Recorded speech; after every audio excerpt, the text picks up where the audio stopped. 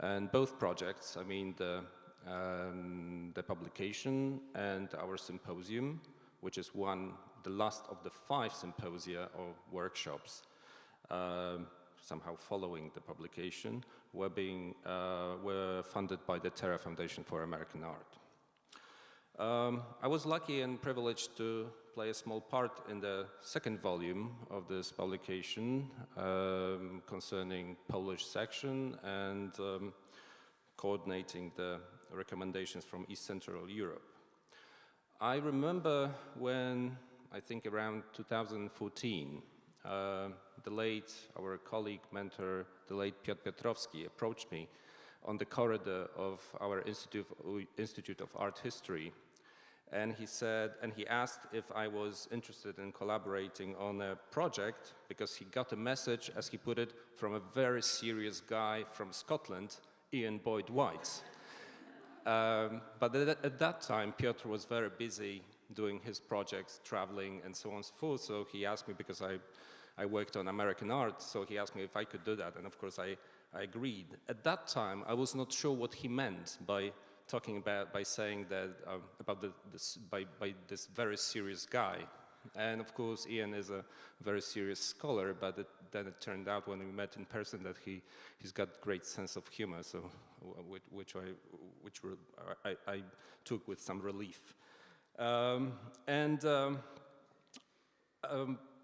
So the Hot Art Cold War volumes are by all means a tremendous accomplishment and a stimulus to forward studies and revisions on transatlantic US-European artistic communication, on artistic geography and directions of, as much as I hate this word, of influence. Let's use it for the lack of the better word maybe at that moment. I have to also share that at the beginning I had some doubts about the premise of the publication, because we have one country, one hegemonic cultural power against all Europe, and I thought that it might actually reinforce the widely accepted and canonical narrative about the dominance and superiority of the US art and culture, especially New York during the Cold War, over other countries, regions, and cities. But the translations of the texts and the essays that accompanied them successfully dispel any such doubts, in my opinion, and make any assumption about this dominant narrative quite problematic. They forcefully demonstrate that such a narrative based on predominantly one-sided English language accounts is tremendously simplistic. Hot Art Cold War volumes by all means create an opportunity for a debate that is likely to change the dynamics of artistic geography and make the accounts of the Cold War artistic production more subtle and historically founded. For one thing, it clearly showed that, for instance, that the reception of American art differed considerably from country to country, not only because of censorship, well, with reference to our part of Europe under the communist regime, not only because of censorship and difficulties of obtaining information, but the sheer urgencies and interests at a given time and place. Moreover, when looked from the perspective of socialist countries, a number of fascinating reframings of Western currents and categories, for instance pop art, about which we'll talk about today quite a lot, are likely to emerge.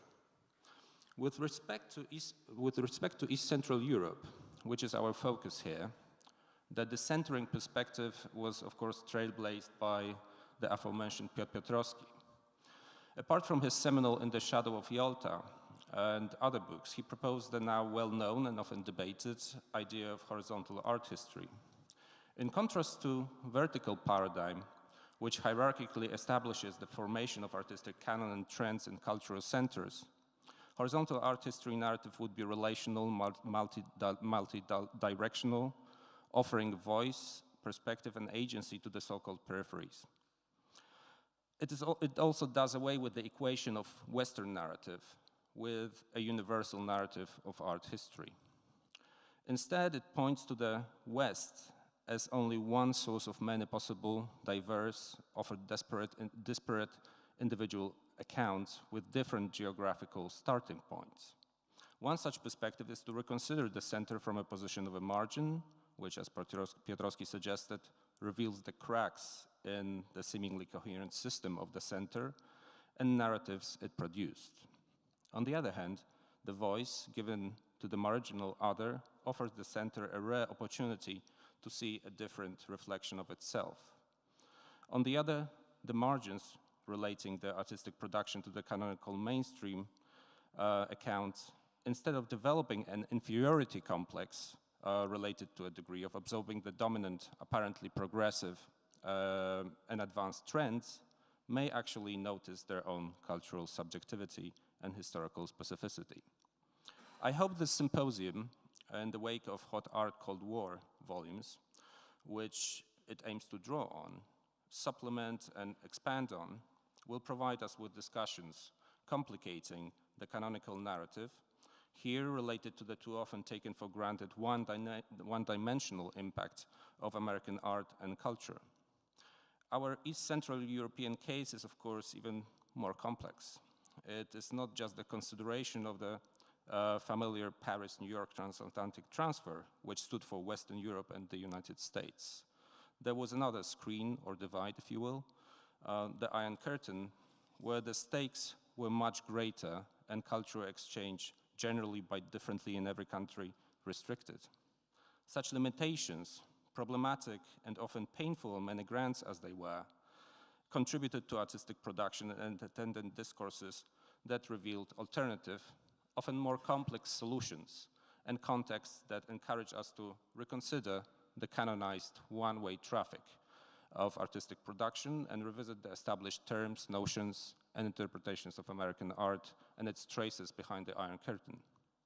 Despite the open formula I proposed for this to the speakers, running the risk of very diverse proposals, the talks we'll listen to today, I think, nicely cohere into thematic panels, relating mostly to 1960s and 1970s, but going beyond up to contemporary times. One will focus on diverse aspects of generally defined pop aesthetics and ideas behind them. The other will concern the issues of civil rights, the traces of American counterculture, and queer culture, as well as performance. I'm really looking forward to these talks and our discussions that follow. Finally, well, not finally, almost finally, this event would not be possible without the generous, as I said, funding from the Terra Foundation for American Art. Our partners are also Cultural Center Zamek, our host of the host of the symposium here, Art and Translation Journal, and Piotr Piotrowski Center for Research on East Central European Art. And finally, I would like to welcome and also introduce, I would like to welcome our speakers, who will be introduced in more detail in due time. Our guests, friends, and colleagues, including those from other cities, which I really appreciate. I also welcome those who listen to the and watch the symposium online. I hope there are a few, at least, at this moment. I would like to introduce and welcome the Dean of the Faculty of Art Studies, Michał Mencfel. I cannot see the director of Zamek, but I will welcome her anyways, Mrs. Anna Hryniewiecka. And I would like to also welcome and introduce, some of you know her, the head and co-founder of Piotr Piotrowski Center, Magdalena Radomska. And now, finally, I would like to give the floor to Ian Boyd-White.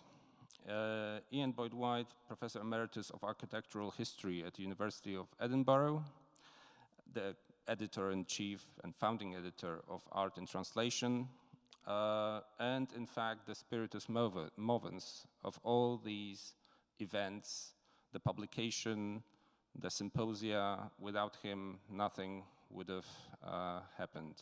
So, Ian, please, the floor is yours.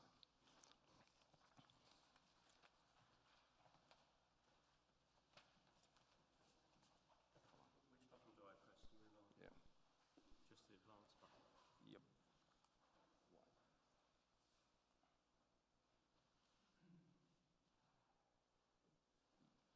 Yep, that'll do. Just on. We'll do that. There you go.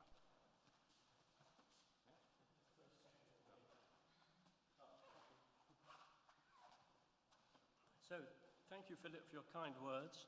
It's the first time in my life, I think, I've been described as serious. Oh, sorry.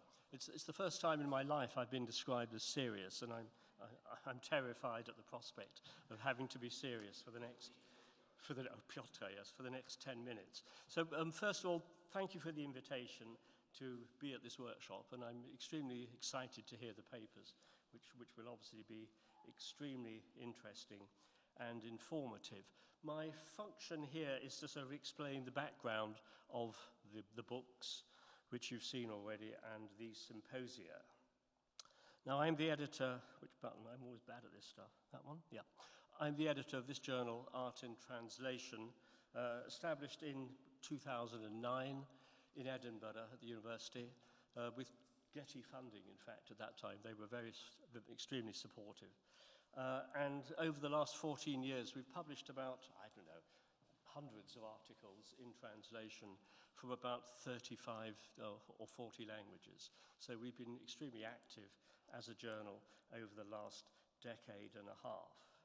And it's obvious, it's self-evident that art history, and of course here I'm talking about Western art history, was and still is based on translation.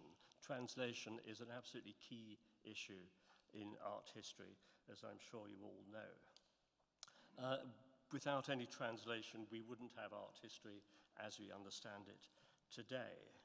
And translation history is also reception history. It tells us an awful lot about the reception of an idea, of a certain body of knowledge. As one of many, well, endless examples, here's Vitruvius, De Architectura. So originally written between 30 and 15 BCE and made available to the Renaissance in Western Europe and in Eastern Europe, I'm sure, in translation. So if we just look at these slides, this is when it appeared in Italian in 1521.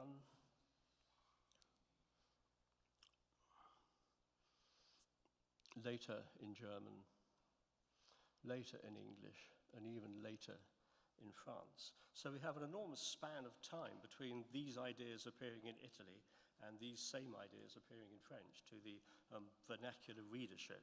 And this, as I say, is a reception history. So, I mean, it's a simple point, but in recent times, of course, English has emerged as the dominant language, which is, you know, a good thing and a bad thing. And art in translation is sort of fighting against that tendency, if you like, by bringing things out from, or into English from outside of English. Now, I mean, very simply, what is translation? It's various things. It's interlingual. You take one thing from one text to another, and, you know, that's what most people would regard as translation.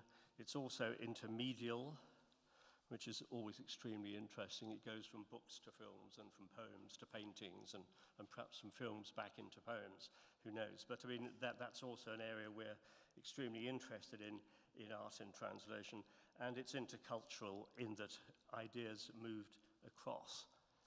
So, I mean, everything's a translation, of course, in a way. I mean, I'm speaking here now and you're thinking of what I'm saying as a form of translation.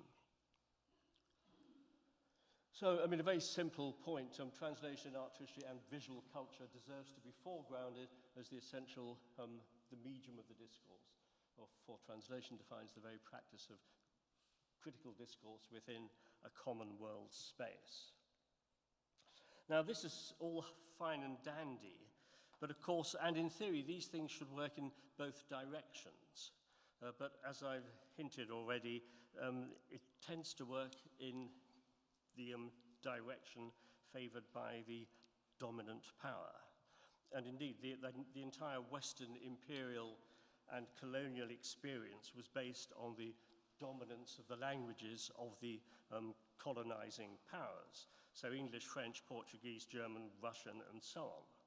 And these powers still exist, and we have to be very aware of that. I looked the other day at some statistics from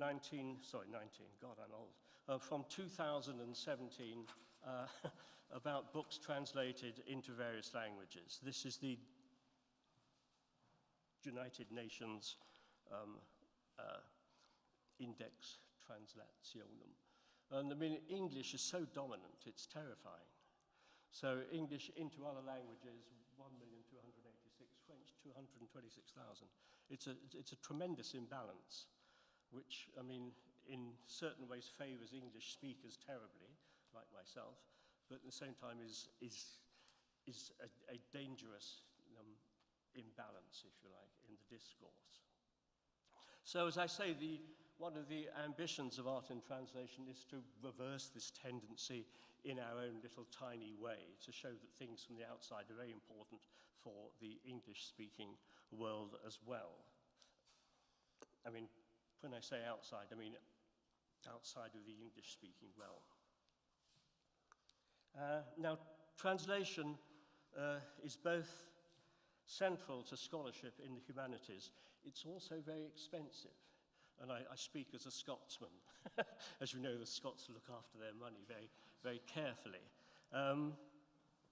And in contrast to the average academic journal, we have to pay to translate everything. And we pay, translators, decent fees to do it. So it's an expensive enterprise.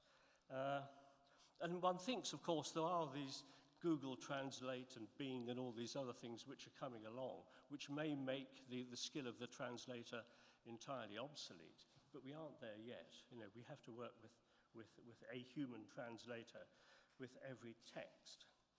And the Terra Foundation was enormously helpful in subsidizing our plans to make these two books with vast costs for translation.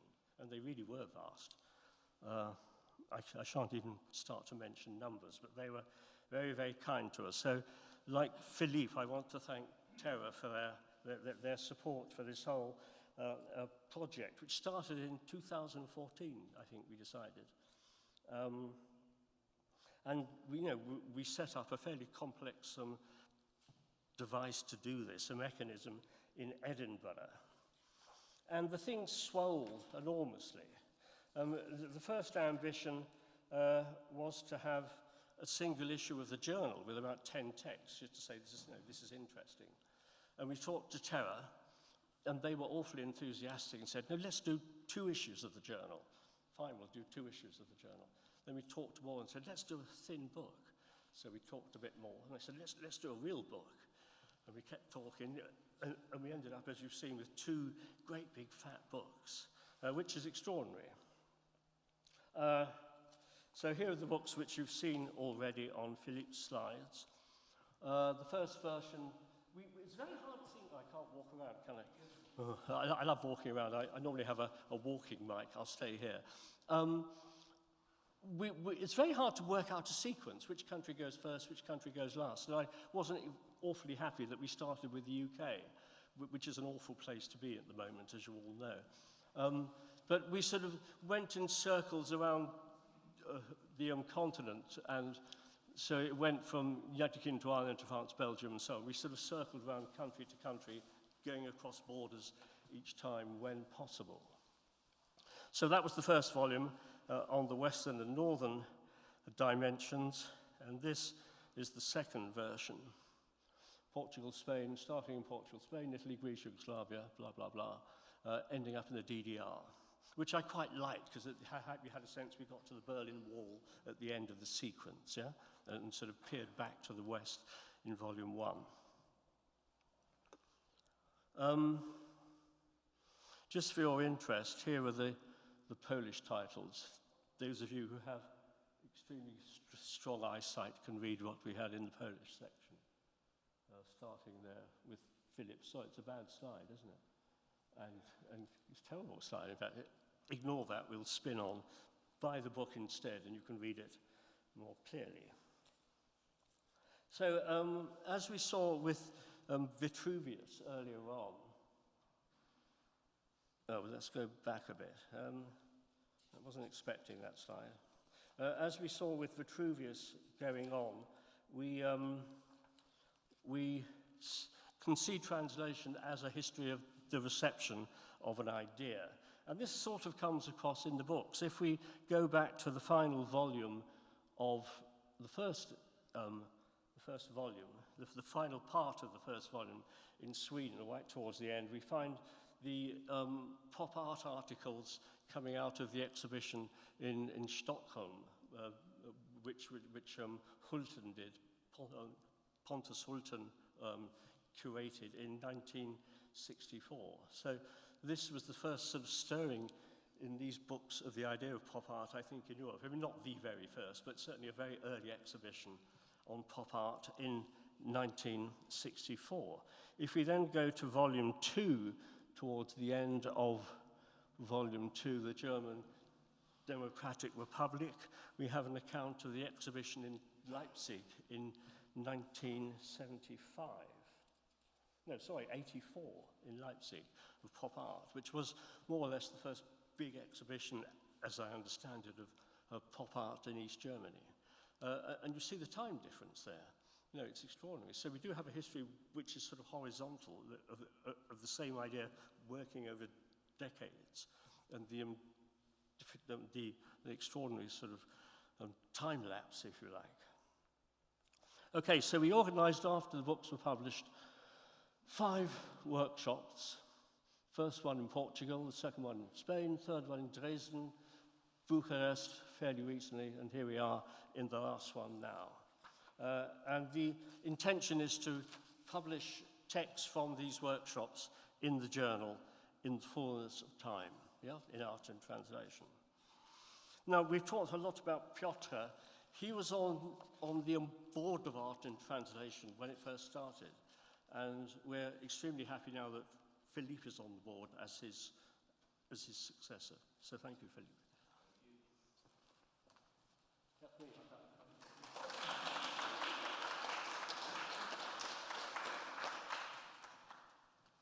Okay, thank you, Ian.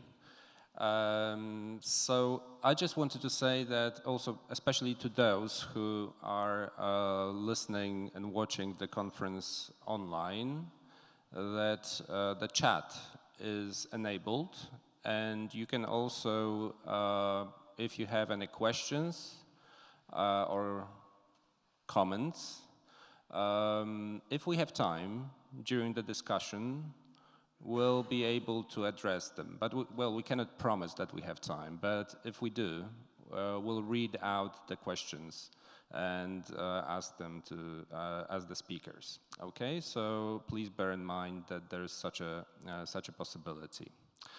Okay, I think it's time to open the first panel.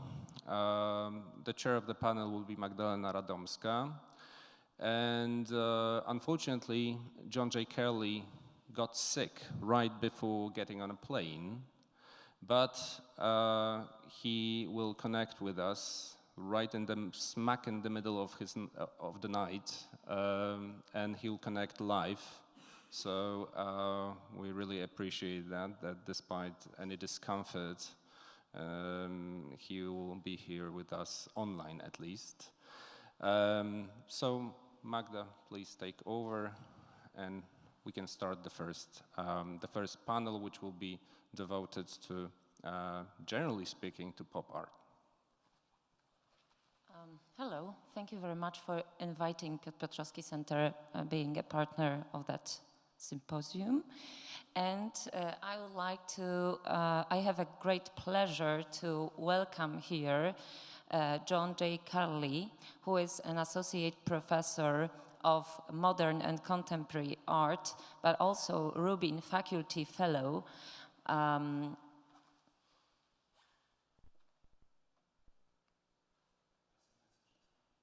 at Wake Forest University in Winston-Salem, North California. He has published widely and largely on post-war American and European art. And I would like just to mention two books of that wide scope of publications. First being the book entitled Conspiracy of Images, Andy Warhol, Gerhard Richter, and Art of Cold War, published in 2013 by Yale University Press, and second being already iconic position, published only in 2019, entitled Global Art and Cold War. Currently, John J. Carley is working on the book, which is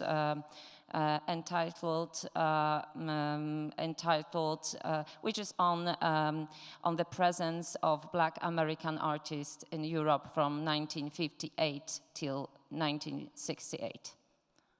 Welcome.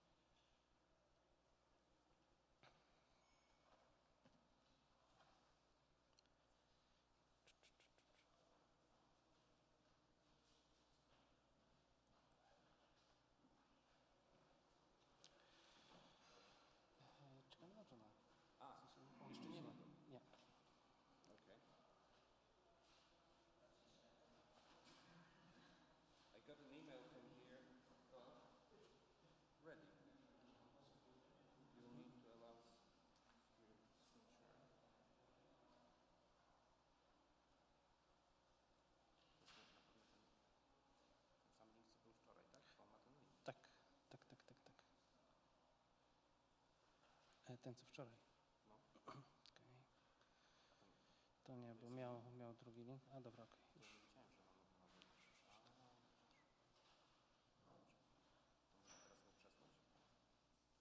Czekaj, nie zobaczymy, czy się połączył z wczorajszym. Okej. Okay.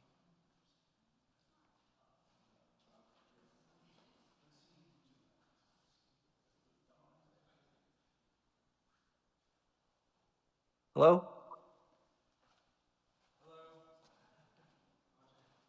How are y'all doing? Hello, Jay. Hi, how are you? We're good. We're good. How are you? Thank you for Feel a little bit- connecting. Yes, thanks for. I'm glad it worked out this way. I'm sorry I'm not there in person. It makes me feel very sad. Okay, so the floor is yours. Thanks again for connecting in the middle of the night, and we hope you're feeling a little bit better, at least. Yes, thank you. Would you enable screen sharing, Philip? I can't share my screen. Oh, Marcin, just a sec.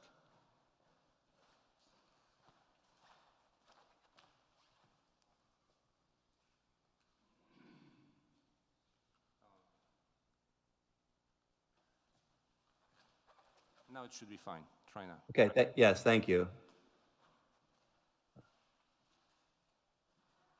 Can you all see that? I guess I don't hear anything. I'll assume you can see it. Well, first of all, I'm sorry not to be there in person, as I mentioned. Stomach virus has gotten the better of me the last five days or so. But thanks to Philip for the invitation and Julia for all of her organization. My parents used to tell me that nothing good can happen at 3:30 in the morning, but hopefully we can prove that otherwise this morning here where I'm from in North Carolina. And I'm also grateful for the opportunity to revisit some older material. A lot of this is from my first book, but it's nice to sort of revisit it and recontextualize it based on this conference and just sort of how my own thinking has evolved. I do also want to say I wish that the Hot Art Cold War volumes had been available when I was writing my two books. They would have been invaluable resources. And what I'm going to do, I'm going to talk for about 27 minutes or so, and then we can go from there. Excuse me, Jay. Sorry to interrupt you, but could you turn on your camera, because then we cannot see your oh, okay. face. Turn off my camera. I'm sorry. Yeah, let me do this. You can also minimize the. You can also minimize the picture window with the small line. Just a sec. Okay.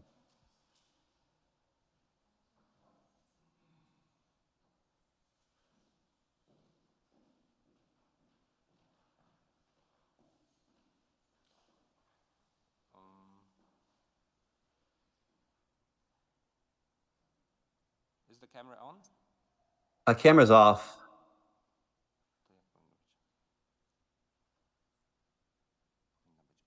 If you go to more and go to optimize your video clip, it usually will take off any people. If you go to more on the, I'll do that. Hold on. Is that better? We have a little icon of an abstract painting instead of you. That would have been great if you could turn on the camera. Turn on the camera. So you want the camera on or off, Philip? I'm sorry. On. Have the camera on. Oh, now. Perfect. Perfect. Okay. Now we can see it and we see the presentation. Thank you. Okay. All right. Thank you. By the very end of the 1950s, popular magazines in the US and West Germany expressed similarities between abstraction and figuration. In an article with the subtitle, Analogies with Nature Help Explain Abstract Expressionist Works, editors in Life magazine positioned color reproductions of the paintings of Clifford Still, Willem de Kooning, and others, alongside color photographs of recognizable phenomena. The most striking example juxtaposed the floating rectangles in a classic 1950s Mark Rothko painting with a photograph of a stratified sky at sunset. The West German magazine Magnum, known for its photography, also frequently made such comparisons at the end of the decade. The most memorable being the most memorable is a 1959 feature comparing paintings from Documenta 2 alongside photographs. Examples include a Pollock drip painting next to a photograph of a crowded beach, as well as a Wohl's painting juxtaposed with a photograph of a mushroom cloud, seen here.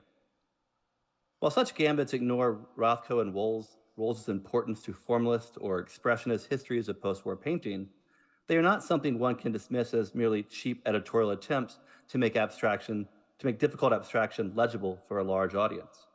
Instead, they dramatize, on a public level, on the cusp of the 1960s, the anxious and contradictory condition of images.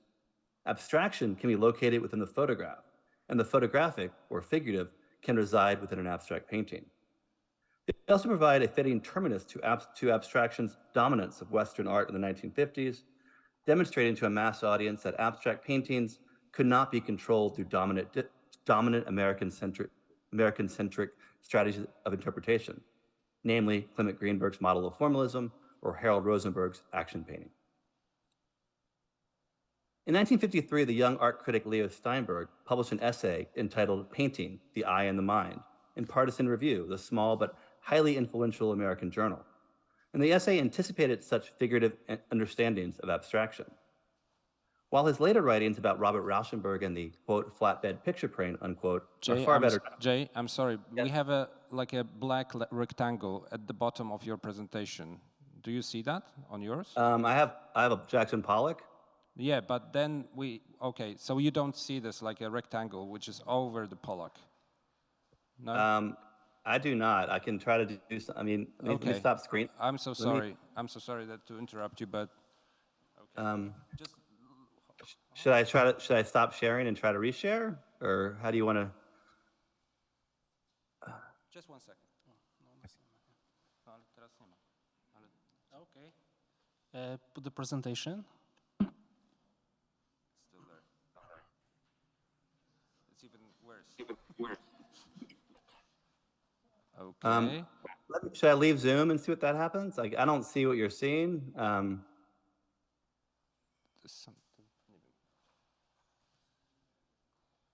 Just give us a second.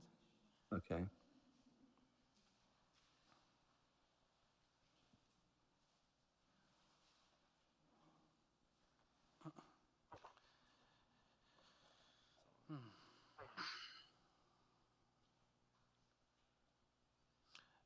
Can you turn off presentation and turn on again?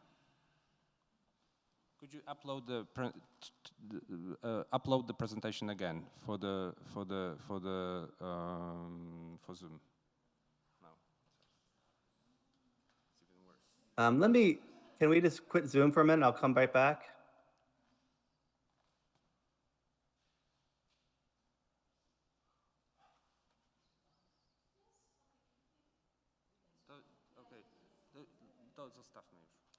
Okay, let's leave it like that. Okay, it's perfect. Okay. Thank you. Well, sorry. Sorry for interrupting. I hope it's going to be fine now. Yeah, I'm sorry about this. But imagine a Jackson Pollock at the bottom. Sorry, where was I? So better known for while his later writings about Robert Rauschenberg and the flatbed picture plane are far better known, this early essay radically challenges established artistic boundaries of the Cold War. For Steinberg, photography could serve as a kind of encryption key, enabling abstract paintings to accept reference in the real world. In the essay, Steinberg begins by discussing the limitations of Greenberg's and Rosenberg's models of interpretation, without mentioning either critic by name. He then proposed a third interpretive model that is the focus of the article, writing that, quote, modern art, including abstract art, has not, after all, abandoned the imitation of nature, and that in its most powerful expressions, representation is still an essential condition, not an expendable freight, unquote. While Steinberg differentiates abstraction's dependence on a mimetic practice from the tendencies of Soviet socialist realism, the implications are nonetheless remarkable for collapsing Cold War binaries at a historical moment often noted for its rigid distinctions. So how does Steinberg understand abstraction as mimetic?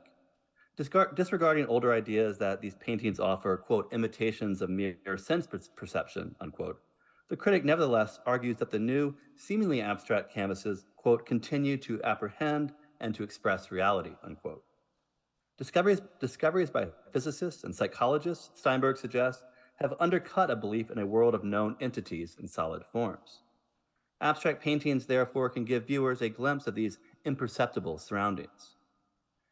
He writes, wittingly or through unconscious exposure, the non-objective artist draws much of his, iconography from the visual data of the scientist, from magnification of minute natural textures, from telescopic vistas, submarine scenery, and X-ray photographs, unquote. It is therefore imaging processes, primarily photographic technologies, that have brought the new science into visibility and underpinned Steinberg's rationale for abstract painting. In what follows, I will merge Steinberg's notion of the fluidity of abstraction and figuration with a specific interrogation of art in divided Germany in the 1950s and early 1960s through the figure of Gerhard Richter, born 1932, who was trained in both East and West Germany.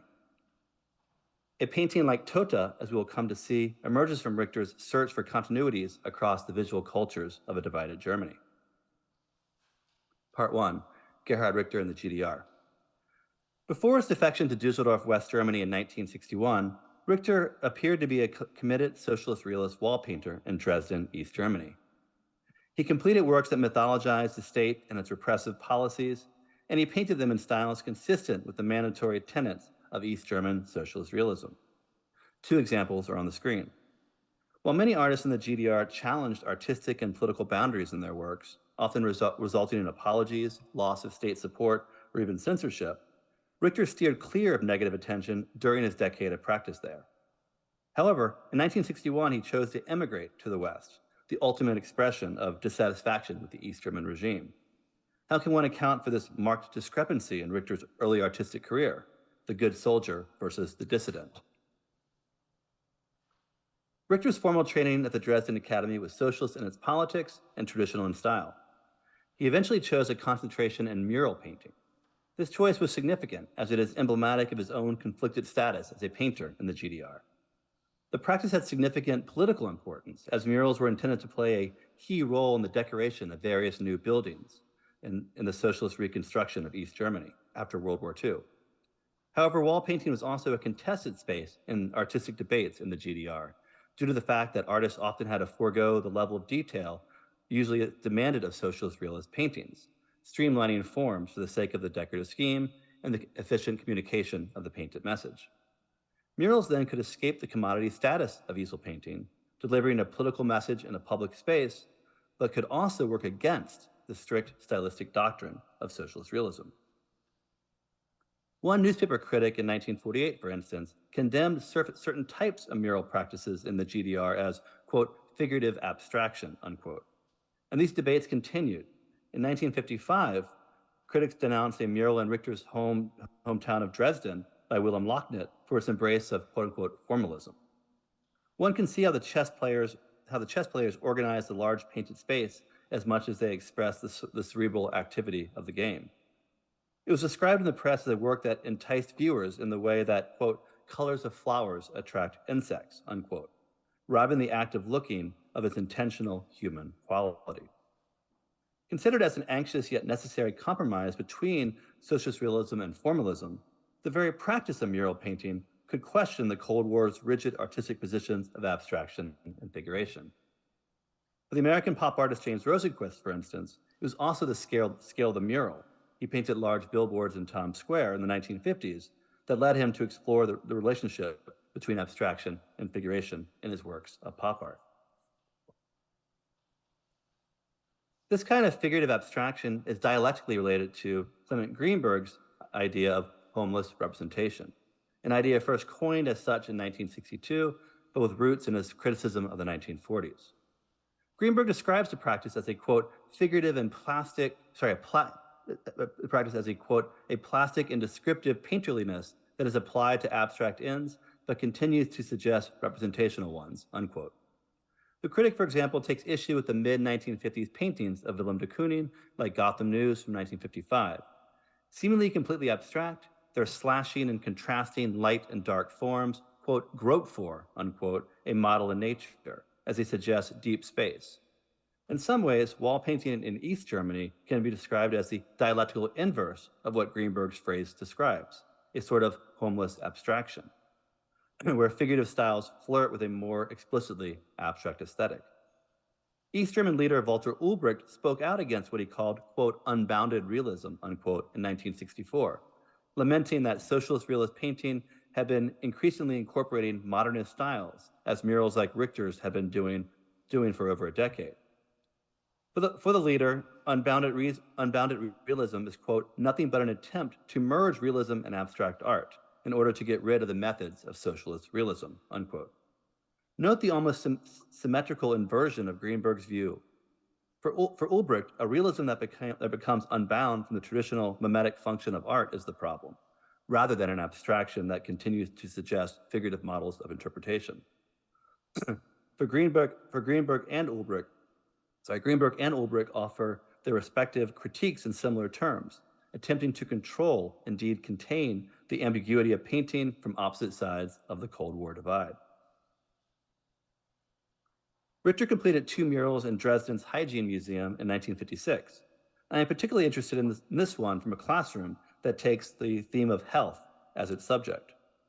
Formally, it shuns the depiction of one continuous scene and instead offers 5 unlinked vignettes on a single wall, leaving significant segments of the wall surface empty to achieve a sense of compositional balance. While such spacing across a wall was not uncommon in East German murals of the period, The blankness of the area immediately above the classroom scene, shown here with the arrow, itself about the size of other vignettes, is remarkable. Painted over with a different shade into a rigid rectangular shape, it does not read as mere background. It is consciously and audaciously blank. Emptiness is its subject. With his compositional choices in this mural, Richter suggests a practice of overpainting, transforming a compositional tactic into something that hints at formal games or even repression or censorship. The eventual overpainting of this mural in the 1960s then inadvertently fulfilled Richter's own logic. This is a socialist realist painting that demonetizes state control over images. The censored areas of Richter's mural are also redolent of the ways East German art criticism sometimes interpreted abstraction literally and mimetically. At least some important critical voices viewed Western abstract canvases not as explorations of form and surface, but as landscapes without human content, which thereby literalized the sterility of existence under capitalism and its lack of regard for humanity. In other words, since capitalism does not care for humans, humans disappear from the art of capitalist societies. Thus, in a strange way, abstraction was actually interpreted as a representational art in East Germany by some critics. A writer in the GD art magazine Bildung und Kunst discussed these ideas in 1953, quoting Stalin in the process, writing, quote, "Bourgeois art stands as the superstructure in the service of the capitalist base, and therefore, quote, man with his needs," and those words were Stalin's, "disappears out of the field of view of such art," unquote. Not only is this a representational reading of an abstract painting, but it also can help illuminate how Richter's East German understanding of abstraction was something counter to dominant Western frameworks. An abstract painting could signify a lack of content, whether achieved through censorship or the depiction of a barren landscape. A series of 31 ink drawings that Richter completed in private in 1957, not as part of his public socialist realist output, follows this understanding of abstraction as a type of figuration. Made with an ink roller, the brazen experimentation of some of the sheets is shocking. It is clear that at this point, Richter would have known some European en famille paintings from books and magazines shared among his friends. After the rediscovery of these works in the early 2000s, Richter gave the suite the title Elbe, the river that flows through Dresden. Some pages appear completely abstract, with a blackish veil cast over the entirely moderate-sized A4 sheet, looking not unlike a completely redacted page. Monochrome abstraction as an evocation of censorship. Others resemble vague forms of a landscape or a Rothko, with a horizon line separating two different shades, with some even showing a circular moon-like object in the sky. Abstraction as the suggestion of a depopulated atmospheric view. In three sheets, Richter sketched small schematic figures used in other works from this period, as if to drive home a reading of the ink roller drawings as landscape settings. The artist has described these works as playful experiments, not serious artworks, but they nonetheless capture his interest in the figurative valences of abstraction in the GDR. In the sheets of Elbe, Richter expresses then the idea that both Germanys relied partially upon a figurative sense of abstract painting. While the cultural arbiters in the East used certain representational associations to demonize formalist paintings, abstract paintings in West Germany was sometimes connected to figurative reference in attempts to universalize it. As I mentioned at the start, the West German magazine Magnum placed abstract paintings next to representational photographs in a number of its editorial features. And Richter even had access to the magazine as an aunt in the West mailed him copies. Elbe demonstrates that the same work could be coded as either abstract or figurative, depending on the surrounding context. Richter realized at this early moment in the late 1950s the artificiality of Cold War stylistic binaries. In addition to looking at the books and magazines circulated among his friends, Richter had a number of opportunities to see Western abstraction in person, even though he was an East German citizen. He and his friends frequently and illegally traveled from Dresden to West Berlin, where he remembers seeing German surrealism and abstraction at the Gallery Gerhard Rosen. He also made several trips abroad that required official permission. most notably to Kassel in 1959 to view Documenta 2. The latter was especially important to the young artist. In 1986, Richter told Benjamin Buchloh, quote, "I might almost say that those paintings were the real reason I left the GDR. I realized that there was something wrong with my whole way of thinking," unquote. Richter remembers being particularly shocked by the work of Jackson Pollock, especially since he had no artistic context in which to understand the artist's drips. Richter took many photographs of these paintings for his own use and to show friends back in Dresden, therefore reducing these large, colorful paintings into small black and white images. To photograph a Pollock drip painting at Documenta 2 is to transform it from a large canvas full of texture that is clearly a work of art to a tiny, flat, and glossy image that is more open to varied interpretations, whether microscopic or telescopic. On his return to Dresden, Richter began to experiment in private with some of the formal strategies on view in Documenta 2, seen here. In a surviving drawing from 1960, Richter also uses stains and rivulets of ink to create a fanciful map, outlining his washes to create contours of what could be land masses. With its compass indicating orientation and scale at the bottom, Richter reimagines a group of ink stains reminiscent of art en famille as a figurative diagram. It seems that Richter understood the mutable nature of painting on both sides of the Cold War. Abstraction could be encrypted within a figurative painting and vice versa. Pictures could not, then or now, be placed squarely in either camp. It is this blurred stylistic understanding that Richter takes with him when he escapes west in 1961. Part 2, Gerhard Richter's Western abstraction. When Richter made his move west, he initially wanted to settle in Munich, but on the advice of a friend, he decided on Dusseldorf because its art scene was known to have a more progressive character. Despite already having received a degree from Dresden, he applied to the Dusseldorf Art Academy and was admitted. During the second half of 1961, in Dusseldorf, Richter was a very active painter, as is evident in an inventory of his works, complete with 48 thumbnail photographs that the artist mailed to a friend back in East Germany, the sculptor Wieland Forster. This page is a literal photographic transmission of modern and even abstract paintings across the Cold War border. During these months, it seems that Richter worked his way through current European trends.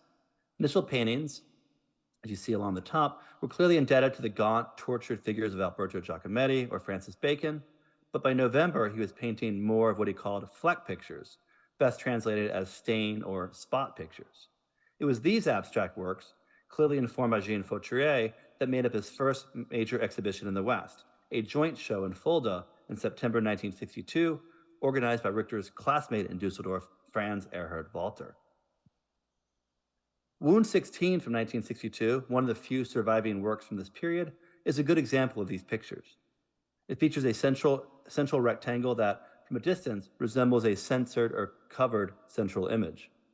The differing facture between the outer edge and the central area, as well as the canvas's strict rectangular outline, strongly suggests such an interpretation. A closer look confirms such a reading. Richter affixed a piece of cloth, perhaps a kitchen rag, flush with the masonite surface. This cloth literally covers the central portion of the picture, forcing profusions of drips to collect around its edges. Richter explicitly equates abstract painting with an active censoring of content. Indebted to the abstract language of the West, this painting is also informed by Richter's experience in the East. He transformed what was implicit in his Dresden health mural, notions of painted covering or censorship, into an explicit subject of one of his first pictures in West Germany. A negation of representational content, emphasizing what is not visible, becomes Richter's basis for this abstract aesthetic. If his socialist realist practice could be interpreted as both committed and subversive, then his abstract canvases work the same way. They are abstract pictures that are critical, however encrypted, of the emptiness of Western abstraction. By mid-1962, Richter had switched into the class of the well-known en famille painter K.O. Goetz.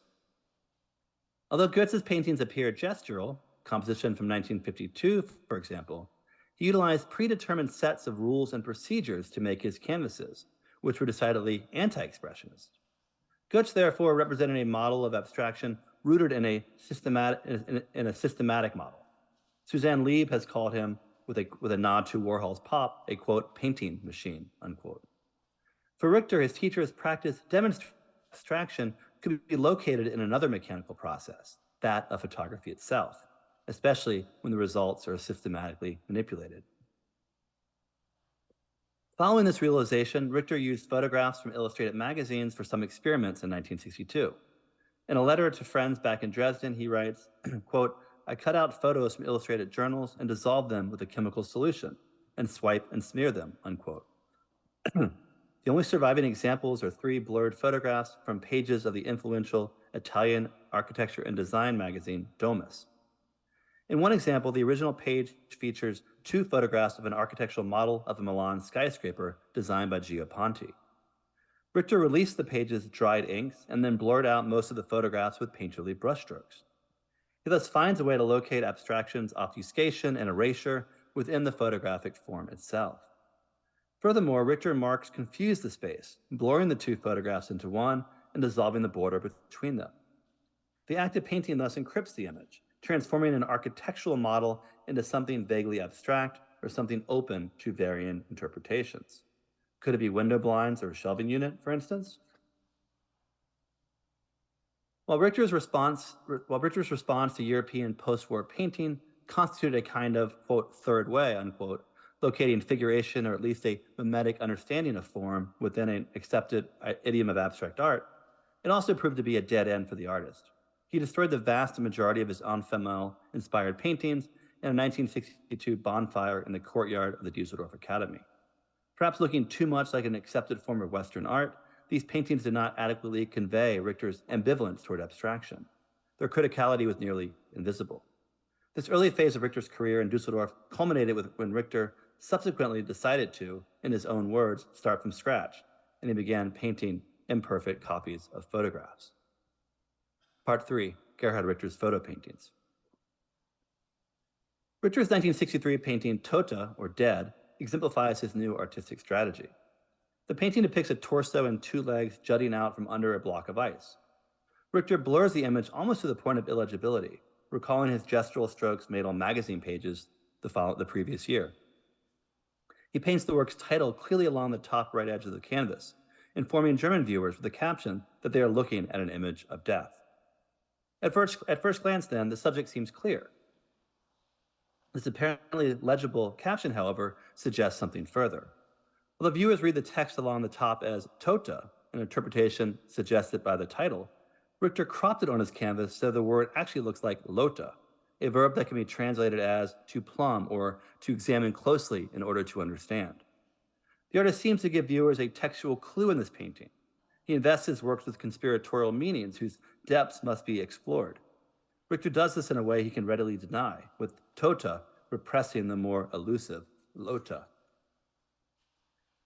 Richter is likely drawn to the simplicity and unintelligibility of Tote's source image. Originally published in a 2-page spread in a 1963 issue of the popular West German picture magazine, Quick. The original photographic reproduction is only slightly more intelligible than Richter's painted version, but still provides a corrective. The dead body is not under the ice block, but rather in front of it. Clues in the magazine and the painting itself confirm this interpretation. The small chunk of ice in the right foreground, for example, gives the picture a sense of depth. And a stretch of line, and a stretch of sand lies between the body and ice block. By softening the contours in the painting, especially where the block of ice meets the dead figure, Richter heightens the illusion that the ice crushed the body. Indeed, viewers must plumb the canvas's pictorial depths to grasp its internal complexity and visual contradictions. In his photo paintings from this period, Richter often chose subjects whose appearance was already ambiguous and hard to decipher, thereby allegorizing photography's interpretive difficulties in paint. His canvas forest piece from 1965, for instance, is a figurative work whose painted subject seems only designed to mislead. Only its title keeps it in the realm of a photo painting with discernible iconography. Camouflage and undifferentiated landscapes of plants, of snow or sand, or other Richter subjects from this period that thematize the misleading properties of painting and photography. Tote is a fitting ending for this talk, as it is a kind of artistic culmination of Richter's experiences up until 1963. While the work is clearly in dialogue, certainly in dialogue with the themes of American pop art, painting blurred and ambiguous versions of photography appropriated from mass media sources, Richter arrived at this aesthetic through his specific experiences in East and West Germany. In other words, he was not overly influenced by American pop practices. To end today, I want to reiterate and expand this claim. Yes, Richter learned about American pop in a late 1962 issue of Art International, but he had already developed his aesthetic of blurring found media photographs.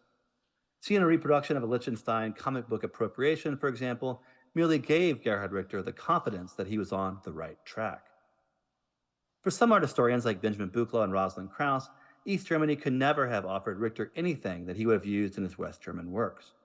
Buchla, for instance, cites that Richter would have not known photomontage or appropriation practices while an artist in East Germany.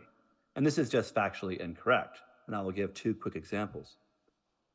First, politically motivated photomontage was alive and well in the GDR throughout the 1950s, even before John Hartfield's official reinstatement as an acceptable artist around 1957.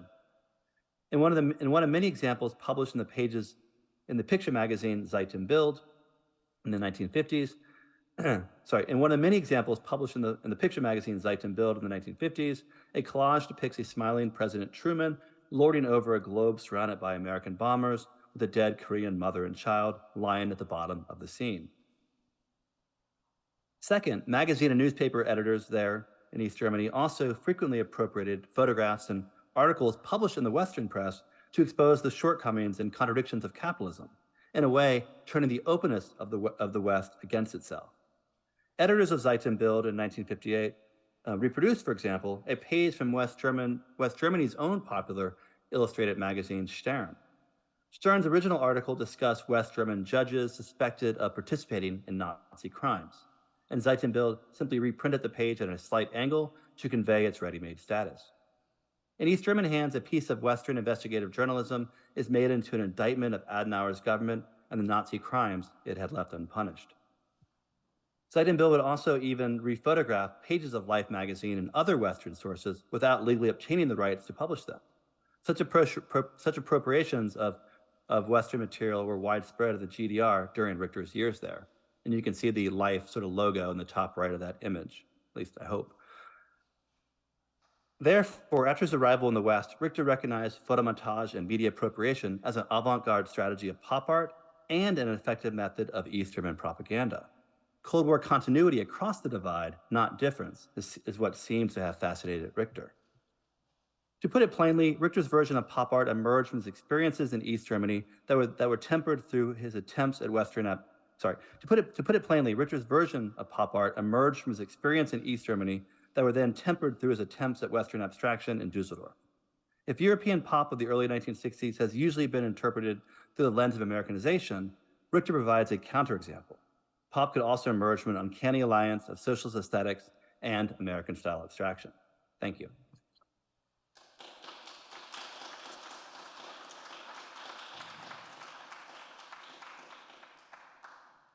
Hi, hello. I'm chairing the panel, Magdalena Radomska. I was very enthusiastic about your paper, and pardon me my enthusiasm despite the late time, you know, in your time zone. But I would like to ask you a question and to then introduce the audience to ask you several questions because in order not to keep you with us during the panel. I would like to really thank you for structuring your paper in such a dialectical way. I had the privilege to write an afterword to the last book of Piotr Piotrowski, which has two chapters. One of them is on pop art, and the other is on the socialist realism. And my point was quite similar to yours, actually. So I noticed that despite the fact that Piotrowski advocates for abolishing of formal analysis, which I think is something that sustain the binaries that we use to, you know, discuss both pop art and Cold War, he also is very traditional regarding the estimation of what he considers as pop art and socialist realism as well. So I use a different notion, a different artist as an example, namely Laszlo Lackner, the artist, Hungarian artist who was both engaged in pop art and socialist realism. But I know your great book, and also that you give a great example of Christo and his Orient Express space around the rails, along the rails. But here I would have two questions for you to just initiate the discussion. Just remaining in this oppressive tradition of formal analysis, I would like to my impression of your paper is firstly that the work Wound 16 is somehow the result of the operation you perform of this on those binaries. So as an effect, that painting can be interpreted as the result of your operation and the result of the operation. But another question I have regarding the work Tote, because despite that it seems to be constructed on the basis of contrast between black and white, what we in fact see is the predominance of grayness. And I would like to ask you, do you think that this grayness might be interpreted as synthetical, a form of synthesis, considering the tool of dialectic that you use here? And what would be the relevance? Because if we see, so the very word tote is the only word, is the only part of the image that really operates with black and white contrast. So can we assume that the death is indicated here as a death of binaries that are somehow, presented as lethal for this structure? And that would be my question. Thank you. You meant to clarify your first question in a moment, but I'll answer the second one first. It's a great point about the color gray, and I hadn't really thought about that idea that the text itself is the only black and white part of the painting. I love that idea. And it's interesting too how Richter's very first gray abstract paintings were actually failed photo paintings. So the way that even his first purely monochromatic paintings that have no figurative reference start off as these sort of ways of blurring the black and whites of his photo painting. So I think it's really interesting, how he also talks about gray as a sort of third space in his writing. So I think you're very perceptive to pick up on that. And also love this idea too, how it's very Richter to have the text, in that crisp black and white, but then again, have this dual meaning, dead, but also something that means like, lota, to, plumb the depths in order to understand. And so, this idea of having something so final and so final as death, and so concrete as death, on the same time as having a word that means something very elusive, but in that very stark black and white text. And so I think Richter's use of gray is for him always been sort of about this almost third path, or this sort of way of keeping the dialectical tension of figuration and abstraction intact in his work. Thank you so much. I really wish you were here so we could continue over lunch. But now I'm going to take some questions from the audience, possibly. Are there any? Yeah, but we need a microphone. Yeah, maybe you could...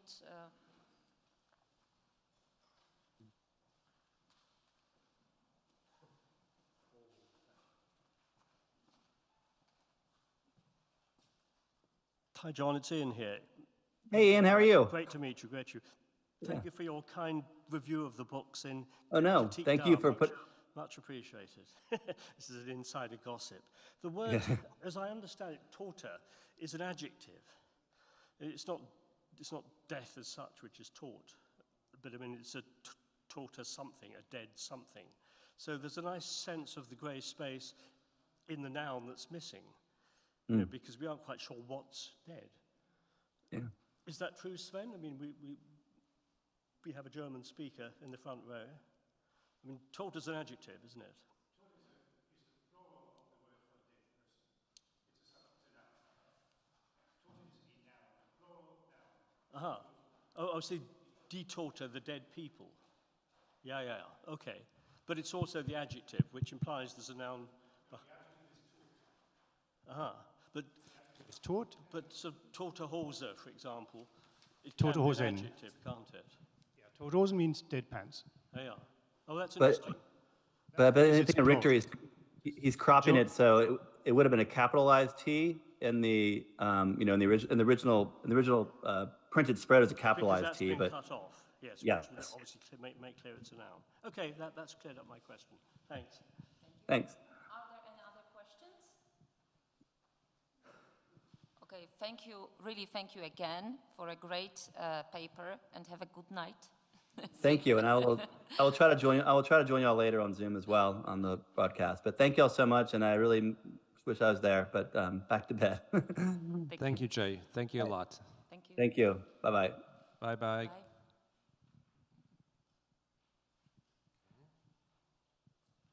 Yeah.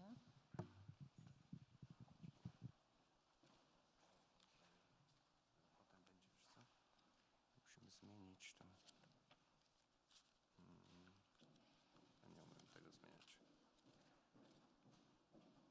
Dobra, zostawmy. Okay. And now I have great pleasure to welcome Tomasz Pospisil. I think that your paper will go well with that previous one.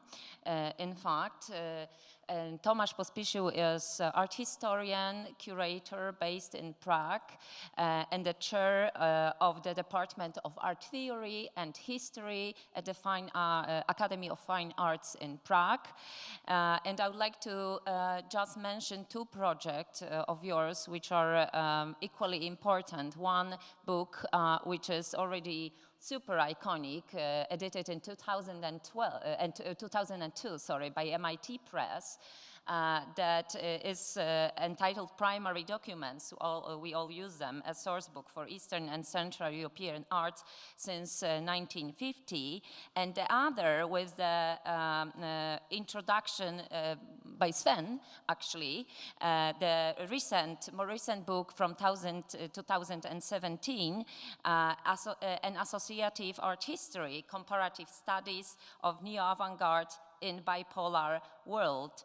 And I'm really looking forward to your paper, which is entitled To Socialist Pop, Very Promising. Welcome.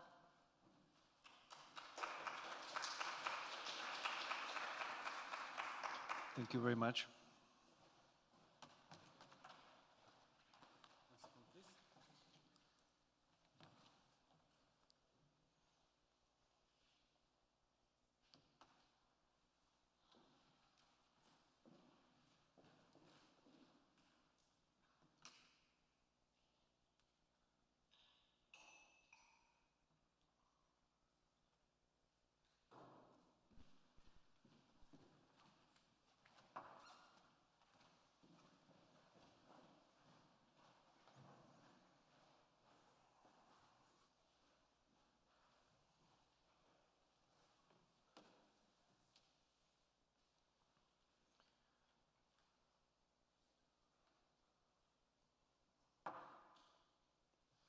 So thank you very much again for inviting me to this wonderful conference. And I'll continue with my paper that somehow might be a point of departure from what Jay had to present just before me. In 2015, two major international exhibitions took place that tried to define pop art as in a new way. They tried to show that the similar expressions can be found all over the world. This curatorial construction, based on objectively existing works of art, provoked a number of discussions. Doesn't the label of global pop distort the specifics of cultural peripheries? Doesn't it make it impossible to interpret work of art created outside of great centers of the West? Some art historians, nevertheless, have the impression that it serves to confirm the global hegemony of Western art. Popular culture had a different character in capitalist West, a different one in socialist states. Not all artists classified as pop were influenced by Rauschenberg's combines or screen-printed image montages. In Romania, for example, artists such as Ion Grigorescu or Cornel Brudascu made allusions to photographic or other reproductions technologies using smooth hand painting. Hungarian painter László Lackner also painted by hand. His paintings did not criticize the consumer society. According to some theorists, they rather expressed an unfulfilled desire for consumer goods and the Western way of life. In a connection with Lackner, several waves of discussion took place in Hungary. In 2002, art historian Katalin Timár was convinced that although Lackner's paintings are formally related, they differ from pop in terms of content. According to her, looking at these artists from the perspective of pop is a prime example of self-colonization. 15 years later, David Feher reaches a similar conclusion. According to him, true pop art can only exist in capitalism. In Eastern Europe, one can only talk about echoes of an art style or about a form of cultural transfer, not about local variation. Polish art historian Piotr Piotrowski also devoted one of his last texts on the relationship between Western and Eastern pop. His approach was even more critical. According to him, Eastern European art history should not use the term pop art at all. We can only talk about echoes of pop in the works of individual artists who worked with its style but without the possibility to understand why it was developed and what it actually responded to. The image of global art of the second half of the 20th century was shaped by the divided world. The arts of the socialist East and the capitalist West represented a mirror image, for the understanding of which it is necessary to know both parts. In socialist states, art was required to agree with the state ideology, while in capitalist states, on the contrary, individualistic art, freed from social tasks, was valued.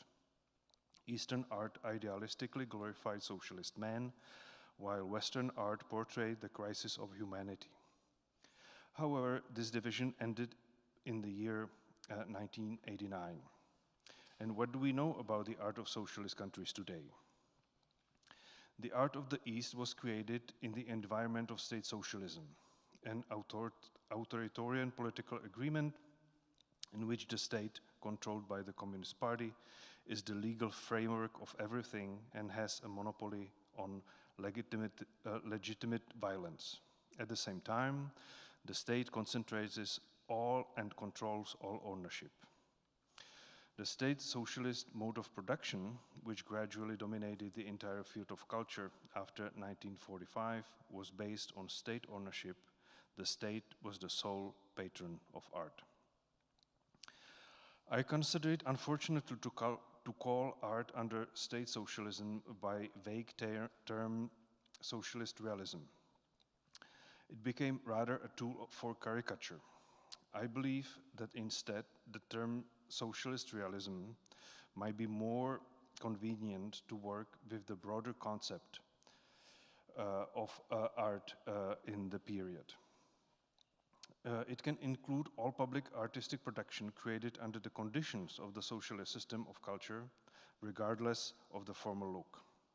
More important than the chosen means of expression is the content, reflecting the mutual acceptance between the patron, the socialist state, and the artist. The artist under socialism was a professional in depicting the socialist way of life. He created visualizations of its values. And mostly today, as my prime example is an artist, Theodor Routledge, the artist whose monograph I completed and published last year. And I consider it an interesting example of socialist artists, also connected with this discussion about Eastern pop art. His career in the 1950s and 1960s was influenced by his identification with communist ideals. The turning point for Routledge was 1968, when he critically reflected on the invasion of the Warsaw Pact troops into Czechoslovakia, and despite his Marxist worldview, was labeled as an enemy of the state. He was shut down from artistic activity for 10 years. Routledge's isolation from the mainstream art continued after 1989. At the time, his anti-imperialist and anti-American paintings became artistically and mostly also politically unacceptable. So this artist is virtually unknown in the field of Czech art history. From the end of the 1940s, Theodor Routledge believed in a social mission of art. The concept of the artist as an engineer of a human soul was very close to him. However, the aesthetic form of socialist realism was not attractive to him at all. He was only interested in its new social functions. Russian literary scholar Evgeny Dobrenko described socialist realism as a machine for the production of socialism. This metaphor captures the fact that it was not an artistic style defined by former qualities, but a tool through which communist ideology expressed and spread its worldview. Art was no longer a commodity, entertainment, or a sign of social status, but above all, mechanism that gave shape to a new reality. Theodor Routledge was the first Czech artist of the 1960s to publicly exhibit an assemblage. Furthermore, he was the first to combine painting with photography and developed a technique of image montage in the spirit of pop. International inspiration came to him from an unlikely direction, from revolutionary Cuba, which he visited in the first half of 1960s. The Cuban artist Raúl Martínez, who studied in the United States, in 1964 radically changed his way of expression, and the connection to, for example, Rauschenberg is very obvious. Martínez presented his new work in 1964 at the Palazzo de Bellas Artes in Havana, where Routledge at the same time was installing an exhibition of Czechoslovak art. Routledge developed new forms of his paintings during the years 1964 and 1965. What set them apart from most Czech art production of the time were direct references to historical or recent events. The author captured important moments that moved society or openly reflects on his private experiences. Reality returns to his paintings, most often mediated by means of news photography and collage composition. His work, Daily Fresh Goods, was the first assemblage in Czech art. On tiled background evoking a butcher shop, Routledge hung irregularly shaped boards on hooks with painted paraphrases of informal paintings or expressive works in the style of Francis Bacon. On their backs, he then placed pictures of impoverished African children or a photograph of a body burned by napalm. The work is formally innovative for the time, but at the same time undoubtedly critical of contemporary art. The author presented artworks literally as a bloody goods, which match imperialist war and colonialism. Routledge wanted to show fashionable artists as traders of emotions who, in the pursuit of originality, do not realize the flip side of their own activity. Another series of Routledge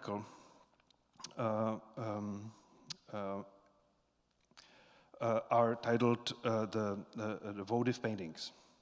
Votive paintings and sculptures are associated with the religious art. Patrons express their thanks for fulfilled prayers with paintings or sculptures. Routledge's updating of votive paintings should be understood as a conscious manifestation of the social functions of art.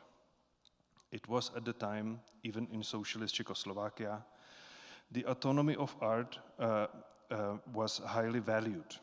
Routledge, on the other hand, was not afraid of servitude. His paintings were connected to life of society as well to his own life. A votive painting honoring Sir Alexander Fleming celebrated the inventor of penicillin. The background is dominated by a photograph of Fleming's portrait developed directly on the board, supplemented by an image of a crowd of people in the right part of the background. In the painting, we also find glued photo of bacteria, realistically painted portraits. These are family members of Routledge himself, stenciled lettering, pasted medical prescriptions, and medical boxes, all in monumental size, 2 by 2 meters. The painting in honor of Yuri Gagarin from 1964 represented the hero of the New Age.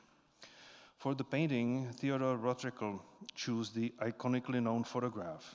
It is clear to the viewer that the artist did not paint Gagarin's portrait, but merely reprinted it. These practices had a troubling effect on viewers and contemporary critics. In his review, Miroslav Lamač evaluates Routledge's paintings as excellent panel for an exhibition, by which he meant educational or industrial exhibition, not an art exhibition. Robert Rauschenberg's pop art was far from just a cynical play with the symbols of consumer society. In his works, the artist acted as a witness or a direct participant. However, he left the viewer free to interpret what he saw in his works and what it might mean. Rauschenberg's Retroactive 2 from 1963 with a portrait of President Kennedy can be seen as an unconventional monument to the murdered politician and his legacy. Routledge chose a similar kind of pictorial celebration and humanistic ethos. From 1962, Rauschenberg's paintings were created with the help of screen printing. The author represents its viewers with visible traces of techniques used. The silk screens are imperfect, the photos are out of focus. There are splashes of paint. Art historian Leo Steinberg famously called Rauschenberg's paintings flatbed paintings. The construction of the painting as an imaginary window in the wall, as we know it from the Renaissance, was replaced by a kind of interface. The painting becomes a tool for collecting visual information. The flatbed painting refers to solid surfaces such as tabletops, floors, blackboards, bulletin boards. Routledge's compositions lack the free and non-hierarchical associativity of Rauschenberg's flatbed paintings, but his paintings are far more reminiscent of real bulletin boards and promotional posters. Routledge was neither an admirer or consumer of Western culture. He lived in a country that was different from the countries where pop art flourished. It is fascinating to observe the parallels between Routledge and pop artists, not only on the level of artworks, but also in the attitudes and life strategies. Andy Warhol was originally an artist who was involved in illustration and advertising. In 1960, he decided to break away from the field of applied arts, become a true artist, and devote himself to painting. However, he brought to this discipline a number of technical skills and thinking patterns that were connected with commercial art. Similarly, Routledge was originally involved in a book illustration and caricature. He practiced painting only as a private hobby. At the turn of the 1950s and 1960s, he tried to establish himself as a painter, further enriching his artwork with the instincts of an illustrator and the techniques of propaganda artist. While according to Benjamin Buchloh, Warhol moved dialectically between a department store and a museum, Routledge moved between party meetings and an artist union gallery. However, both artists went through a similar professional trajectory. Both adapted some of their experience in the field of commercial or applied art and used it to appeal to a wider range of audience than those who responded to gallery art. The artists of Western pop sensed the need to change the position of the artist in a society and try to establish more direct relationship with the audience. The artist was no longer supposed to live in isolation of elite art, like abstract expressionism or abstraction, but to get closer, perhaps even with critical intentions, to the reality of modern society. The loss of artistic autonomy, albeit for different reasons, is at the same time one of the defining characteristics of socialist art. The socialist artist was not supposed to be in opposition to society. Detachment from the people was perceived as the greatest sin. There are several reasons why Theodore Routledge's work should not be associated with pop art. He never showed a deeper interest in a popular culture. On the contrary, he clung to the idealized values of socialist society. He lived without a contact with the reality of Western pop. He himself objected to pop art classification of his works and did not consider it correct.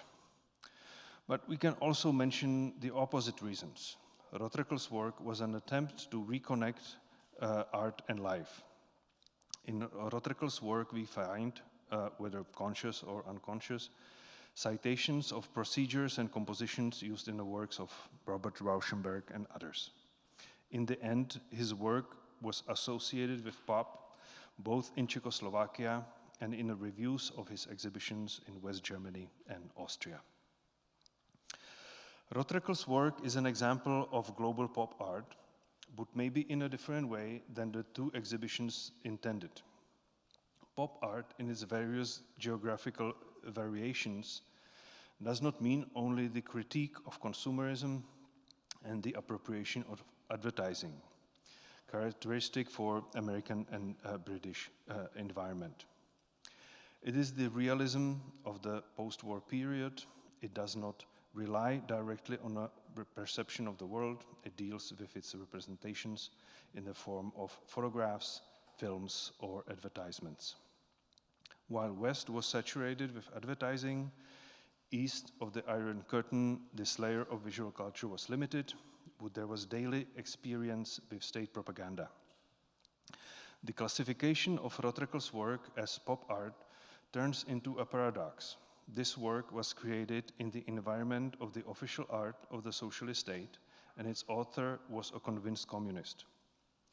As I have tried to show, it was not the language of art that was essential for socialist art, but its social aspirations. What distinguished Theodor Routledge from a number of other artists in Czechoslovakia at the time was his rejection of the tradition of artistic autonomy. The artists who later created the canon of Czech art of the 1960s showed an effort to break free from the non-artistic purpose of the work and any sign of its servitude. The autonomy of art was perceived as the defining circles of cultural life in Czechoslovakia as a guarantee of quality. The elitist concept of art, or formalism in the vocabulary of the time, was a way to break free from the demands and institutions of socialist art and not to succumb to political pressure. The meaning of Routledge's pop art was not a critique of modern art or popular culture. He was far more concerned with the introduction of a new comprehensible language that would resonate with the everyday experience of a modern man. Routledge's shift from figurative painting to a collage-like form was surprising, but in terms of content, these works were not very different from socially engaged socialist art of the 1950s, as his critics often pointed out. Already in 1960s, the culture of socialist Czechoslovakia was strongly contaminated by the concept of art as an autonomous sphere of human activity, which was fully manifested 20 years later. After 1989, socialist art disappeared without anyone missing it. Thank you.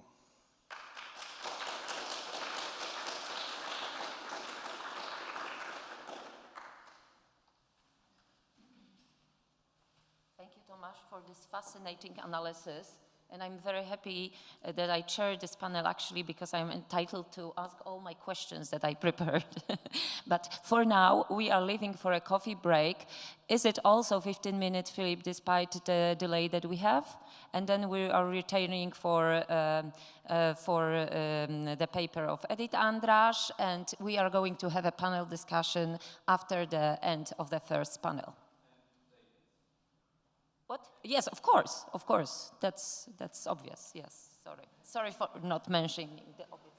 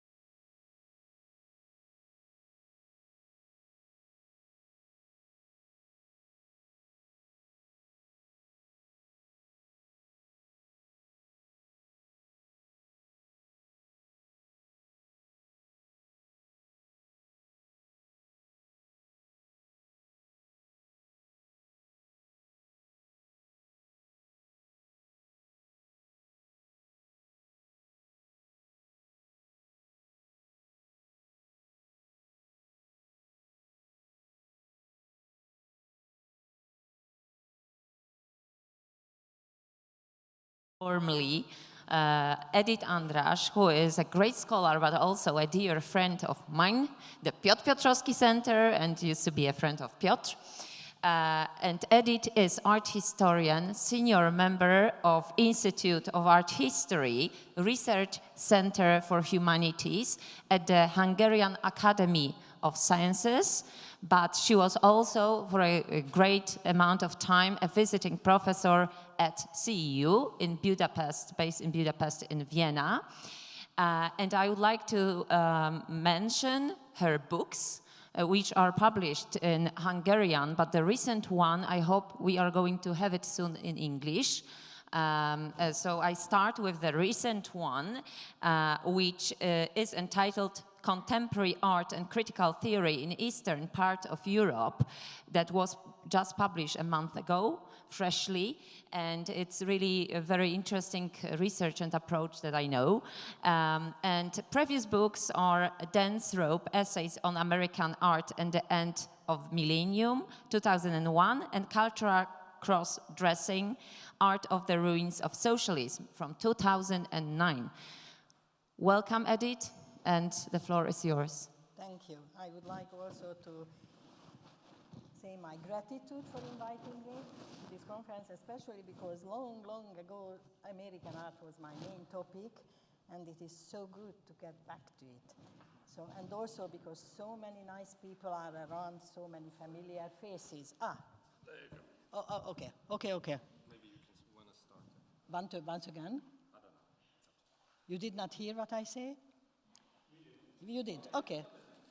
Then I will not repeat, okay. So, pop then, pop now, and I added pop there, pop here.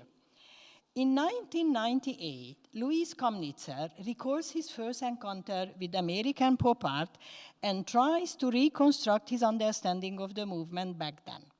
Quote, I read it as perceptual revolt within consumer society. I projected into pop art my own political reaction. I was totally baffled when I found out that there was no overt political stance in the production of the pieces labeled as pop.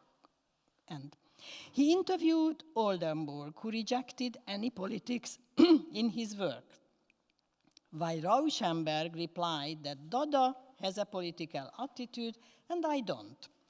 30 years after, while reconstructing his first reaction, Komnitzer is still eager to comprehend his projection onto pop as being critical of consumer society, though the lenses of pop art's perception, through the lenses of pop art's perception in other countries, especially in Latin America. This comparison allows for a deeper understanding of the movement by forcing us to look beyond the surface.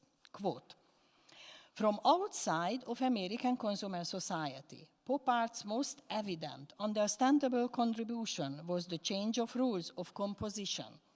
The more complex issue of the relationship between the US consumer and the available commodities seemed out of reach of the outsider comprehension. And one can't agree more with this statement, as the approach is characteristic even today in exploring the so-called international pop art.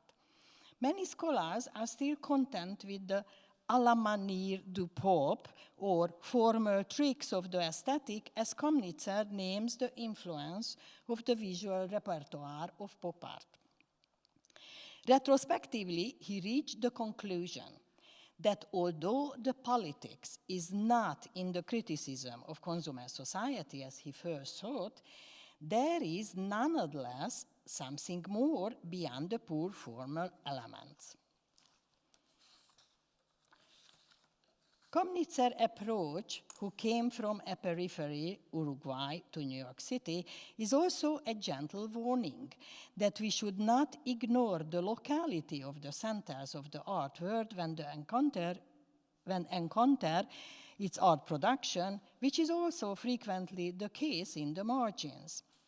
What is happening in the center is taken for granted as universal, totally overlooking the local dynamics, intergenerational rivalry, discursive elements, and local meaning of certain phenomena in center. At this point, I would like to honor Piotr Piotrowski and dedicate this paper to him. Now, when Piotr Piotrowski, in his theory of horizontal art history, argues for localization and provincialization of the center, in order to allow the local context of the peripheries to prevail, he means to deconstruct the hierarchy between them, which is based on innovation, originality, novelty of formal elements, and the order of their appearance in the timeline. However, if the formal elements are not decisive, which is a hidden agenda, as I believe, of horizontal art history, we can consider them as part of a toolbox from which to draw for different purposes in different locations. Thus, to be accepted as equal partners in horizontal art history, the first step is to consider the original meaning of the invention and then to look for the purpose of the transfer. Otherwise, we just affirm the secondary derivative position of the margins, regardless of the rhetoric we use. Don't get me wrong, there is no problem with embracing some elements and ignoring others, but one has to be aware and search for the reason behind this selectivity. Comnitzer, from his marginal Latin American point of view, does exactly this. As a bonus, he makes us also understand that Piotr didn't want to belittle the achievements of the center and put the aggrandized peripheries in its place while localizing the center, as it is interpreted in Matthew Rampley's review, but offers a method which we actually can see in practice in Comnitzer writing. It was much easier to understand Pope, quote, as a form of very provincial aesthetic, since the international power of the US managed to distribute the formal tricks of the aesthetic, but not the essence, which remained local. What is then the essence that remained local? I continue the quote. The object used as iconography in peripheral pop was vernacular, but the approach to the object was unexamined, preventing a true political interpretation. The issue of pantheism, fetishism, class application, implication of consumption, all were left unaddressed. Until the most recent time, freedom, so central to US self-identification, was understood as a separate from its political connotation, referring instead to the freedom of choice between purchasing different objects and services.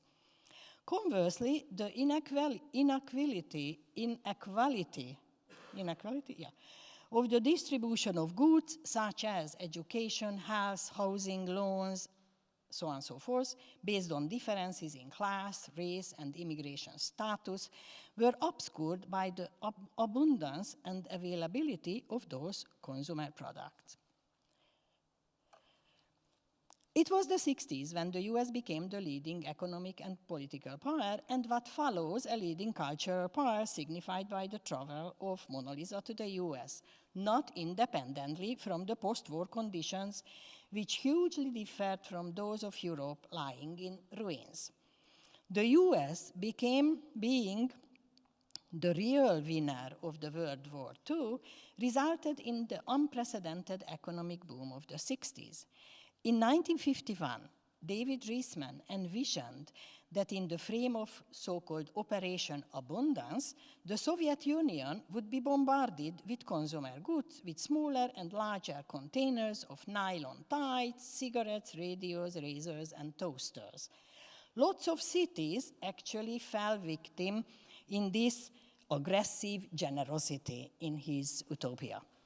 His vision turned to be prophetic in the kitchen debate, which signaled a significant shift in the US Cold War policy that proposed to move the rivalry from the space to the home front. The American dream seemed to be within reach of 1 or 2 generations, unlike the Soviet utopia of the distant future. Concerning culture and art, I like to phrase it as follows. if abstract expressionism looked for an answer to a basically European question, namely to reach total abstraction, and the peculiar American reply was based on huge size, cancelling composition, and overall character of painting, in case of pop art, it was not only the reply that was American, but already the question itself.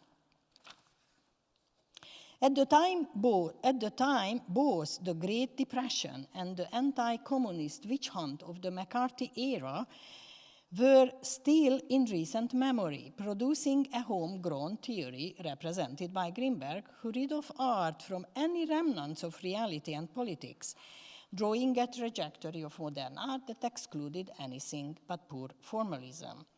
These two trends secured the expulsion of politics from the practice and theory of art, or at least it was delegated from the mainstream to the margins, to minorities, women, people of color. Yep. As Kamnitzer's narrative goes on pop art, the painterly atmosphere had been practically abolished, putting the depicted object, and to a great extent the art object itself, into the same hedonistic void in which everyday consumer objects seem to exist. Which means it was not only the everyday object that got into the core of this new materialistic religion, but it came with an attachment to, a desire and longing for, and obsession with the accumulation of the object, that is consumption. To stir up longing, new mediators were pushed in between the product and the consumer, like mass media, advertisement, packaging, design, fashion, so on and so forth. It could have been a love-hate relationship, but the love affair with the object is undeniable. This ambiguous relationship was demonstrated by the huge retrospective exhibition of Andy Warhol in Whitney Museum in 2018 and 19. Emphasizing one aspect at the expense of the other does little to aid a profound understanding of pop art and its huge influence. The Warhol reception was swinging between two extremes. On one hand, it regarded him as a hollow celebrity obsessed with communities and longing for fame and glamour, while on the other, it saw him as a wise and sneaky critic of high capitalism and consumer society. Taking into consideration the complex nature of pop art, Kamnitzer retrospectively gets to the point of having two different positions to observe pop art and its reception. One, from a visual standpoint, a correct understanding of US pop art on the periphery would have been reflected much more faithfully in a handcrafted quality of objects. Actually, this is what happened in many Eastern European countries, in Czech Republic, definitely in Hungary. David Fehér, an acknowledged scholar of Hungarian pop, described the local phenomenon as hand-painted pop art. Second, from deeper cultural point of view, more than an appropriation for rules for design, the issue was one of assessing the role of consumer object in the peripheric society. Let's examine if this role was fulfilled by the artists and interpreters in the peripheries. Kamnitzer takes a fling at defining this role in the works of artists from Latin America, such as Cirdo Meirelles and Raúl Martínez. He calls Meirelles' method the process of insertion and reinsertion, by which the artist inverted the relationship between art object and consumer object, and also museum and popular culture. The artist from this region also commented on the flood of American popular icons and products in Latin America. Oops. Okay. I thought that I'm very loud. No, I'm not? Okay, not loud enough. The artists from this region, commented, which corrupt the local culture and value system and make the neighbors at the southern border even more vulnerable to economic and cultural dependence. When it comes to Eastern Europe, we hardly find market for the iconic American popular products. Instead, we find planned economy of shortage. The metaphor that even the fancies are from sausages in America comes from the time of economic boom of the Cold War era. Haunted by the memory of the McCarthy era, our discourse in the US was keen to avoid any political connotation. However, in the Soviet satellite countries, over-politicization of life and culture by the official ideology was pervasive. Politics were a fact of life that could not be ignored. It was also an unavoidable love-hate relationship, so much so that even a highly respected leading critic of the so-called underground in Hungary, Géza Pernetzky, could not get rid of the influence of the official rhetoric determining the duality of decaying, dehumanizing capitalism versus the human-faced harmony of socialism. He projects his own view onto pop art as being critical of consumer society in the very same way as Comnitzer did. However, he never revised it and cared little for understanding the essence of pop beyond formal elements and attribution. Quote, "The works of pop artists express the protest of human who is fed up with the exaggerated form of consumption. For Endre Tóth, a Hungarian artist influenced by pop, cityscape is no more than a visual impulse, a humanic form of joy, movement, and alteration. The technique is not a threatening power, but a promise of a freer and joyous feeling." In connection, not yet, to Lackner Laszlo, another artist deeply informed by American art of the 60s and 70s, Pernetzky acknowledges that this treatment is closest to the method of American artists. But he identifies his locality, as he puts it, his Hungarian identity, with certain technical questions. By this, he sets the tone for fellow art historians, analyzing Lackner's art, I will show Lackner later a bit, Lackner's art from formal aspects, handing down the task of finding the local roots of his method and proving that local pop was not imitation or direct copying, but transfer. Lackner's monographer, David Fehér, meticulously analyzed all the visual elements of this painting, differentiating all the influence of American pop and the roots of local painterly tradition. He refers to the political engagement of Hungarian pop art in connection with certain works, thus getting closest to the other half of classification of Comnitzer, but his main focus remains the à la manière du pop.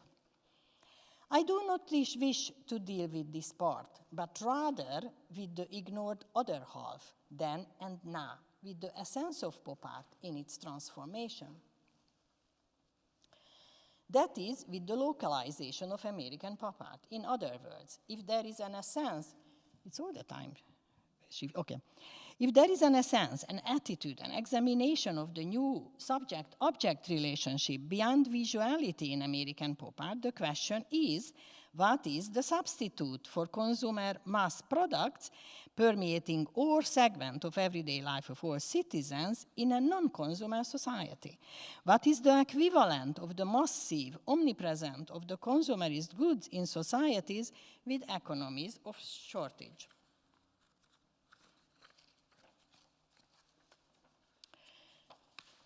Consumer object make the American landscape, according to Rauschenberg. Heroes of the revolution and the people make the Cuban landscape, according to Raúl Martínez. In agreement with Piotrowski, with whom I discussed the issue many times, what the consumer object is to Western society, politics are to the Eastern Europe, infiltrating life on all levels in socialist countries and structuring all the relations within. If the capitalist consumer, bombarded with the abundance of products that provides the basic of his social value system, in socialist societies, it is the constant challenge posed by politics that postulates the maze of existence. Furthermore, if pop art in affluent Western societies is about crawling down from the ivory tower and opening up towards the mundane everyday life, then behind the Iron Curtain, one can't help but be confronted with politics in everyday life. Even the artist cannot avoid it during the process of climbing up to the ivory tower with the very hope of leaving the dirty politics behind. If so, it is quite obvious that for artists with social and political sensibility, it will be primarily Rauschenberg, his collages and newspaper clippings, accompanied with a sensual way of painting, who strongly resonates in eastern part of Europe, and less likely those who have a more concentrated focus on the nature of the object, like Oldenburg, or who analyze the invasion of object through advertisement and billboard, like Wesselmann and Rosenquist. Concerning Warhol, the objects he used were substituted by socialist symbols and slogans, and the formal affinities of his works were echoed in socialist countries. However, his ambivalent approach, and especially the complexity carried out by his series, reflecting on the issues of contemporary American society, remained hidden for quite a while. In my reading, as compared to Komnitzer's immediate reaction, his reconsideration of the political nature of pop art lies in a more nuanced understanding of the concept of political. Instead of expecting a direct political message, that is, the denial of consumerism, he accepts the deeper and layered excavation of pop art into the totally transforming nature of the new popular culture as a result of consumerism. What Warhol provides is a thorough analysis of the texture of consumer society from within, and this is exactly where its politics lie, x-raying the society he lives in. His method and the meaning of his work, but especially the still generative potentials carried by them, were understood and employed much later. But before getting to the pop na pop here part of the paper, let's visit the pop then part in Hungary. Disregarding the formal aspects, we should instead explore the approach of the artist to the everyday reality that has been invaded by the socialist politics and the meaning of insertion of all pervading political object into the very place of Western consumerist objects. Just to provide some example, when Jasper Jones painted the American flag an oxymoron, he laid out a flag blurring the border between the object and its representation. And Rethinking tricolor deals with the taboo object in the time of socialist internationalism. Lochner's obediently, in the left upper corner, obediently created 10 years after the defeated 56 revolution refers to the condition of the 60s within the most cheerful barrack. It reveals a skeleton in the closet. The face of the victim, oops, it's all the time, okay.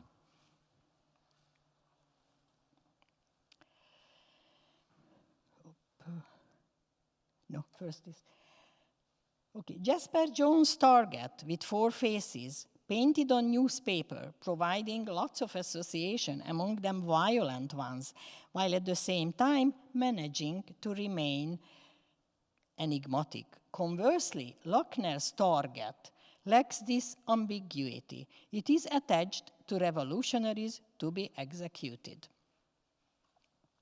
Konkoy's academic study is mostly interpreted as a reflection on the conservative academic education, but it is also a satirical and metaphorical comment on socialism.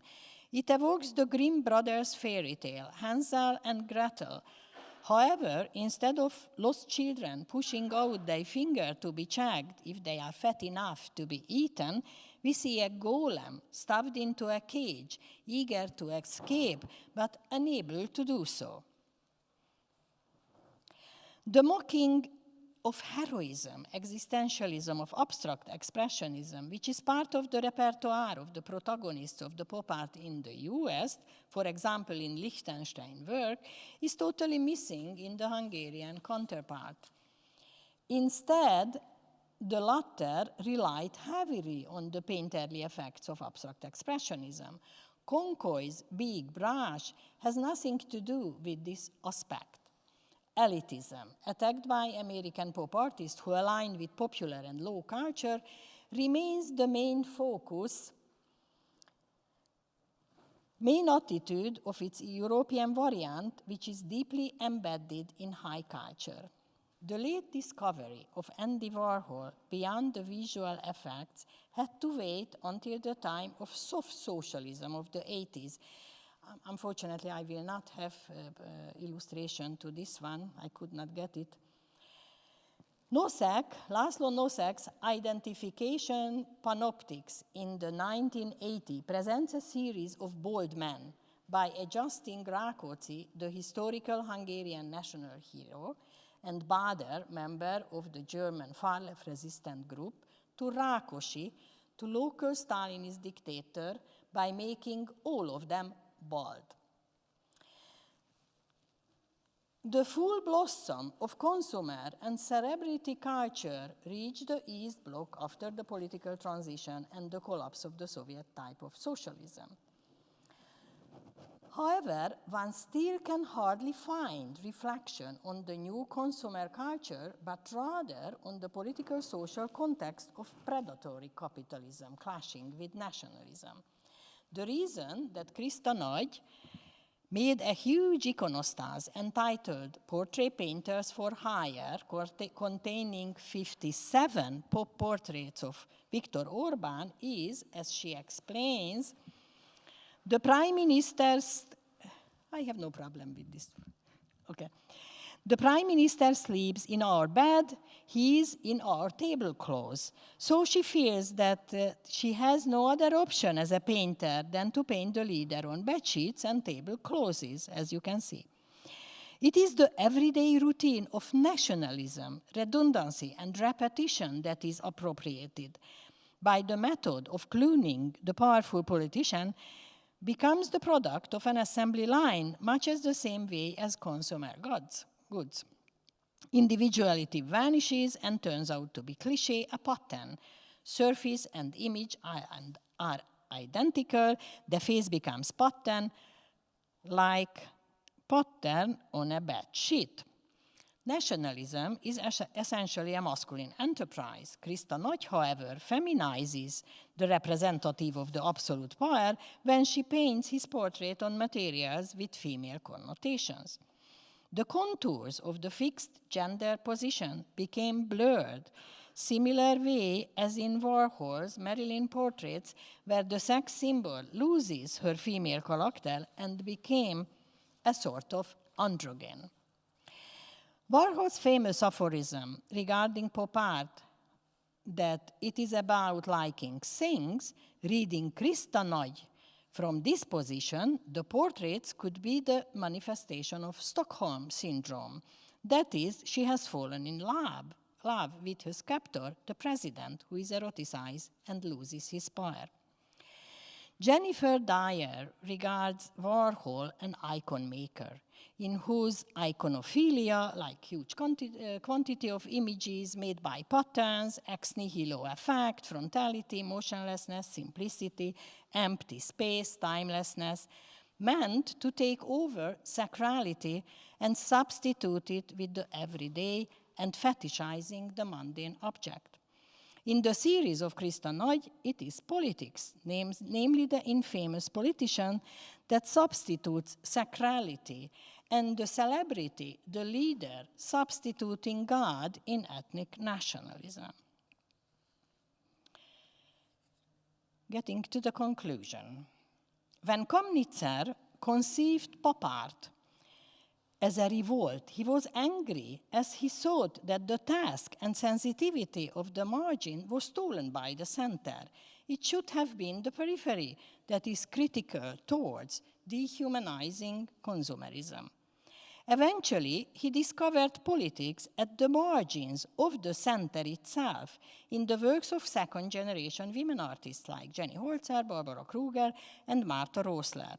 In those artists whose conceptual genealogy goes back to pop art in his understanding.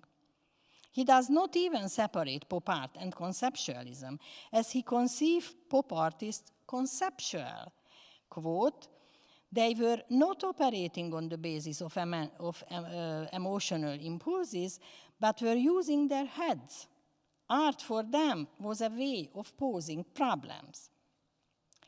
If New York stole the idea of modern art from Europe back then, and if the idea and politics were squeezed out of the mainstream of the center, it is the repoliticization of art that New York stole now from the periphery. To appropriate the deeper cultural and political meaning of pop art during the transfer, what Hungary required was an illiberal autocrat, while in the US it was his bedfellow who triggered the necessity of bringing politics back to art. In Josh Klein, there is recently a huge retrospective, not a retrospective, huge exhibition in Whitney Museum, New York. In Josh Klein, dystopic, post-pop, post-conceptual, you name it, works, it is not the American dream and its done to earth utopia that is visualized with its basically cheerful and hopeful attitude. On the contrary, it reveals its hidden and devastated dark side. The message of the show could be summarized as follows. The price for the triumphalist self-image formulated in the 60s had to be paid by today's America. Politics could not have been more explicit in his works. The power of pop art is manifested in its resurrection, not just as a formal toolbox from which to handpick tools for different resolutions, but as a large, untapped potential to interpret and comprehend the world of global capitalism we all live in. This could have been the essence, I believe, Komnitzer so desperately missed in the local variations of the so-called international pop art. Thank you very much.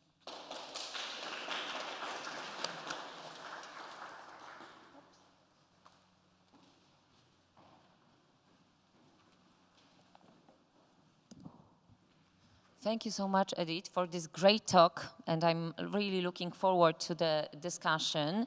And I would like to welcome David Crowley here in Poznań. I'm very happy that David is here with us. He teaches at the National College of Art and Design in Dublin, and he also curated some exhibitions that are crucial for the domain that we discuss here. And I would like to mention from 2009, the exhibition Cold War Modern at the Victoria and Albert Museum in London, and also two exhibitions that are co-curated with Daniel Muzyczuk, namely Sounding Body Electric from 2012, and they were in 2012 in Łódź, and then they moved to Calvert 22 in London in 2013. And also Notes from the Underground, Music and Alternative Art in Eastern Europe from 68 till 94, which were presented in Łódź, Muzeum Sztuki in Łódź in 2017, and then in Berlin a year later. So welcome, the floor is yours.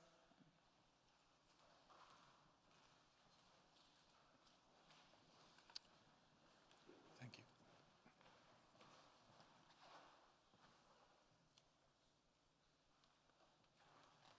Super.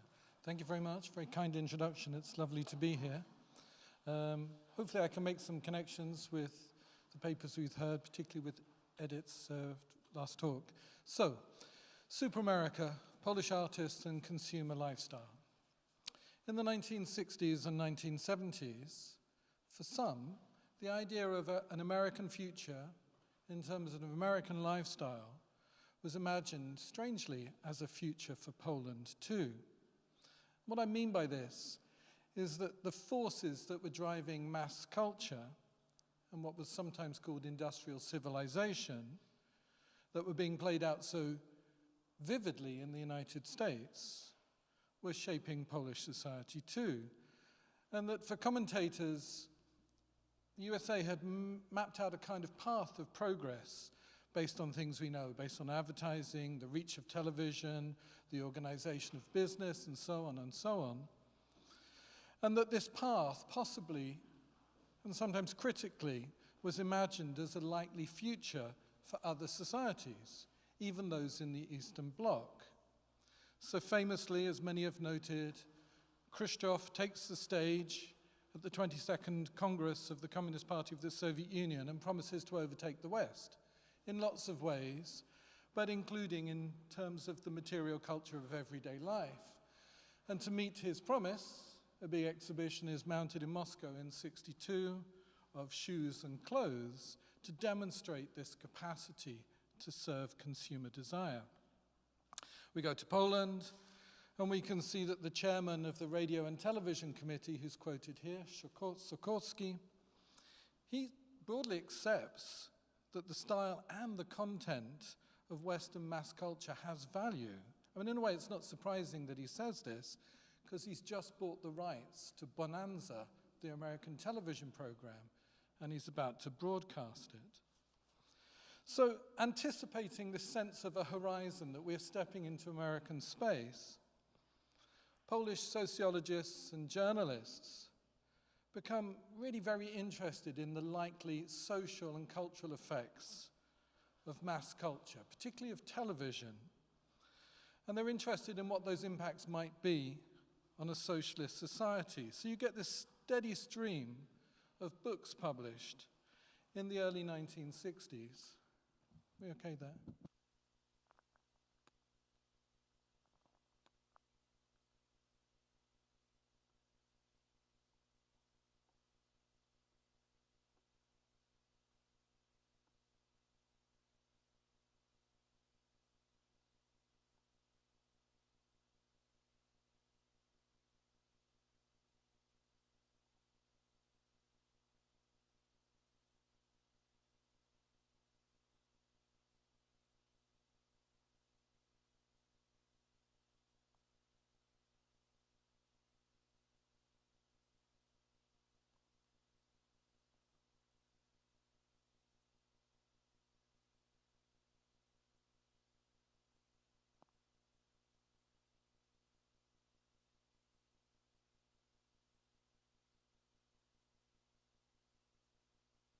Sociologists publishing these kind of reports and these books reflecting on American society, reflecting on capitalist economics, not just simply as an ideological enemy, but as the future. And many of these scholars, really interesting people, Rakowski, last communist leader in Poland, was one of these scholars, writes an amazing diary of his time in America. Many of them visit because they're guests of the Ford Foundation. So the one I'm particularly interested in is Strzelecki. He's one of those guests. And he makes a familiar kind of argument. He says that materialism, consumerism, it produces social fragmentation. It produces the breakdown of community, the loss of the self. And he asks, despite being so rich, why are Americans so unhappy? He's reading a lot of Erich Fromm, which is not surprising, right? He's reading The Sane Society. The book, on his return, it gets passed by the censors. I mean, after all, it critiques American life, right? So it's ideologically in tune. But it also asks questions about alienation, anomie, human individuality, creativity, and it asks those questions of Poland. Strzelecki directly addresses Khrushchev. He says, if we want to overtake the West, Khrushchev's claim, let's not overtake the West in the production of anxiety, right? So let's try and find a way of tempering this kind of industrial civilization. Now, Strzelecki's kind of interesting. He's a Thor intellectual. He's a loyalist in many ways. He'd been very active during the Stalinist period, but he tries to join this sort of movement to humanize socialism during the thaw. He's in the debating clubs like Krzywe Koło in Warsaw, which will be very famous to the Polish scholars here. Much later, in the 80s, he's active in the opposition. He's imprisoned. So there's an interesting journey there. There's another one of these observers, rather different. He was a hardliner. He was involved, Cossack. He was a journalist. He was a specialist in film. He works in the Department of Culture in the Central Committee. He's a hardline loyalist right through to the 80s. And he also writes a book which is called The Dilemmas of Mass Culture in '66, another one of these sort of studies of popular culture as the future. And his guides are really interesting. It's a really sophisticated book in lots of ways. When he tries to think about the banality of domestic life, of home life, he turns to Jean-Luc Godard and writes a kind of interpretation of this very brilliant film, A Married Woman. He's really concerned with the impact of things like comics, pin-ups, advertising. He sees all of this as a kind of corruption of culture. And he writes in this book quite sympathetic and fairly expert discussions of American and British pop. And he's struggling. He's struggling to try and make sense of this thing, this ambivalence that you were talking about as well. He's sort of fascinated by this material, and I think Strzelecki is too, but at the same time kind of repelled by it. So kind of drawn to something, but also having his own sense of disquiet about it. And I think this is a kind of characteristic dichotomy for these kind of thought intellectuals. Whether it's dialectical, I'm not sure, but it's certainly a dichotomy. What's really striking is that neither Cossack or Strzelecki build their critiques on Soviet sources. They're not reading the literature coming from Russian. In fact, what they're doing very strongly is they're reading American home. Some of them, like Fromm, are on the left, but others were highly conservative public intellectuals in the USA who were worried about the attrition of commerce on traditional forms of life. And Cossack goes further. Sorry, forgive me, I'm missing my slides. In 1970, with another co-author, he edits an anthology of these writings, often publishing these highly conservative American voices.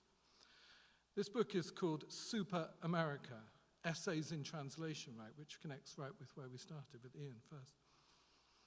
And these conservative voices, as you can almost guess from the titles of these works, they bring a kind of psychological or even a kind of psychoanalytical analysis when they do their diagnosis of American life.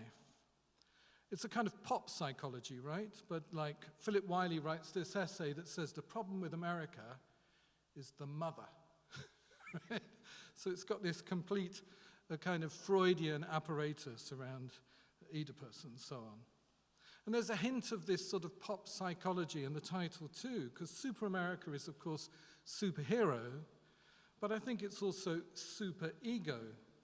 And of course, in psychoanalytical theory, alongside the id and the ego, the super ego acts as a kind of moral compass or a conscience. It's the thing that drives us to behave rationally, that it makes us aspire to positive virtues. And then in a way, these super conservative intellectuals, people like Randall Jarrett, they're attempting to school America. They're trying to be the super ego of America and telling it not to be so susceptible to its instincts and its desires, but to somehow be this positive, aspirational America that it could be. So we've got this really interesting set of material being published in Poland, in the People's Republic, which is authored by these American conservatives. And then accompanying this kind of psycho-sociological diagnosis of the effects of mass consumerism, we've got this other thing happening, which is the steady creep of commercial imagery. That there's a kind of second Americanization happening to do with the kind of import or sometimes sort of homegrown production of images of America. It's okay, I've got a blank slide here. So in the 50s, we would know this to be the image of America. I don't really need to say too much, but highly ideologically framed by the sort of narrow ideological precepts of the Stalinist era. But after the thaw, we get a very different kind of image of America starting to appear. You know, it's not a surprise that there's a kind of love story here, a love story between Poles and Americans perhaps as well. Polish film distributors start to distribute many of the kind of popular products of American popular culture in Polish cinemas and of course on television too. Popular magazines start to feature fashion spreads, maybe not specifically American, but broadly within that sort of consumerist frame of the West. Sometimes that imagery is directly borrowed from Western sources. This is from a well-known Polish magazine, Ty i Ja. It's a monthly. It publishes on its pages these sort of images of plenty. Interestingly, it also features advertisements, and that these advertisements are very particular because they're not supplied by the manufacturers. In the command economy, I don't think the manufacturers needed to do a lot of advertising, but the magazine's designers laid out these advertisements. They sought the advertisements. They wanted the advertisements in the magazine because they wanted to demonstrate the modernity of the magazine. And how do you demonstrate modernity? In 1965, you do it through the language of advertising. I think what they're also doing is perhaps demonstrating their own sophistication. The designers and editors are showing we understand the codes of commodity aesthetics. We understand how the language of advertising works. We understand the special power of the commodity, right? The thing that Marx calls the commodity fetish. And they're doing all of these things that we would recognize, you know, the sort of objectification of women's bodies. And then so they're trying to denote their understanding of modernity, their contemporariness. So this is a kind of imagined West, I think, in the 1960s, speaking in the language of consumerism. It's also characteristic of television and television films. These are very famous examples. A superhero movie for Polish television, which I'm not going to talk about, but this film is very interesting. Let's see if it will play. This is I Don't Like Monday. Do we have any sound at all?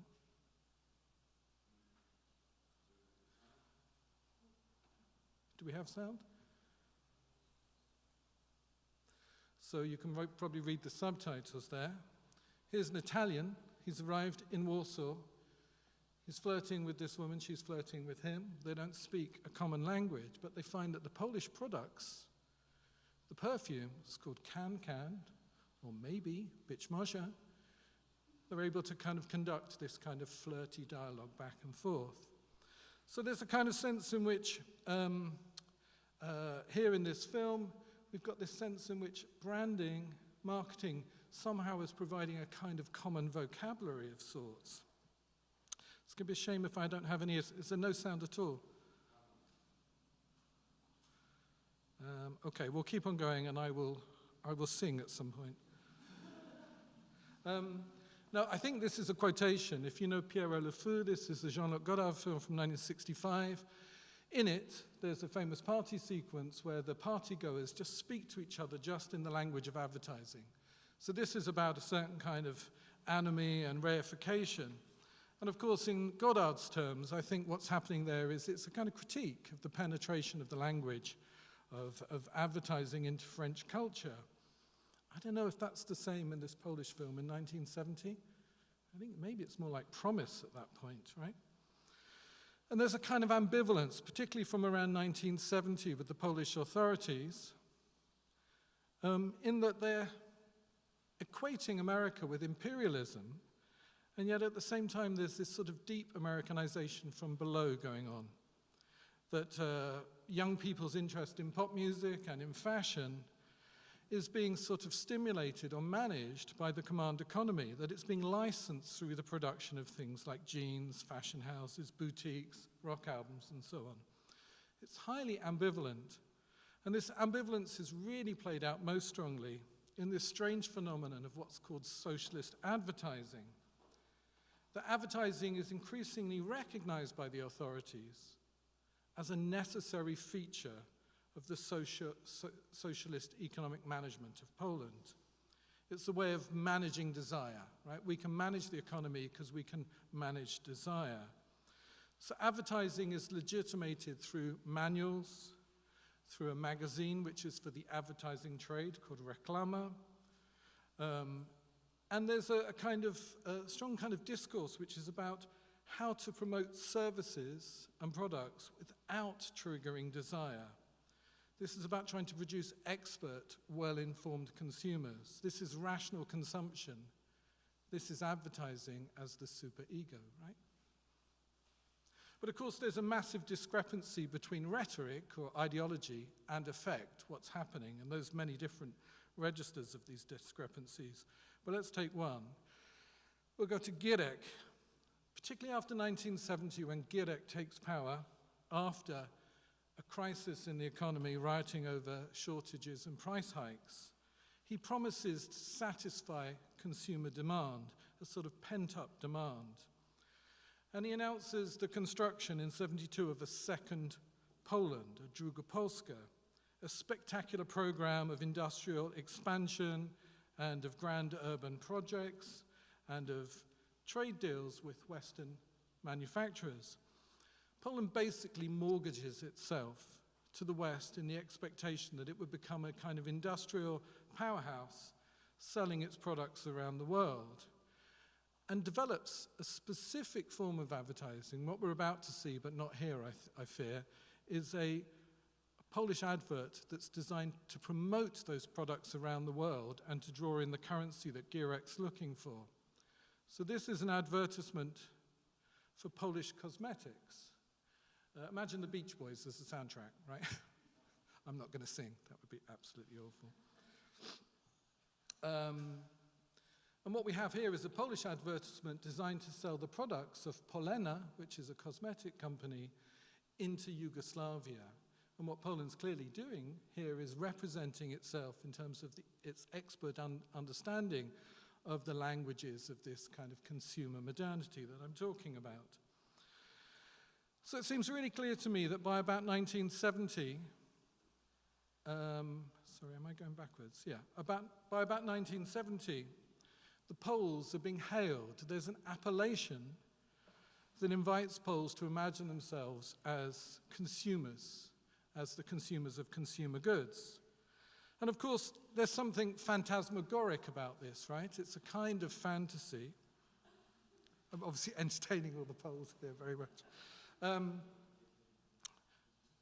I don't want to talk about this, but there's obviously also a gap. There's a gap between the availability of these objects and their representation. That's important, but it's not what's on my mind today. It's the fact that the ordinary Poles are being appellated or being hailed as consumers that's important. That interests me, and I think it interests quite a few artists at the time as well. So I'm just going to give you a few little snapshots, and then towards the end I'll do a little kind of case study. So we can find lots of artists in the mid-1970s that seem to be in response to this kind of commodity aesthetic which is washing over Poland. This is the artistic duo Kwiakulik, who in 1972 began a series of portraits, quite well known, called America. It's a kind of ongoing series, and when they present it, and when they've sold it to museums recently, they present it as something I think a bit like a photo spread. So you've got these images which are accompanied by captions that are organized as if they're sitting on the pages of a magazine. This is the opening image, which is given this caption. I'm not going to read it, but you might want to read it through. It's slightly melancholic. It's not quite as euphoric as one might imagine from the image.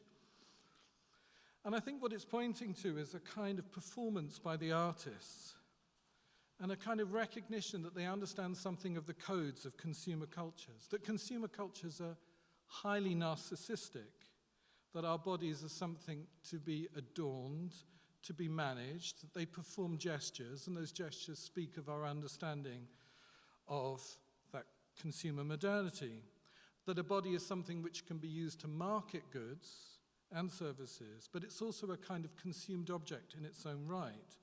and that consumer societies require this kind of split in subjectivity. And when they show this work, they put their own collective photos, so we see the spread here and then on the bottom left. They include a copy of a United States Information Agency publication known as America. It was a glossy magazine produced in different languages. It was produced in Russian, produced in Polish, distributed across the Eastern Bloc, and has a kind of propaganda function, which is to show everyday plenty. It very often focuses on the everyday life of ordinary American citizens. So here we have the everyday life of the Polish citizen on the far side.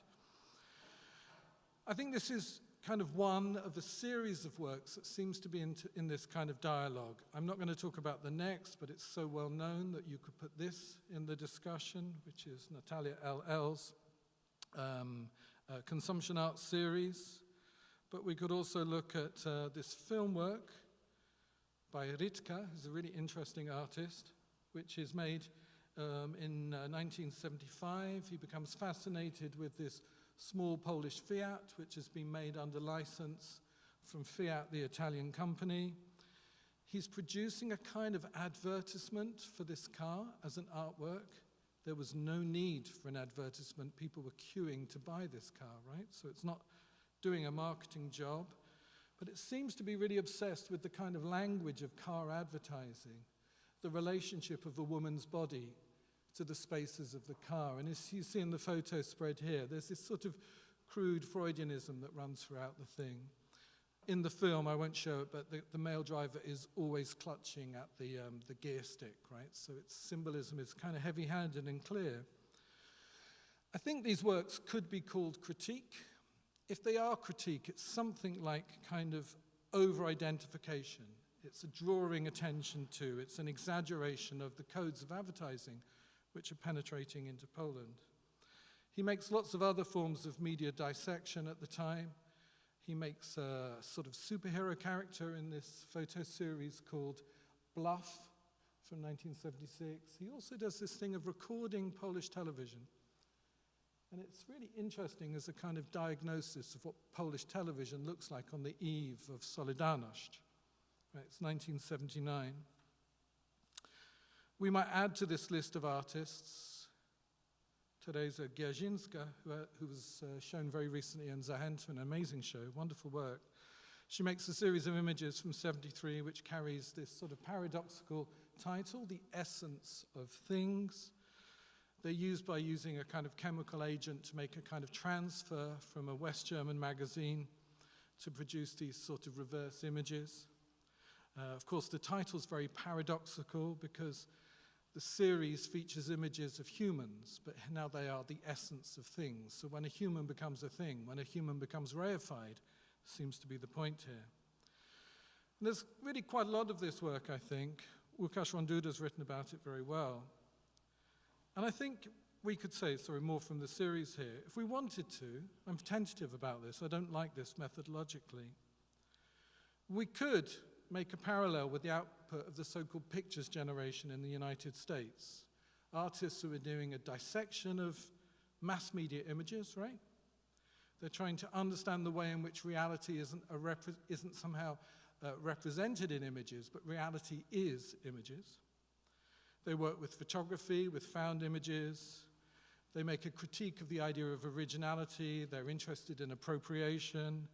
They're very interested in how desire functions, and yet at the same time they're highly ambivalent about this sort of economy of desire. It's hard to tell whether their images are like acts of endorsement, maybe less so in terms of Kruger's work, or whether they're critique. Now, I don't think there's an exchange between these Polish artists, this Polish generation, and the American one, but I do think they seem to be responding to the same sources, the mass media images. So there's some sort of echoes here. There's important differences too.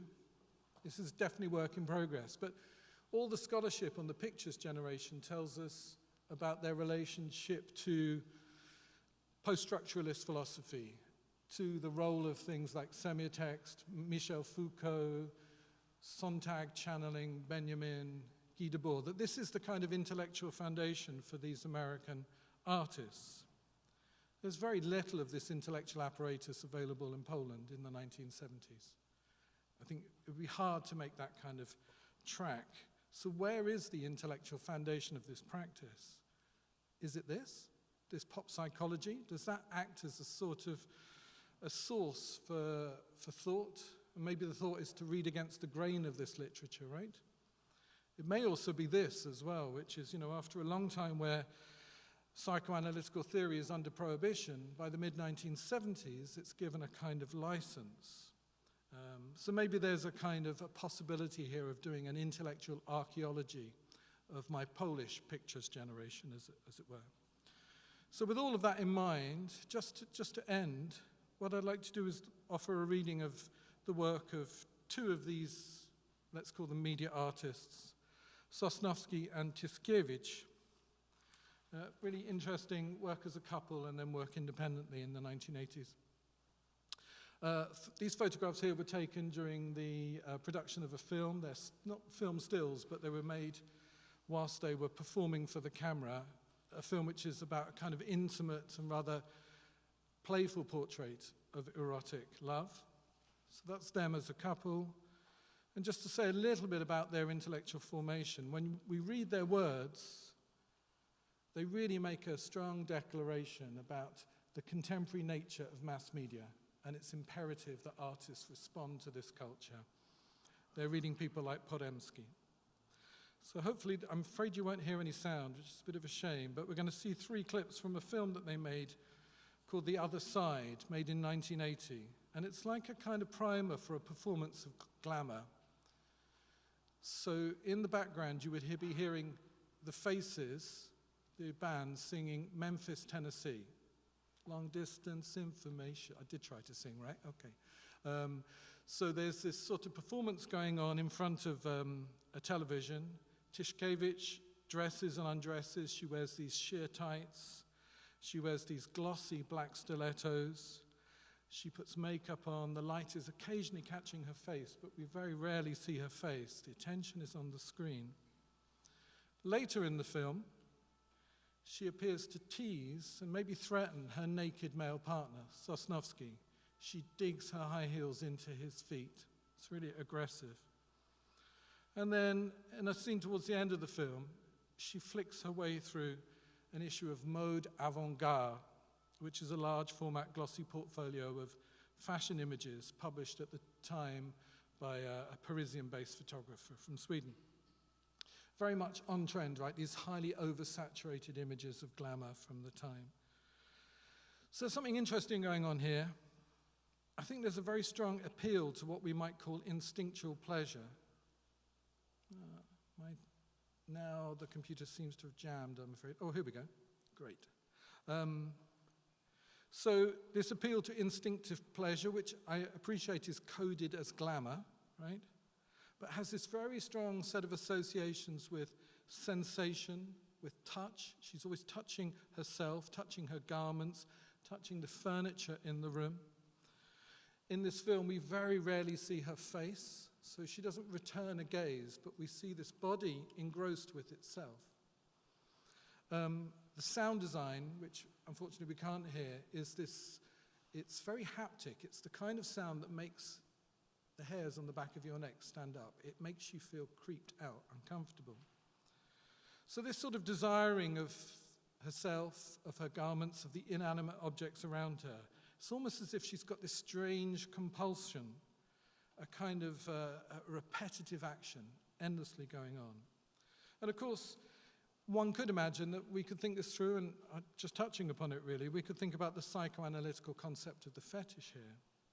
You know, that Tiszkiewicz seems to be aroused by things and not by the proper sexual object, right, the phallus. And it seems to me that this is a really kind of problematic film as I just end up. How are we to make sense of this in the context of Poland in the 1980s? This engagement with the erotics of fashion, of commodity aesthetics, sometimes from America, but often from the West, right, or from Paris.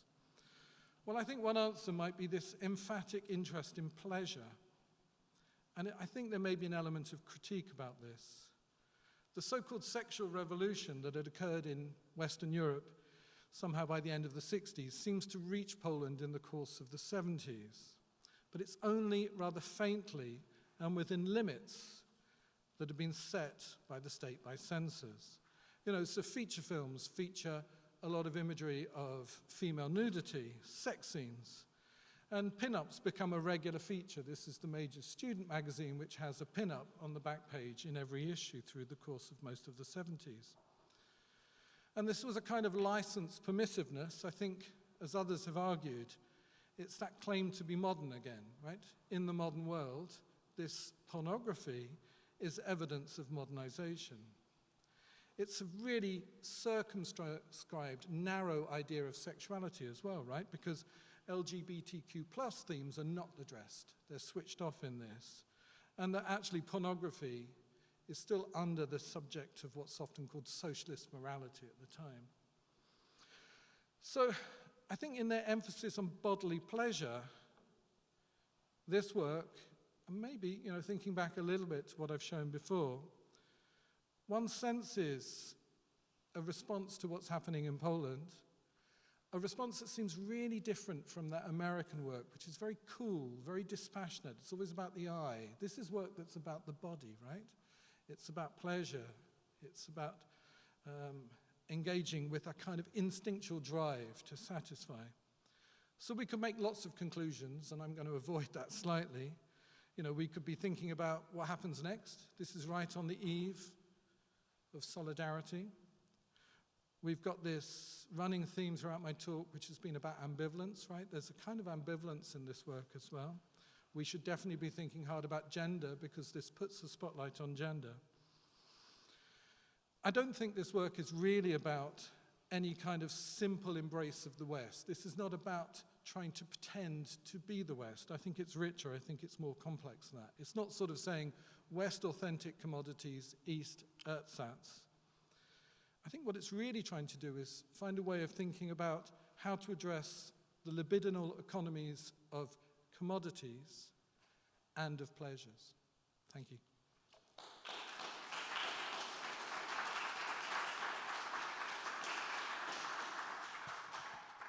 Thank you so much.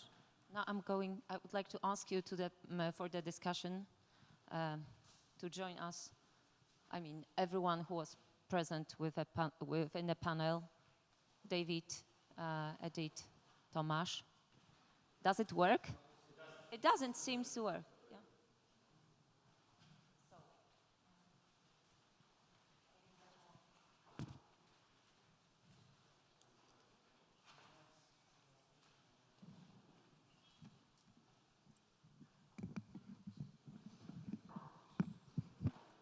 Okay, this one? No, not really.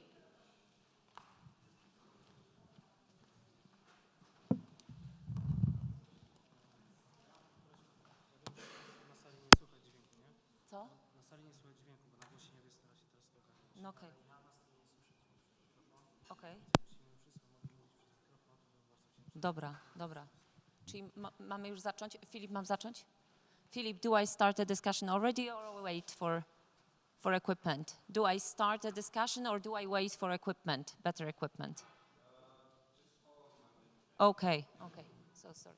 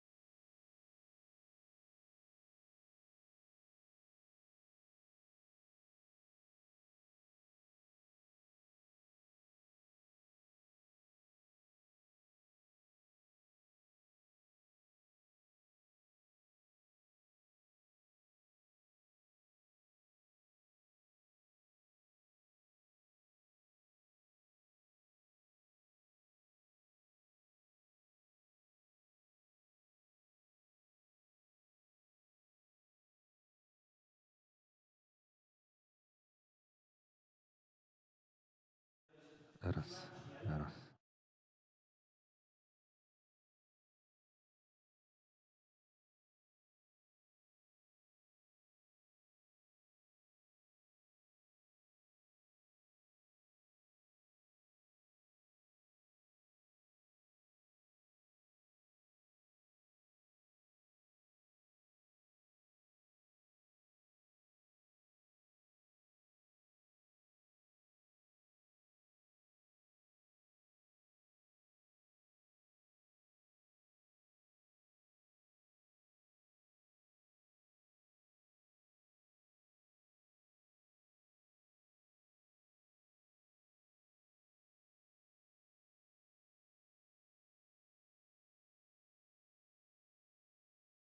Have the second one. So Okay, now this one works as well. this one as well. Okay. So we're good.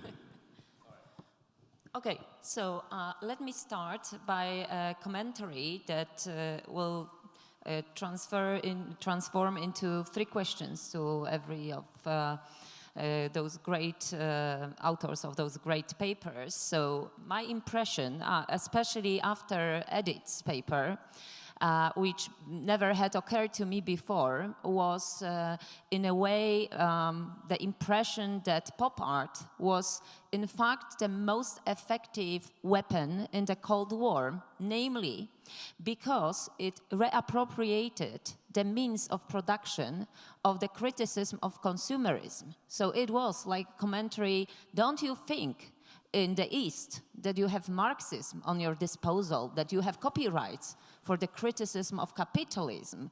Now we introduce pop art and it will kind of, you know, be the main game in the town. So, that led to, I'm referring to your text and Kamnitzer, and that led to several following mistakes, namely the one that Tomasz noticed when you were discussing in your paper the case of the Routledge, is my pronunciation well? Good. So Routledge was not a pop artist. I would reverse that question and ask whether or not he was a socialist realist artist, because, well, Piotr advocated for abolishment of the form analysis on the favor of what he called more material one. And I am arguing with Piotr, advocating for abolishment of what I call superstructural analysis in favor of basal one. So if we analyze those kind of artworks as Lochner or Routledge in terms of basal analysis, not superstructural, so not the one related to the form, probably or perhaps we could prove or argue that that he was in fact a socialist realist creator. As it comes to David, I would like to ask you about the almost last notion that you came up with, namely the desire, because I read a book by Jodie Dean about communist horizon when she argues about the communist desire, that this is the only one possible. And I was thinking about the possibility that if we assume that the West hacked tools of the East to form the criticism of capitalism or consumerism, so perhaps the East somehow hacked the West tools to produce desire, and this is maybe we could look at it as a part of the world where the production of desire due to communist utopia is possible. And perhaps it wasn't at all the desire for the West, as it was misinterpreted in the West, but perhaps it was just the East who had these copyrights to develop desire. Because, you know, when Sławoj Žižek is talking about the impossibility of the desire in the capitalism, he is giving the example of Coca-Cola. So if you reach to Coca-Cola, you provoke the chain of signifiers, as is in Lacanian theory. So you reach for something else, so the object of desire is ultimately empty. So that would be my 3 questions, and then after answers, I can take questions from the audience. Okay. So, okay. I was thinking about pop art as a kind of game changer, in that meaning that totally different problems were put on the table. And what I wanted to show that how this problematics is used in different contexts. So, and the other thing with Comnitzer, it was truly very interesting for me because it is the self-reflection of as we are seen by the others. So he thought that yes, critique has to come from the periphery. It is our privilege, something like that. Yeah, this is it. So I do think for me it is much more, and that is why I didn't want to deal with the formal elements. It is somehow already elaborated very deeply, but game changer in the very same meaning as, for example, this last documenta. So somehow different kind of art perception is got into the center. And yeah, I do not know whether I replied to your question. And I believe that our papers are very well as if we would speak about it, how to adjust it, because we are speaking very similar thing from a different angle. So, and for example, this whole ambiguity, it's so very important for me because to get rid of this binary, it is the common denominator, this ambiguity, and it could be different in the West and the East, but still this is in the core.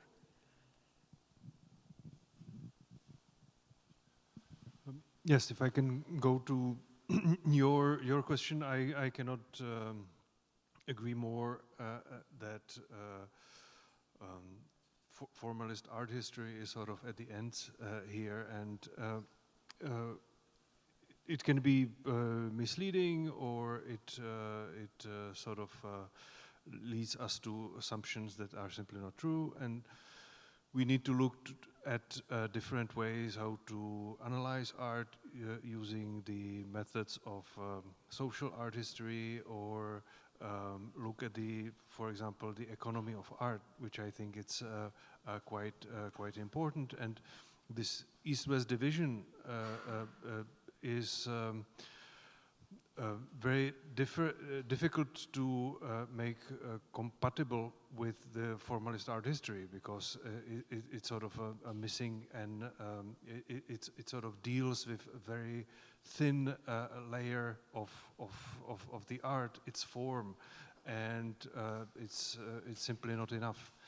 And yes, the point of my paper, or of the whole book, is that Routledge is not a pop artist, but we would be able to call him a socialist realist artist. But as I try to explain, this terminology has been so misused in the past that become only a caricature, or our image of socialist realism is also very flat. So I was suggesting this this new terminology, or to talk about socialist art that is derived from the local context, economical context, or the way, for example, how we look at the history, art history of the deep past or Renaissance art, where we are interesting how it come to be that such a works were created. And we do start with the patrons, and we follow the money, and then we realizing why this formerly beautiful works of art have their origin. And I think we can do something similar with the art from Central Eastern Europe from the second half of the century as well. Is that what you mean by a basal analysis of art? Relationship of production, material conditions, and everything that is related to the base.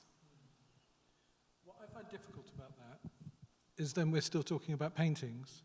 And if we really want to make the basal analysis, we'd want to be talking about the technologies of the era, right? Of television and things like that. Yes, as well, how it was produced, who was paid, who was not, how, you know, also about the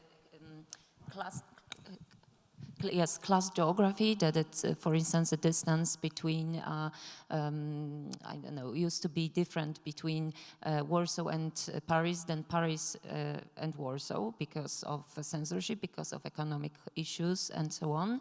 So, so this is basically introducing the notion of the class as primary to the analysis. Do you think class was important for your guy? His own class?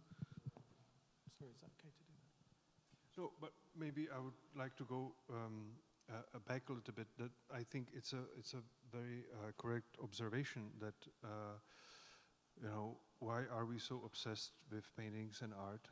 And in order to understand the past, we have to look at the whole of the visual culture. And it also leads us from the trap of formalist art history. If we look at like this variety of methodologies of visual studies, it's like a refreshing a stream of possibilities that we have. I totally agree, and I'm actually, in my talk, I'm kind of uncomfortable about a Polish-American comparison. I understand it's the framework of today, but that's something. But I'm really happy with comparing an artist with an advertisement, right?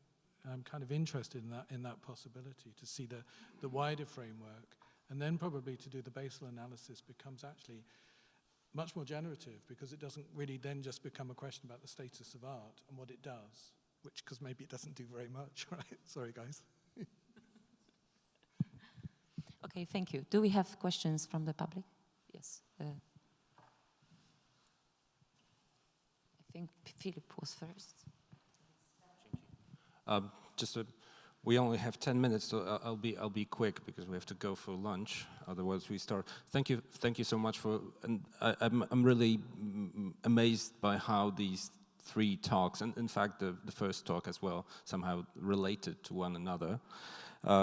It's not that I'm proud of myself to arrange that panel so well, but it turned out well. I just have a quick question for David, because I really loved this idea of this kind of a reversed advertising, so to say, or paradoxical advertising. So advertising with no need to generate desire, because desire was first. Yeah. So if I understand correctly, your idea is that the advertising, that the examples that you showed in Poland, was a kind of a providing form for the desire for consumer goods and other things, and for the, well, even more bodily kind of a pleasure in most general terms. And at a certain point, if I remember correctly, you mentioned that it was a form of maybe I misunderstood that, but it was a form of management. So would you say that the images, so like when you referred to picture generation, it's like providing pictures for the desire in a way, the advertising worked that way. Would that be a kind of like a management of desire in this, and or you meant something else? And if so, how would that work? Like providing the form of providing images for desire in a socialist country. So I think this is what, in shorthand, the authorities wanted to achieve. And when they were asked to make a justification about why they were stepping into advertising, they said it was about fine-tuning the command economy, you know, that we've overproduced in an area, so we need to nudge consumers in a particular way. So that's the kind of logic, and that the image would then appear as a way of somehow doing this management but in a rational fashion. Too much toothpaste, we need an image of toothpaste, right? You know, would be the kind of logic. But you look at the advertisements, and they simply don't do that. They promote all sorts of other desires that are beyond this sort of rational super-ego framework. So I think there's a discrepancy between the rhetoric and actually what we see, and that's interesting. Right. So it's like, thank you. Thank you. Yeah, thank you for these illuminating talks. I have a question for Edith and Tomasz in particular, although to some degree, David, it might concern you as well. I wanted to ask you if you could be pressed to speak a little bit more to the problem of global pop and what that might mean. To some degree, it's a methodological question. I recently went to a talk by a South Asian curator about pop art in South Asia. And this particular curator didn't show any American images whatsoever during his talk. I was really struck by that. Where it seemed as if in your presentations, probably for good reason, the desire to delineate what Eastern European versions of pop art might mean still required the foil of American pop art all the time. So I'm curious about this, about the need or the lack thereof of using American pop art as a foil in order to understand what Eastern European pop art might mean. Then a related point about politics. So I think it was Boris Groys who, and not surprisingly in the context of Soviet art, first talked about the need to, if you were to transfer the notion of pop into Eastern Europe, which in his case included the Soviet Union, then it would be necessary to speak about consumption in terms of political culture, that is to say, ideology and its material manifestations. And he was speaking about this phenomenon in Soviet art that goes by the name of soc-art, which of course reminded me of Tomasz's mentioning of socialist art and, you know, the possible relations between it. However, I wonder if that's a suitable model to explain the presence of pop art in Eastern Europe. And here I come to David's talk, because you so memorably, illustrated the fact that it seems as if in Eastern Europe, pop art did operate with notions of desire and commodification and fetishization that were to some degree at least drawn, if not from a specifically, American, then certainly from a sort of global neoliberal context. And I'm wondering in other words, I wonder if we should reserve the idea that, in Eastern Europe plus the Soviet Union in this particular case, to speak about pop art requires, the consumption of ideology. That for the Soviet Union makes a lot of sense for me. I think it makes less sense for Eastern Europe, and David really illustrated that, because there is this very powerful discourse of desire and commodification paired with, fetishization and so forth that operates in countries like Poland and probably in Hungary and others as well. However, I wonder if it's necessary here to really single out America in the way that we're used to. It is a global context. It is global neoliberal commerce and its way of, creating desire, in ways that really run around the world, that to some degree may be specific to the United States, but it isn't exclusively.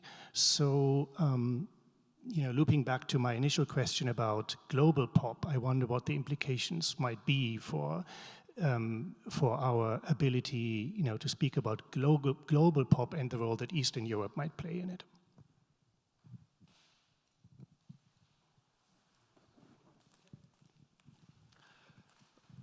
Thank you for many questions that you just formulated, but maybe go to the beginning and if it's possible to think about pop without Americans. My intention was not to criticize those two exhibitions. In fact, the organizers of International Pop had invited me to a round table when the exhibition was being prepared. And one of my propositions was change the title. Like, let's try to do the title without pop in it. And let's try to talk what pop art means. Like, what does it stand for? Like, do we need this label on it? And how it would work if it will be without it? And without it, it would be very, very easy, like, not to have Americans there. And if we'll only think about a certain kind of post-war realism that works with representations of the world in a specific way. And I think that might be a way how to sort of bypass the Anglo-American understanding of pop art as an art style. And I will not continue. I will give word to Edith, and then I think the core of the question was about this existence of the consumer culture in the East and in the West, and how does it relate to artistic production, but maybe only to the lifestyle of in those different parts of the world. Okay, I got your point. And first of all, I had different aims with my presentation. One was, which I encounter many times, that the center historically, not today, not that much, but historically definitely taken for granted. So, and I simply wanted to show, and I confronted with it many times when I lived in the US, that there is this inner dynamic as well. There is this inner dialogue in the center which is totally ignored. This is one thing. So, and if it is ignored, then it opens a door for formal analysis that here is a big brush, there is a big brush, there is a gesture, here is a gesture. So this was one, let's say, sub-issue. So that is why I needed American pop art as a reference point. But at the same time, those artists of the so-called great generation of the 60s and 70s in Hungary, they absolutely refer to them. So they visited the show, Frauschenberg in Venice Biennial. They went to the FASAC, which was a very good library, where they read all those magazines. So I think, yeah, I do find very illuminating the approach from totally leaving out and examining how did it look like in the Eastern, Central Europe, but still they looked for them. So then we do not have to deal with those paintings which absolutely referred and they wanted to get into a dialogue with them, with the American pop art. The other thing is that politics. Sometimes I do think that yeah, we would like to get rid of this political aspect of Eastern Central Europe, but sometimes the artists, even though they hated it, to be surrounded by it, they took it much more seriously than the rhetoric, than the official rhetoric. For example, your artist, for me, was the perfect example for that they wanted to have, that they shared some of the ideas of this communal lifestyle, as opposed to individuality, and so they seemingly took seriously some basic statements of socialism, but not in that way as it was sold or as it was sold to them. So that he wanted to, as it seemed to me, your artist wanted to keep the basic idea of socialism, but not on that way as it was propagated. And when I dealt with, for example, women artists and tried to analyze whether this personalist political slogan is valid in Eastern Europe, I did find that all those artists like Sanja Ivekovic, like Zofia Kulik, they didn't want to get rid of socialism. They wanted to take it much more seriously than it was realized. So politics is trickier than just here is politics and there is consumption, because if there is a desire towards consumer goods, there is a desire also to realizing the dream which went wrong. So it is, if we leave out politics, then we will reconstruct the same binary, but not along politics and consumerism, but yeah, I do not know whether. And one more thing concerning Russians, sometimes I do feel that that soc art and the use of icons by those artists also remains on the surface, could remain on the surface, and does not go deep. For example, a work which I do find very strong, and speaking about Russian reality, Soviet reality, is Yankilevsky Elevator, if you do remember. And this is, for example, never appears in this context. So I'm very hesitant about substituting the consumerist goods with icons or images of politics. When I spoke about politics, is deeper a little bit than just the formal iconography of it. And I do not know whether it was clear or not.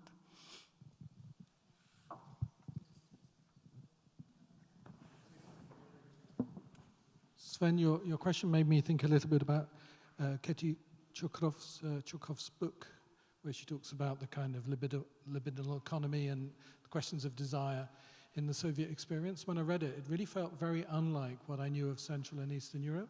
So that points to a kind of difference. But I don't want to be too critical, brilliant scholar and so on. Either it is the answer that the Soviet Union was different, there were no commodities, there was no commodity aesthetics, or it's the possibility that that's been the post-communist rhetoric, right? The absence of things. Or even a third thing, things may have been absent, but images were not. And to be a consumer doesn't necessarily mean that you have to actually consume the thing. It may be that you have to have an awareness of it, and Soviet citizens certainly had that kind of awareness. So those desires, kind of whatever judgment we make, they kind of percolate through. And then one tiny little thought, just a small observation. I'm quite struck after hearing your comment that my authors who know America well in the 60s, those Polish guys, their books are translated into Russian. So that's also kind of interesting, right? Probably because it was easier to translate a Pole than an American because of the fraternal socialist brotherhood and so on. But it's also because they'd been and they'd experienced, which is kind of interesting. To finish in order to get a break. Thank you so much, and I'll see you after the break. Yeah, so we'll start again at 2, maybe with some little delay, okay? So maybe maybe between 2 or 2:15, so be prepared. Okay, thank you very much, and see you soon.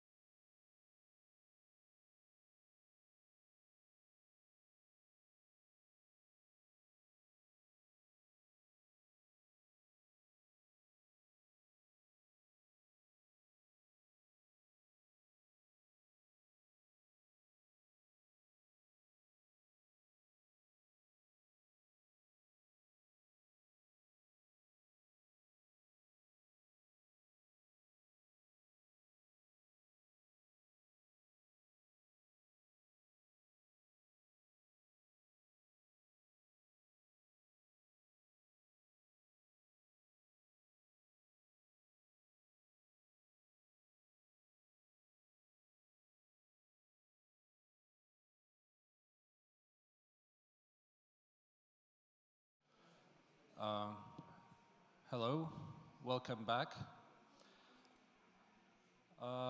We're very sorry for the delay. We had some technical problems and so on.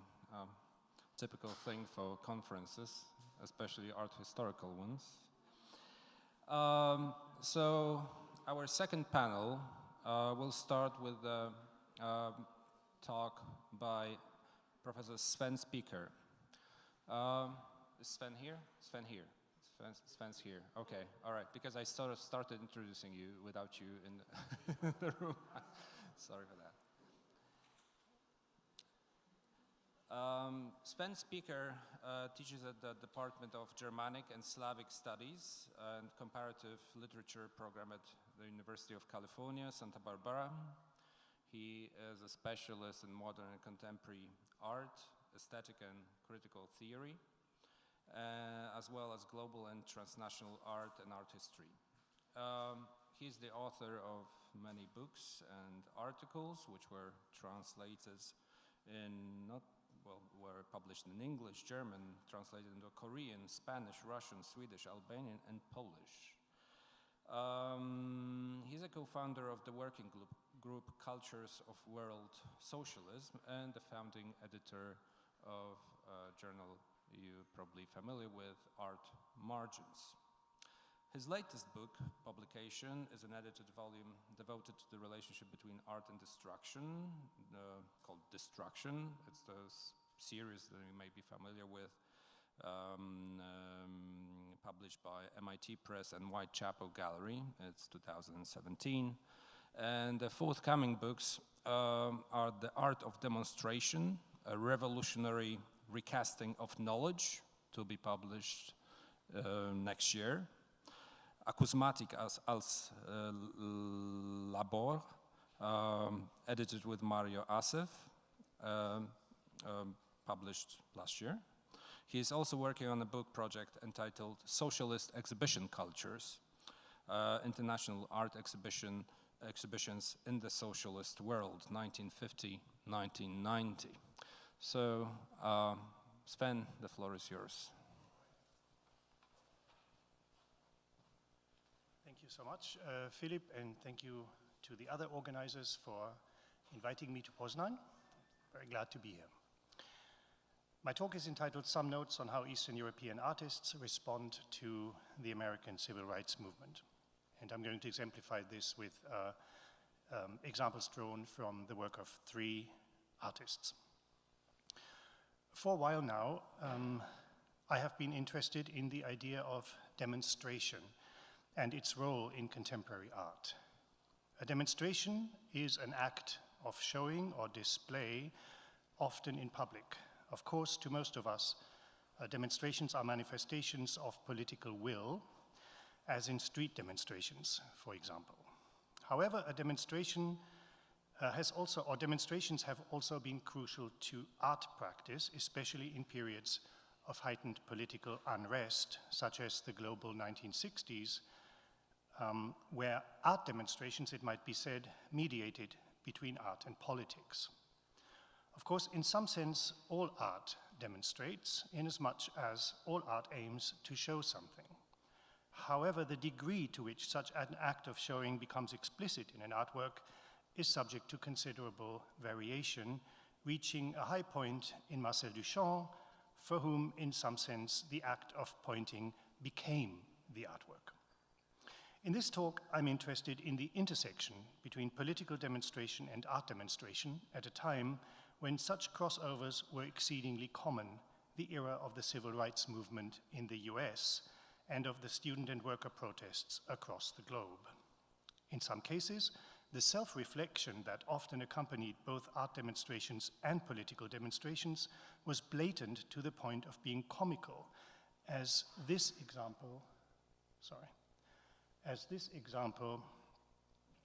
from the late 1960s in West Berlin shows when a demonstrator held up a placard with the inscription saying demonstrant or demonstrator. And such self-reflexiveness, which undermines the pure heteronomy that we associate with a political demonstration, was common during this era. After all, artists often participated and actively shaped demonstrations during the 1960s. And the answer to the question as to whether we should classify this particular demonstration here as art or as street protest may no longer seem so straightforward. Art demonstrations can spell out their message with varying degrees of explicitness. Let me give you a glaring example from the 1960s. When on May 1st, 1972, after the end of the May Day demonstrations, Joseph Beuys, who routinely referred to his own works as demonstrations, started his action clean up with a broom, or Ausfegen, on Karl-Marx-Platz in West Berlin's Neukölln district. His point was not only to exorcise the existing political system, but even its detractors. The artist wanted to show that, to quote him, even the ideology-fixated orientation of the students has to be swept away. That is to say, what was announced on their banners as the dictatorship of the proletariat, unquote.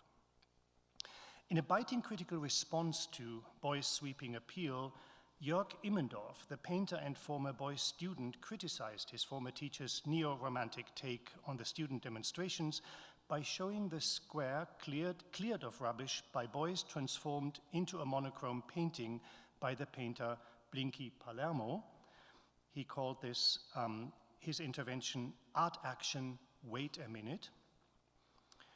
Combining a figurative depiction of a group of blue-collar workers that point their fingers at Palermo's work that we can see on the left, with a long handwritten caption that explains the scene, Immendorf's painting is a withering critique of Beuys' sweeping action, culminating in a series of rhetorical questions typical of Immendorf's style at the time. So the questions you can see on the right in that small print handwritten under the painting of the workers read, for example, for whom do these artists produce their works? For whom is it useful when on May 1st, the battle day for the social and political liberation of working people, Beuys cooks his art soup? This kind of art only helps minimize the contradictions in capitalist society, and so forth. In an astute commentary on Immendorf's Agitprop demonstration, Eckhard Gillen has noted that Immendorf operates in the tradition of what he calls Protestant Enlightenment art, eager to, quote Gillen, is eager to disable the ambivalence and seductiveness of images, unquote, by adding captions that effectively limit the ways in which the image can be interpreted. Now, in Cold War Eastern Europe, Immendorf's diatribe would have been unthinkable because here the fight against the ambivalence and seductiveness of images from a leftist position was already the official and only possible position of official propaganda. The jargon of the radical New Left in Western Europe, too, presented Eastern Europeans with considerable problems. Whereas in the West, students and artists often worked together to develop demonstrative formats that battled the capitalist public sphere and its production of false consciousness, in Eastern Europe, artists and intellectuals, even the few who sympathized with the New Left, suffered from the fact that many of the New Left's slogans and icons had long since been used by their own regimes that betrayed the ideals of communism even as they claimed to represent or uphold them.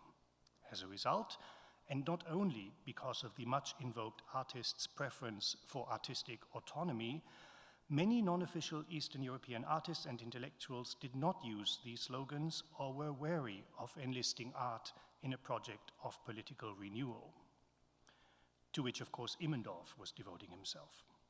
As Slovak art historian Andrea Batorova has noted of the reaction by one of Slovakia's most important performance artists, Alex Mlynarczyk, to the 1968 invasion of Czechoslovakia, she writes, basically for him as a citizen of a socialist state who knew all the consequences of a totalitarian system from experience, it was very difficult to get worked up about the revolutionary ideas in the West, unquote. As a result, artists in Eastern Europe oftentimes used demonstration less in order to return to Gillen's quote, disable the ambivalence of images, but on the contrary, to amplify such ambivalence, thus unlocking its subversive potential. To give an example, when in 1976, the Moscow-based art group Gniezdo, in an unprecedented action and in a country where such actions were both forbidden and unheard of, briefly took to the streets of the Soviet capital with a red banner held up by two artists, what that banner showed were not slogans, but instead a rotated painting by the US abstract expressionist Franz Klein entitled Accent Grove from 1955. Whether or not the Gniezdo's art action should be interpreted politically or not, and if so, in what way, remains more or less unclear. Now, the following examples of instances of ambivalent art demonstrations that I want to present to you focus on the United States, or rather on the way in which three unofficial artists from Eastern Europe reacted to the civil rights movement in the United States.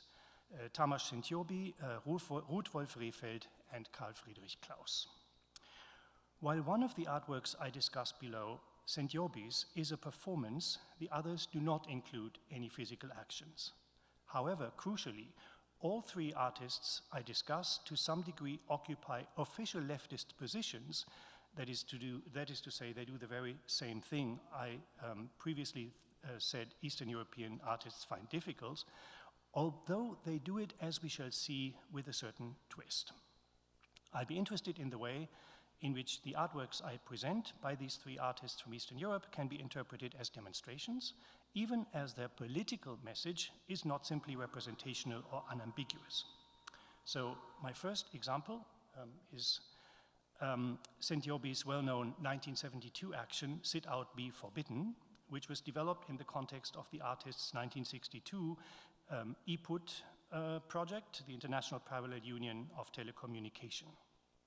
During the action, Szent-Györgyi moved a chair outside the Intercontinental Hotel in Budapest, sat on it, and strapped his mouth shut with a leather belt. Szent-Györgyi was alluding to sit-ins and other demonstrations by civil rights protesters in the United States. More specifically, he referenced the 1969 trial of Black Panther Bobby Seale, who was one of the Chicago 8 defendants who, gagged and tied for days during his trial in the US, were charged with conspiracy and inciting a riot after the 1968 National Convention in Chicago. All were sentenced to 4 years in prison by a white judge and an all-white jury. It's not necessarily easy to decide what specifically Szent-Györgyi was trying to address with his demonstration. Three possibilities come to mind. First, the oppressive reality of the US justice system. Second, official Hungarian solidarity discourse that denounced racial injustice in the US. And third, censorship and the absence of freedom of speech in Hungary. Of these three potential references made by Szent-Györgyi's demonstration, the third one is the only one that does not include a reference to racial justice, because it refers the artist's performance exclusively to the situation in his own country. Indeed, when the authorities proceeded to remove Szent-Györgyi from his post in front of the Budapest Hotel, now another version of the story has it that he simply left the scene and walked away of his own accord, the interpretation of Sit Out, Be Forbidden they chose, that is the authorities, in case they really did take him away, would not be grounds for operated precisely from the assumption that art, where it chooses to criticize reality, invariably does so from a vantage point that is universal and hence, by definition, white, that is, in the name of freedom and the right to speak. In other words, it operated from the assumption that Szent-Györgyi's action couldn't possibly have been about Bobby Seale, the Black Panther. If this confirms the suspicion that an awareness of race as a source of social inequality was largely missing from Eastern European societies, it should not be forgotten that at the same time, Hungarian state propaganda exploited the existence of racism and racialized inequality in the West to the best of its abilities, and hosted icons of the civil rights movement, such as Angela Davis, who was herself a member of the Black Panther Party. My second and third example of an art demonstration on behalf of the civil rights movement are works on paper. I begin with a typewriting by GDR artist Ruth-Wolf Rehfeld, entitled Homage à Martin Luther King, from the late 1970s, and second, a work by Carl Friedrich Klaus, also from the GDR, that references again Angela Davis. Both Wolf Rehfeld's and Klaus's works need to be seen before the background of the intense, if to a large degree officially mediated, reception of the US civil rights movement in East Germany. As Maria Schubert has shown, given the GDR's close connections with West Germany, which included access to Western television by the vast majority of GDR citizens, in the GDR, interest in what the state propaganda referred to as the other America, das andere Amerika, and essentially conceived as a democratic and in essence socialist parallel to mainstream US culture, was much more dynamic and more developed than in other countries of the Eastern Bloc. By far the most elaborate official campaign on behalf of a US civil rights leader in the Eastern Bloc was the GDR's 1 Million Roses for Angela Davis campaign that resulted in tens of thousands of postcards to Davis from East German citizens. Davis had been a supporter of the so-called Soledad brothers, 3 black youth who were charged with the killing of a violent prison guard at Soledad Prison in California, where they were held for unrelated offenses. Davis had purchased several of the weapons 17-year-old Jonathan Jackson used when he tried to liberate his brother George and the 2 other defendants during their trial in Marin County, also in California. One of these weapons killed the trial's judge, Harold Haley. Soon after being indicted on murder charges for her alleged complicity in the murder, Davis became a fugitive and fled California. And this story is important because it's the background to the 1 Million Roses for Angela Davis campaign. On October 13, 1970, FBI agents found her in New York City, and President Richard Nixon congratulated the FBI on the capture, as he said, the capture of the dangerous terrorist Angela Davis, unquote. When Davis visited East Germany after her eventual acquittal, 500,000 people greeted her at East Berlin's Schönefeld airport, while the GDR government prided itself on having freed her from the clutches of a terrorist state. Davis was, of course, not the only representative of this other America to visit Eastern Europe.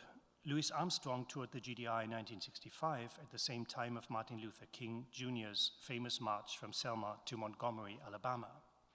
Among earlier visitors who were closely connected to the US civil rights movement and visited Eastern Europe was the legendary singer and activist Paul Robeson, who visited the region together with his wife multiple times.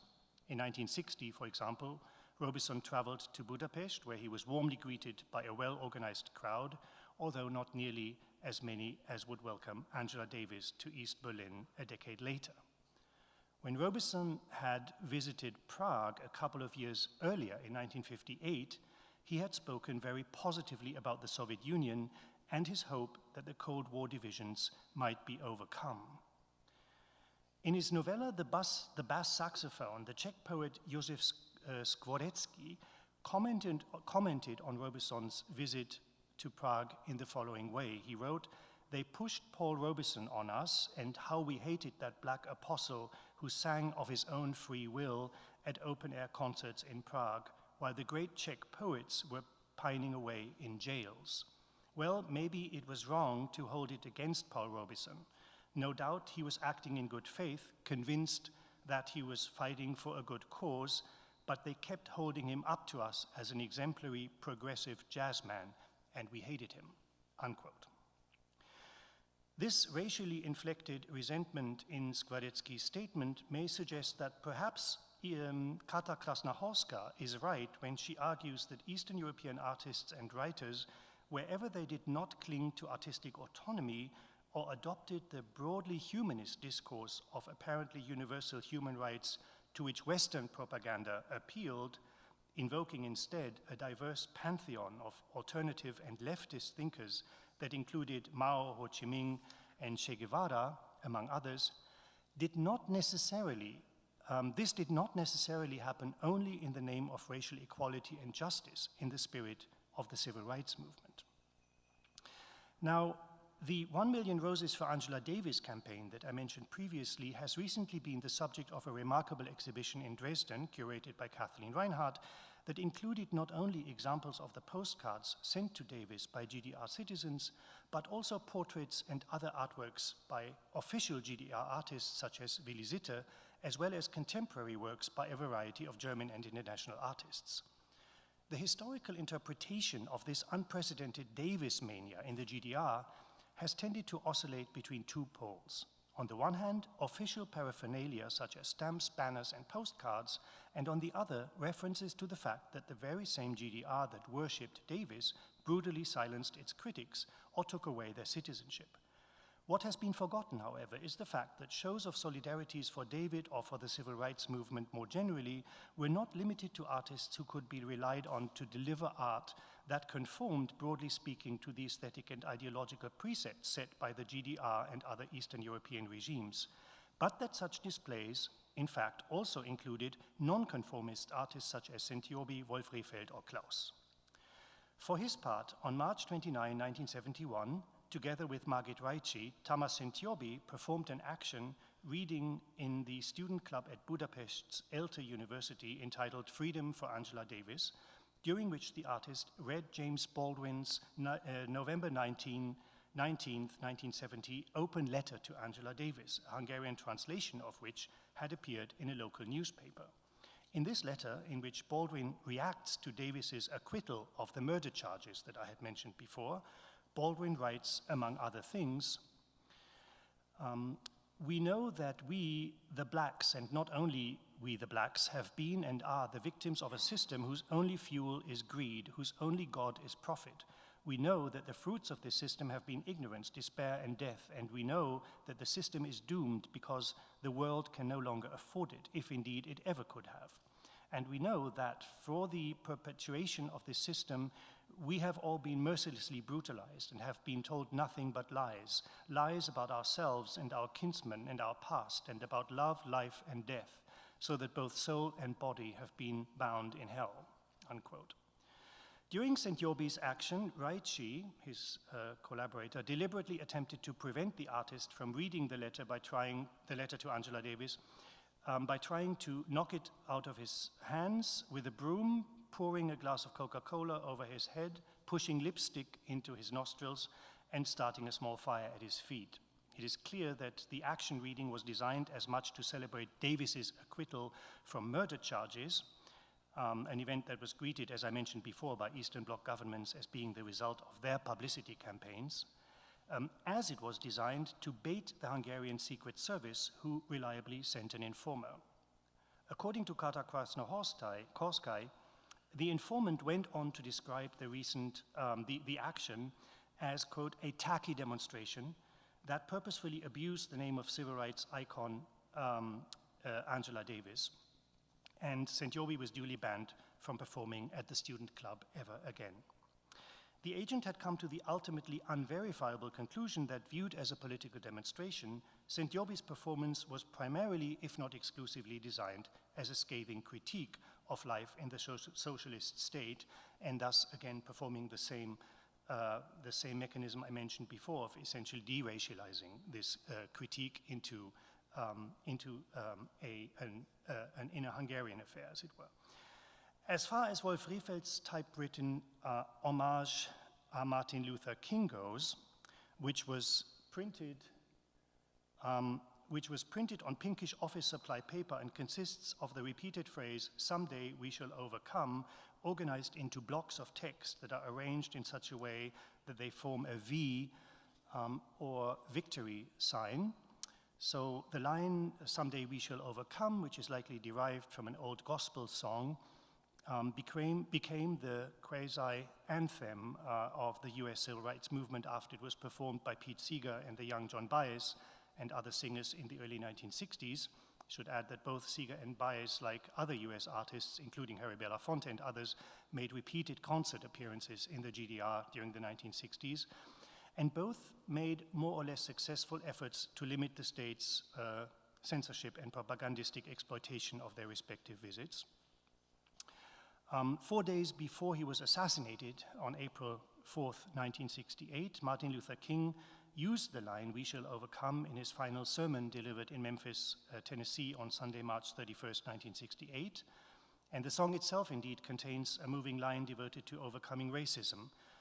It reads, "We shall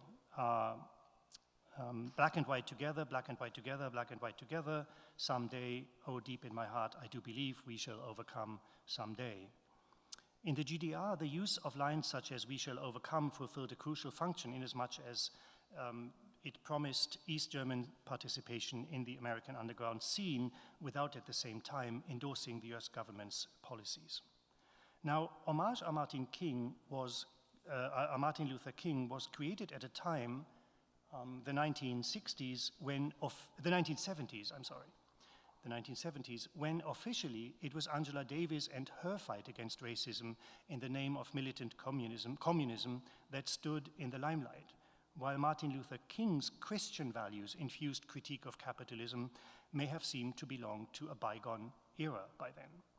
Wolf Rehfeld, through her idiosyncratic graphic design, makes the perception of the phrase, "someday we shall overcome," difficult, thus significantly slowing our reading. And this retardation, I argue, has the effect of desloganizing the phrase, which we now read as if for the first time.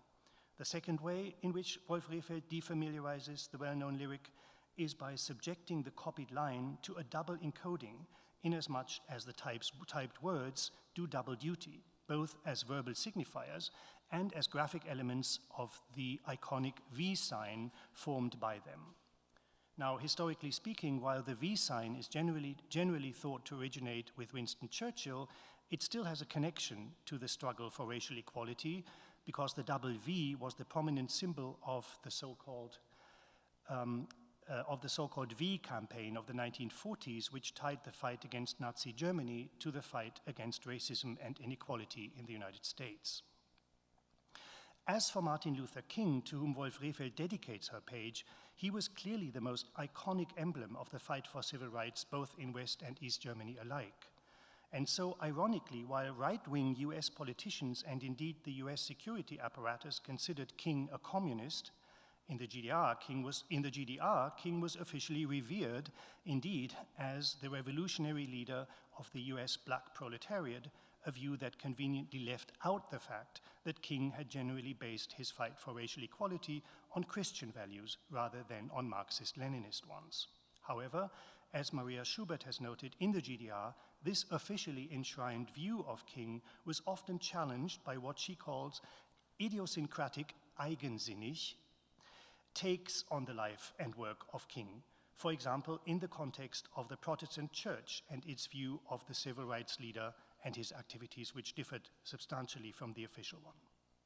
Now, one other such idiosyncratic or eigensinnig take on King, an artistic one, is Ruth Wolf Rehfeld's homage à Martin Luther King, whose most far-reaching expansion beyond King's official portrait has so far eluded researchers, for it seems as if the artist does not merely apply the line, "someday we shall overcome," affirmatively to the V shape that becomes in this way readable as a victory sign, enlisting the line as Martin Luther King did in the struggle for civil rights. When viewed from certain angles, it becomes clear that the graphic representation of this line, with its acute angle pointing towards the viewer, can also be viewed differently, namely as the sharp corner of a three-dimensional wall, composed of letters and anchored by the column formed by the word "someday," as if we as viewers were in a position slightly above the wall. Seen in this alternative way, the phrase "someday we shall overcome" takes on a different meaning, closely related to Wolf Rehfeld's own situation in a world divided by a wall. Wolf Rehfeld's stunning visual double entendre may have been inspired by a series of well-known photographs that show King during his 1964 visit to West Berlin on an elevated viewing platform, together with local politicians, as he overlooks the still provisional Berlin Wall into the city's eastern half. As we can see, the photograph is itself dominated by a series of triangles formed on both sides of the street by the 19th century tenements that open up like giant V's away from King on the one hand and the street in front of King and his entourage on the other. In fact, Rudolf Rehfeld's non-verbal reference to the Berlin Wall echoes Martin Luther King's own. During the same 1964 visit, when King was led to see the Berlin Wall, he was initially not slated to visit the eastern half of the city, partially for lack of time and partially because no official invitation had been issued. Finally, it was representatives from the Protestant Church who were, by his own testimony, able to persuade the civil rights leader to cross the border into East Berlin in order to deliver a sermon in St. Mary's Church, the Marienkirche, on September 13, 1964. In this sermon, during which King avoided any direct references to the Cold War, he included a curious, if geopolitically unspecific, reference to walls.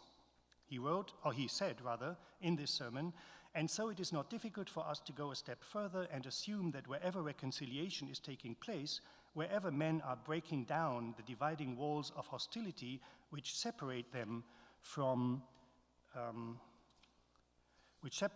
their brothers, there Christ continues to perform his ministry of reconciliation, unquote. King's reference to walls allows us to anchor Rudolf Rehfeld's homage à Martin Luther King, both in the divisions of the Cold War and in the fight for racial justice, a combination that, despite the official rhetoric, was clearly anathema to the GDR government, which viewed the Berlin Wall as a protection against fascism and would surely not have associated its overcoming with Martin Luther King's legacy. Here, as in St. Jobi's case, Wolf Rehfeld's demonstration clearly amplifies the syncretic ambiguity of its visual display so that it can take on multiple meanings and accommodate seemingly incompatible political references. A similar logic can be seen in my last example of how Eastern European artists reacted to the US civil rights movement, Carl Friedrich Claus's long title, Thinking of Jonathan and George Jackson and the Soledad Brothers for Angela Davis in Solidarity. Generally speaking, like Wolf Rehfeld, Carl Friedrich Claus frequently combines pointed Marxist critique with formal openness and expanded rather than limited ambiguity. As is the case with all of his language sheets, what he called Sprachblätter, of which the artist conceived as writing rather than image making, Claus worked on both sides of Thinking of Jonathan and George Jackson and the Soledad Brothers at the same time. On the front side, the side that you can see here, the page shows a mouth-shaped form, the larger one, containing a darker form at its center, before a background of dense lines that form more or less clearly visible eyes.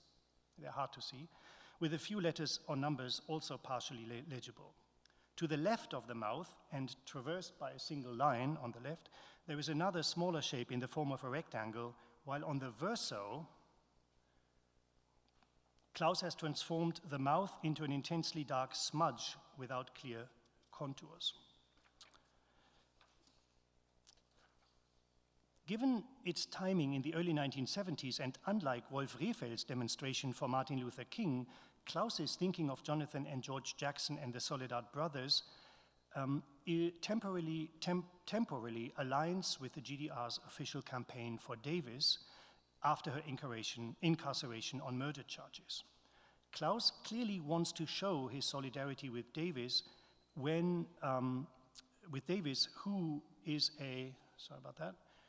who is a communist like the artist also was. Like tens of thousands of other GDR citizens, Claus views the goal of freedom for Angela as being embedded in a global fight for equality and emancipation, and he notes in his diary, quote, peoples of the world, listen to the signals, forward, never forget solidarity. Angela Davis works and fights on the front line despite her incarceration, through which they want to crush her. I salute her in admiration and in communist solidarity. Freedom for Angela Davis, unquote. When we read these lines, we may want to remain mindful of Maria Schubert's remark that showing solidarity for Angela Davis, in Claus' case, by an artist with a decidedly strained relationship with the official GDR, should not be seen as an endorsement of GDR policies or of its government. Indeed, while Claus, whose work was rarely shown in his own country, demonstrates on behalf of Davis, he does so in a way that is, if anything, even more eigensinnig than Wolf Rehfeld's was.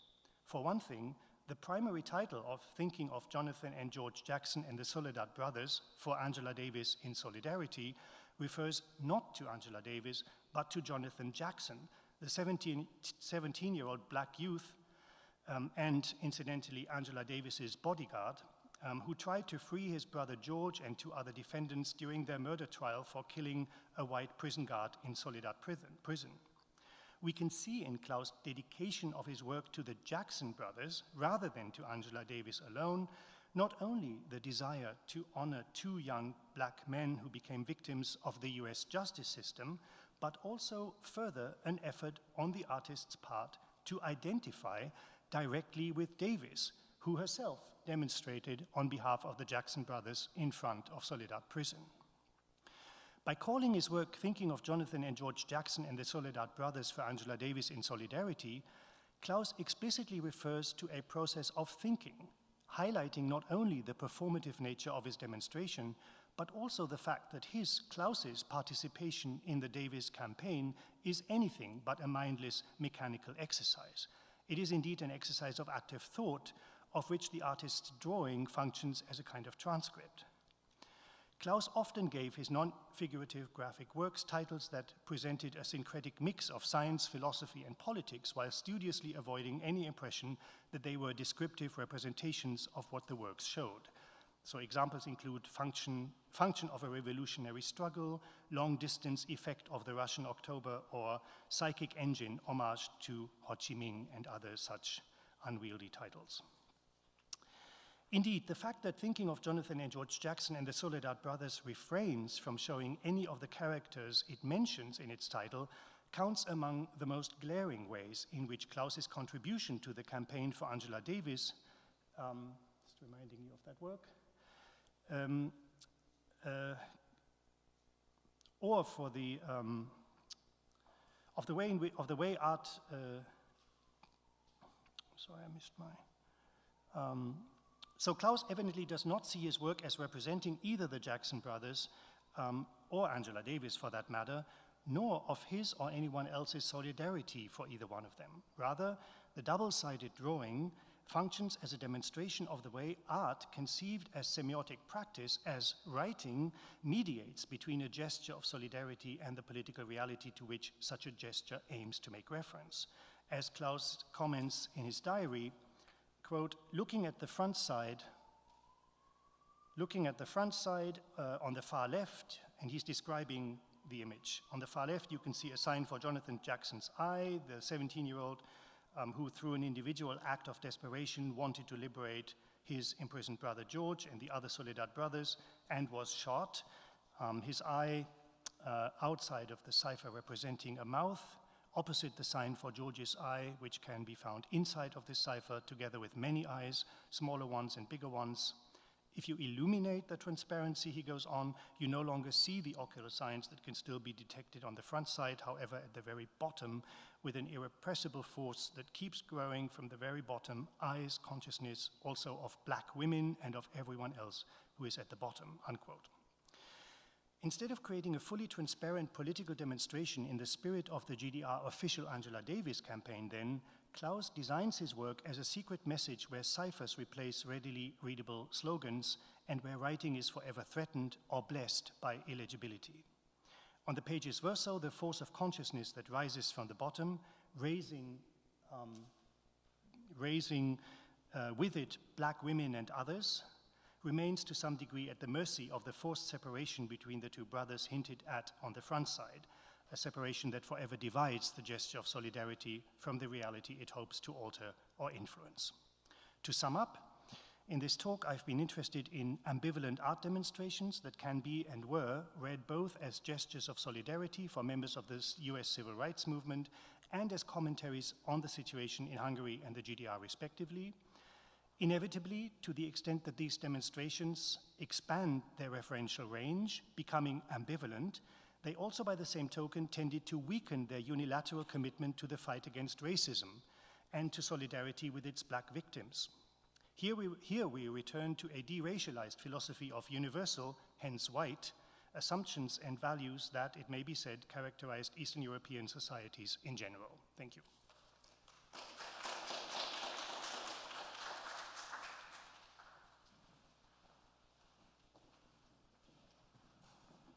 Thank you, Sven, for showing this actually complicated relationship between the racial politics and under communism and the attitudes among artists. And I'm pretty sure that also in other countries we can think of maybe not so startling and clear examples, but there's these racial politics, which was present very much in Poland as an official policy, as a critique of the United States, sort of interesting in an interesting way, sort of translates in some artistic gestures. Our next speaker, let me just put up the presentation. Our next speaker is Anna Markowska from the University of Wrocław. Anna Markowska is an art historian and professor at the University of Wrocław. She's also a member of the board of ICA from 2020. Her publications focus on American art, but not only, Polish art. The book on American is called Comedy of Sublimation, was published in Polish. It's an English translation in 2009. She wrote extensively about Polish 20th century art, especially after the Second World War. For example, two turning points, Polish art after 1955 and 1989, published in 2012. And she also on archival research on conceptualism and many, also she published on feminism, on many topics actually. And very important publications. Her recent book is publication concerns Natalia LL and was published in 2022. One of her latest publications also concerns Duchamp. It's called provocatively, Why Duchamp Didn't Part His Hair. It was published in 2019. Dlaczego Duchamp nie czesał się z przedziałkiem? That's the Polish original title. And it deals with the divisions and taxonomies that lead to unlearning and deskilling strategies in the field of art. So please welcome Anna Markowska. And the title of her presentation is slightly different, as I can see. From the program, the Katowice Sanga and the American Dream.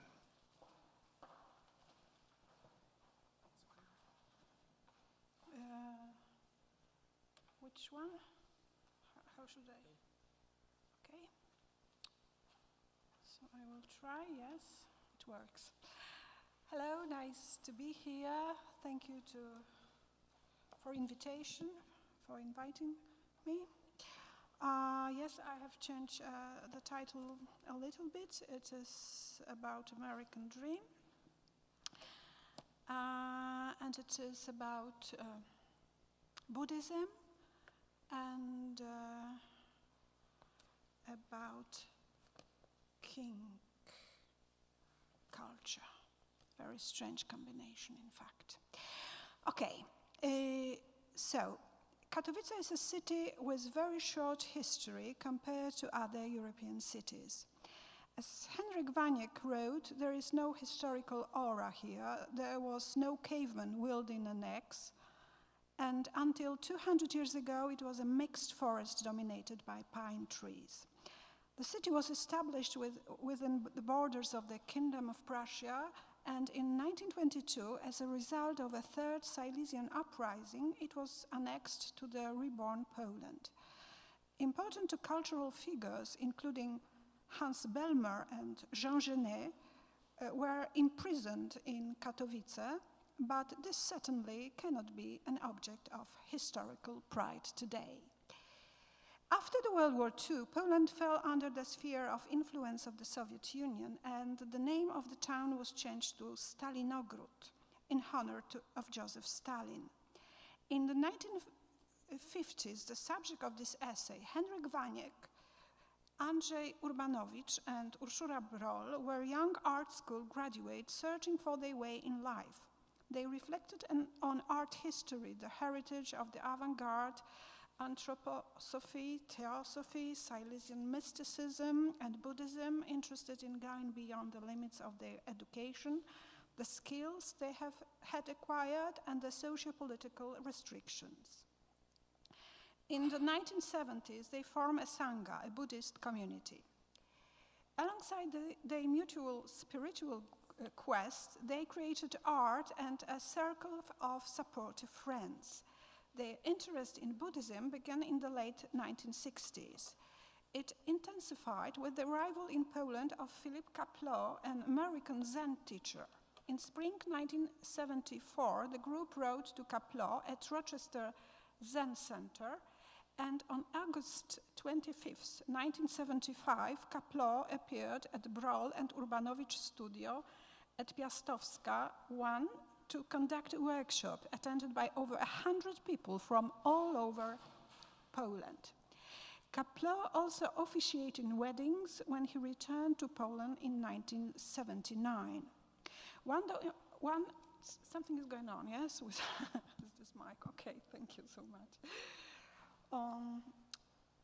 One of the interpreters in 1975 was Jacek Dobrowolski, who years later recalled the fantastic Zen adventure, quote, in the imperial Japanese-American style, as a dream of power and freedom without borders in an enslaved country. Translation of Buddhist texts were also undertaken by Tadeusz Sławek, a prominent essayist and later rector of the University of Silesia in Katowice. In the Poland of the real socialism, Buddhism was one of the countercultural movements of the opposition. Such movements oscillated, as Aldona Jawłowska wrote in Ways of Counterculture, between the rejection of a society trapped in a system of dominance and the search for a new concept of society integrated with solidarity and spontaneity. Resistance stemmed from the non-acceptance of the status quo, which, as Urbanowicz himself explained, was associated with the sphere of, quote, art, system, religion, knowledge, customs, end of the quote, and the desire to experience the unknown and incomprehensible. Before forming the Sangha, the Katowice artists formed the Oneiron group in 1967. It occurred in a different configuration of friends, as the Oneiron collective was primarily focused on art. Within its framework, artists collaborated in writing artistic statements, painting, translating inspiring texts, organizing public actions, and practicing manual reproductions of self-publishing. This is why I use the word Sangha, originally used to describe a Buddhist community, more broadly to refer to a community where Buddhism is part of the new spirituality. Also, the Katowice artists once renounced the Catholic Church. This does not mean that the religious gave way to the secular, but that the religious for God is giving way to the spiritual for life. This happens outside the framework imposed by historical determinism, experts from cultural institutions, and the country's cultural policy in the case of the aforementioned artists. The fact that in a country dominated by the Soviet Union, their interests were directed towards American culture and, of course, traditionally in Silesia towards German culture, shows not only an obvious anti-communism, but also an aversion to cultural choices indicated by the state, in which West Germany and the USA played the role of the most hostile countries behind the Iron Curtain.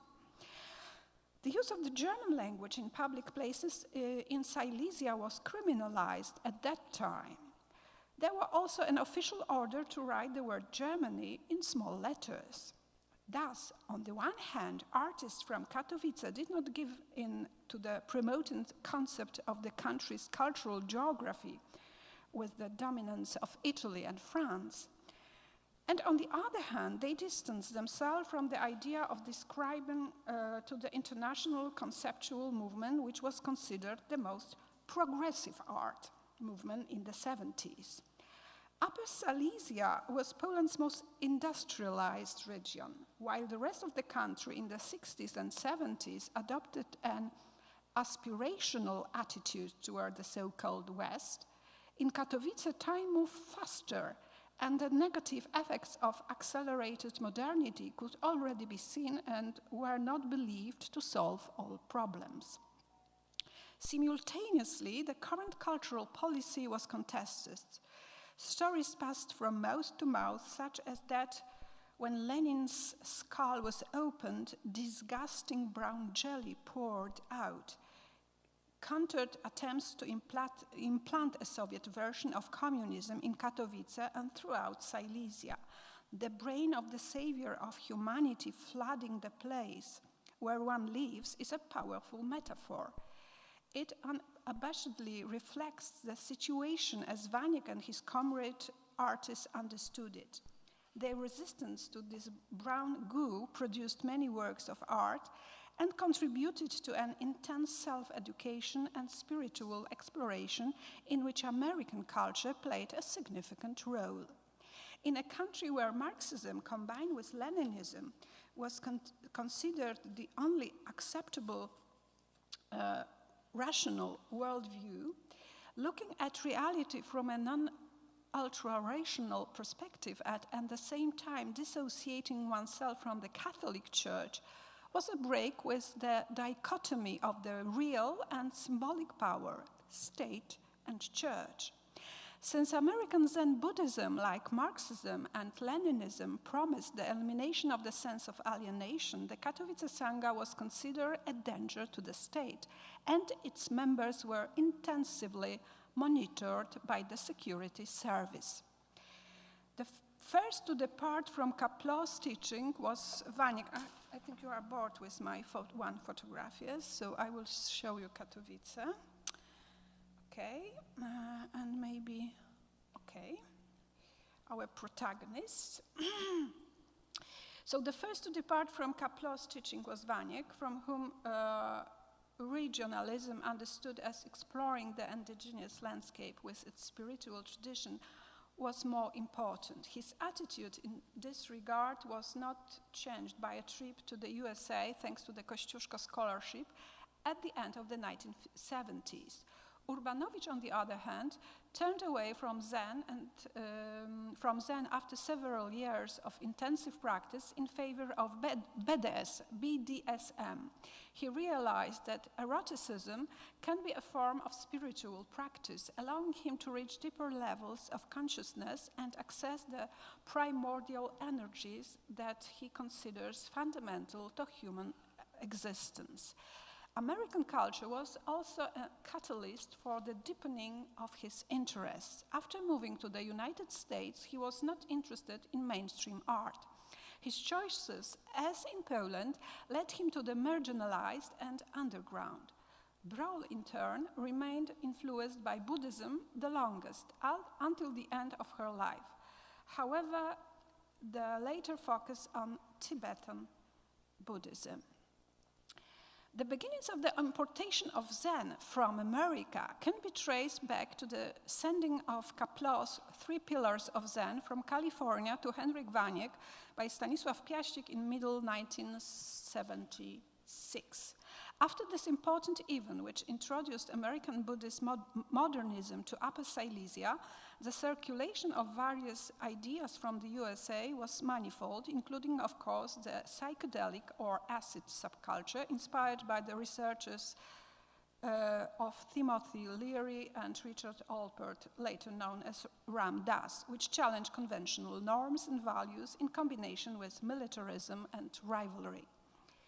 The first session, periods of intensive meditation practice, and Jukite ceremonies, a rite of passage and a way to deepen commitment to the path of awakening and strengthen connection with the wider Buddhist community, were held in post-war Poland as a result of a visit by Roshi, venerable spiritual teacher, Philip Kapleau, in 1975. More than 20 people became formal Buddhists. Urbanowicz and Brawl also patented meditation paintings. However, all of events in Katowice occurred with some controversy. As Vaniek wrote, a Buddhist priest who came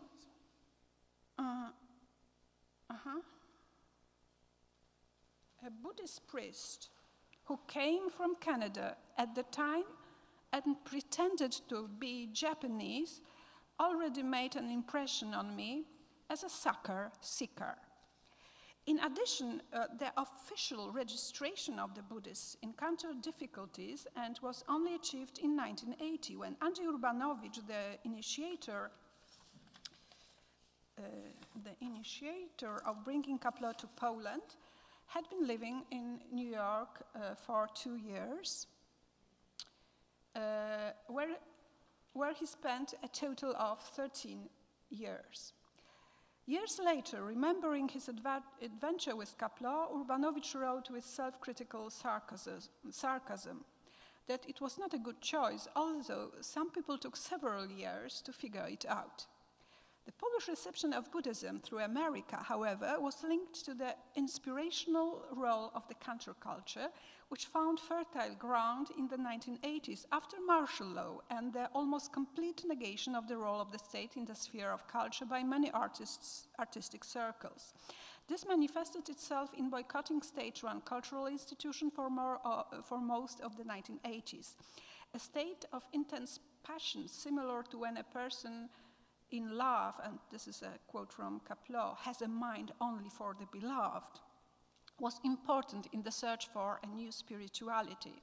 This appealed to young people in the 1980s when cultural life flourished in churches and tanks and police patrols increased in the streets.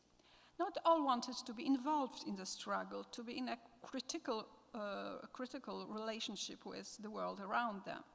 Meanwhile, in the America of the 1980s, Urbanowicz was overturning all of the anti-sexual and puritanical obsession of the socialist and Catholic cultures. In fact, Urbanowicz's work was censored for alleged pornography as early as 1973. In 1986, a translation of To Cherish All Life, a Buddhist Case for Becoming Vegetarian by Philip Kapleau was published by the Pusty Obłok publishing house. It was sponsored by the Zen Buddhist Association Sangha and translated by Zbigniew Becker. 2 years later, Kapleau's most famous book, The Three Pillars of Zen Teaching, Practice and Enlightenment, considered the first publication of Zen by a Westerner, appeared in the same publishing house, translated by Jacek Dobrowolski. In the case of the Katowice milieu, however, official edition of books should not be emphasized at all, since there were many self-translations made as part of extensive self-education activities. Copies were repeatedly rewritten and put into internal circulation. In the preface to the Polish edition To Cherish All Life, a Buddhist Case for Becoming Vegetarian by Maria Grodecka, the author writes about the depravity of the human conscience by imposing on it, along with meat eating, an approval of the undeserved suffering of others, the humiliation and agony of animals. The foreword to the Polish edition of The Three Pillars of Zen was written by Wojciech Eichelbergen, and here is this quote I have shown you, now a well-known psychotherapist and writer. Eichelberger wrote of himself at that time, "The state of my mind was a picture of the generational experience of some of the 30-somethings of the 1970s. The hippie movement, anti-psychiatry, McLuhan, Huxley, Cohen, the Beatles, Leary and Albert, plus a lot of alcohol and some LSD, to name a few sources of inspiration of varying value." The title of his later book are revealing: a woman without guilt or shame, betrayed by his father. They indicate that Buddhism played a therapeutic role in the duopoly of atheism, Catholicism, state, church. Kapleau's visit was the climax of various spiritual investigations they had begun much before his arrival in Katowice. Urszula Broll's and Andrzej Urbanowicz's studio at Piastowska Street in Katowice was the center of all these activities. There, for example, love-in meetings were organized according to the counterculture movement of the 60s. They were characterized by a sense of community, emphasizing the spirit of free love, live music, poetry readings, and other forms of artistic expression, as well as drug use and a shared experience of the world. To what extent did the hippie soulful art of the Katowice collective benefit from the American contacts? According to Krzysztof Lewandowski, a participant in those events, the folksy hippie zen of the Polish version was much more interesting than the American monastic drill. For, as I know from oral histories and recollections of participants in those events, Urbanowicz was extremely committed to perfect accuracy in his daily Buddhist practice, not hesitating to use a stick, kyosaku, to beat Zen adepts for additional transformational impetus. For some people, this way of intensifying the concentration of the mind to stimulate zazen to crush the ego turned out to be counterproductive. As a result, not only the state of uniting body and mind with mu, the state of emptiness, was not achieved, but many people have been totally discouraged from spiritual practices. Well, what we have, then we have a shift.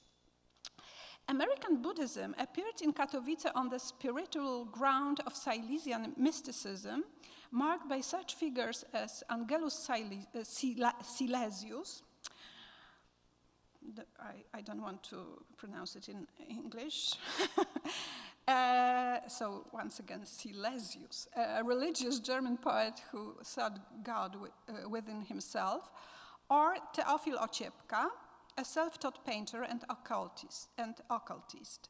Moreover, many hippies were more interested in Allen Ginsberg. His poem Whole was circulated in many copies, and its reading was often juxtaposed with St. Paul's first letter to the Corinthians, or Jack Kerouac.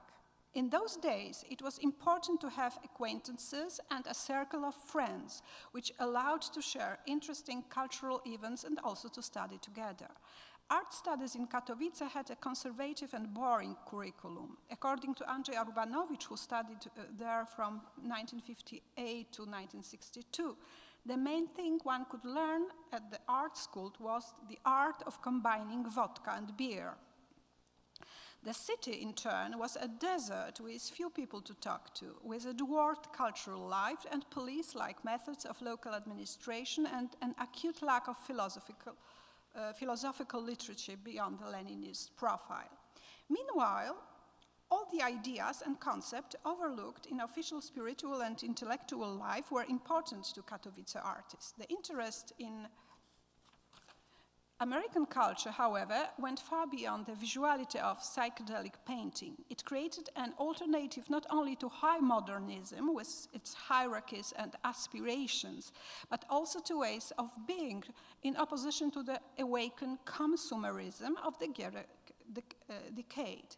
Henryk Wanik translated Huxley Heaven and Hell because, as he said, I was very attracted to all kinds of attempts to undermine the despotic rational mentality.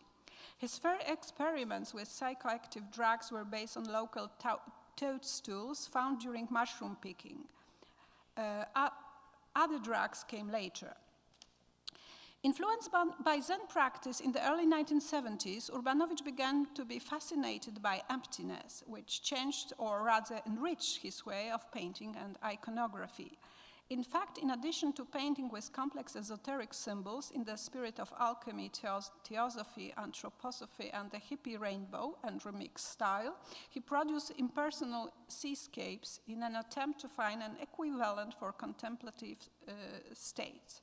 The artist's fascination with water deepened in 1978, the year of his divorce from Ursula Broll, when he traveled across the Atlantic from Europe to the United States. This fascination lasted until the mid-1980s. In New York, where he stayed until 1991, he abandoned Buddhism and changed his concept of art, questioning the possibility and the sense of pursuing the truth that exists outside the material world and is unimaginable through an idealized concept of nature and the limitation imposed on the imagination.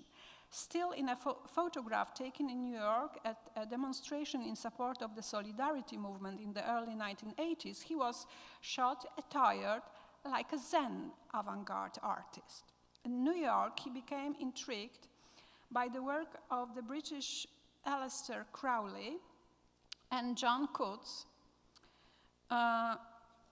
better known as John Willie. The former was in the United States during World War I, while the latter spent 2 decades of his life in the United States, where he published most of his drawings and cartoons. It was to him that Urbanowicz owes his interest in the character of Sweet Gwendoline. Where is the Queen's Gwendoline? Well, I think it is here. Oh, here it is. In addition to his comics strips, Willie published Bizarre magazine, an open forum for just that, bizarre ideas, concepts, and costumes in New York, starting in 1946. As Eric Kroll wrote about Willie, I don't think that he was in extreme cruelty. He believed in consensual bondage. He seems to have been cocky. This makes sense. He knew of a world that no one else could even imagine. His vision left him alone in the world.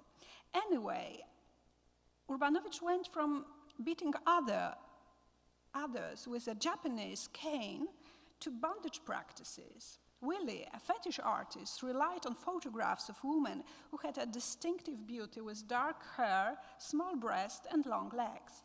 His models include legendary, where I have Betty Page, the Queen of Bondage, and the photos in his magazine were taken by Fakir Musafar, a body modifier in addition to Willie.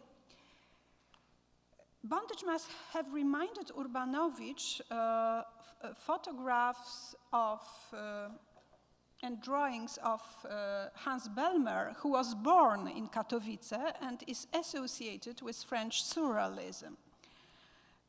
Willie was, as Julia Pine pointed out, a pioneer of kink and fetish culture, and at the same time an artist who was able to circumvent moral laws and censorship with the help of coded language. Bizarre used an ironic and parodic form of communication that appealed to 2 types of audiences: women looking for inspiration in fashion hairstyle or lingerie, and those with specific sexual preferences, bondage, acrotomophilia, body modification, sadomasochism, transvestism, high heels and corsets.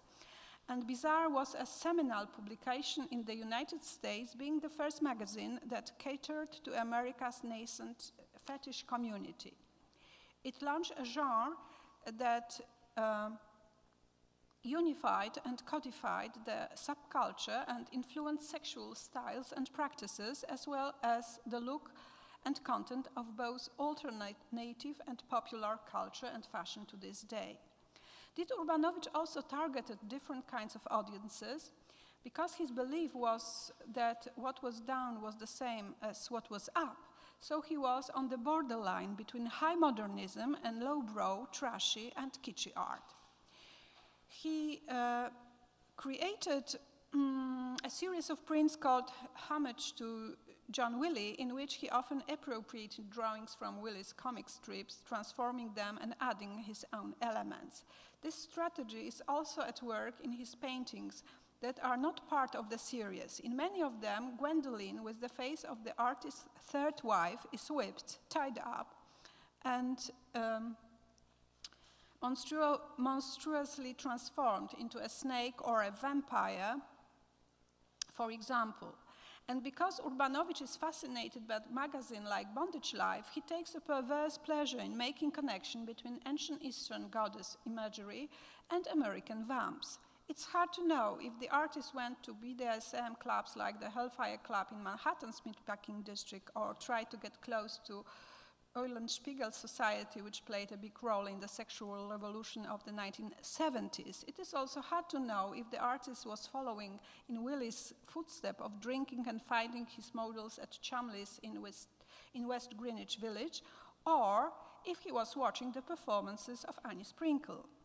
What we do know for sure, he was interested in rock and roll.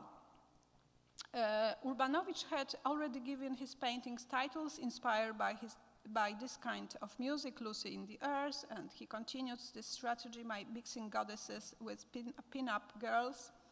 Cosmic Mama again relates to Janis Joplin. I Got Them All, Cosmic Blues Again, Mama album. Moreover, this kind of remixing had already characterized the earlier art of Urbanowicz, and all of the members of the Oneiron group who sought to combine the transcultural tradition of spiritual art with that of commercial and trashy art. As Urszula Benka, privately his third wife, wrote, Urbanowicz in the 1980s and early 1990s had not yet heard of Bataille as a part of a strange convergence. But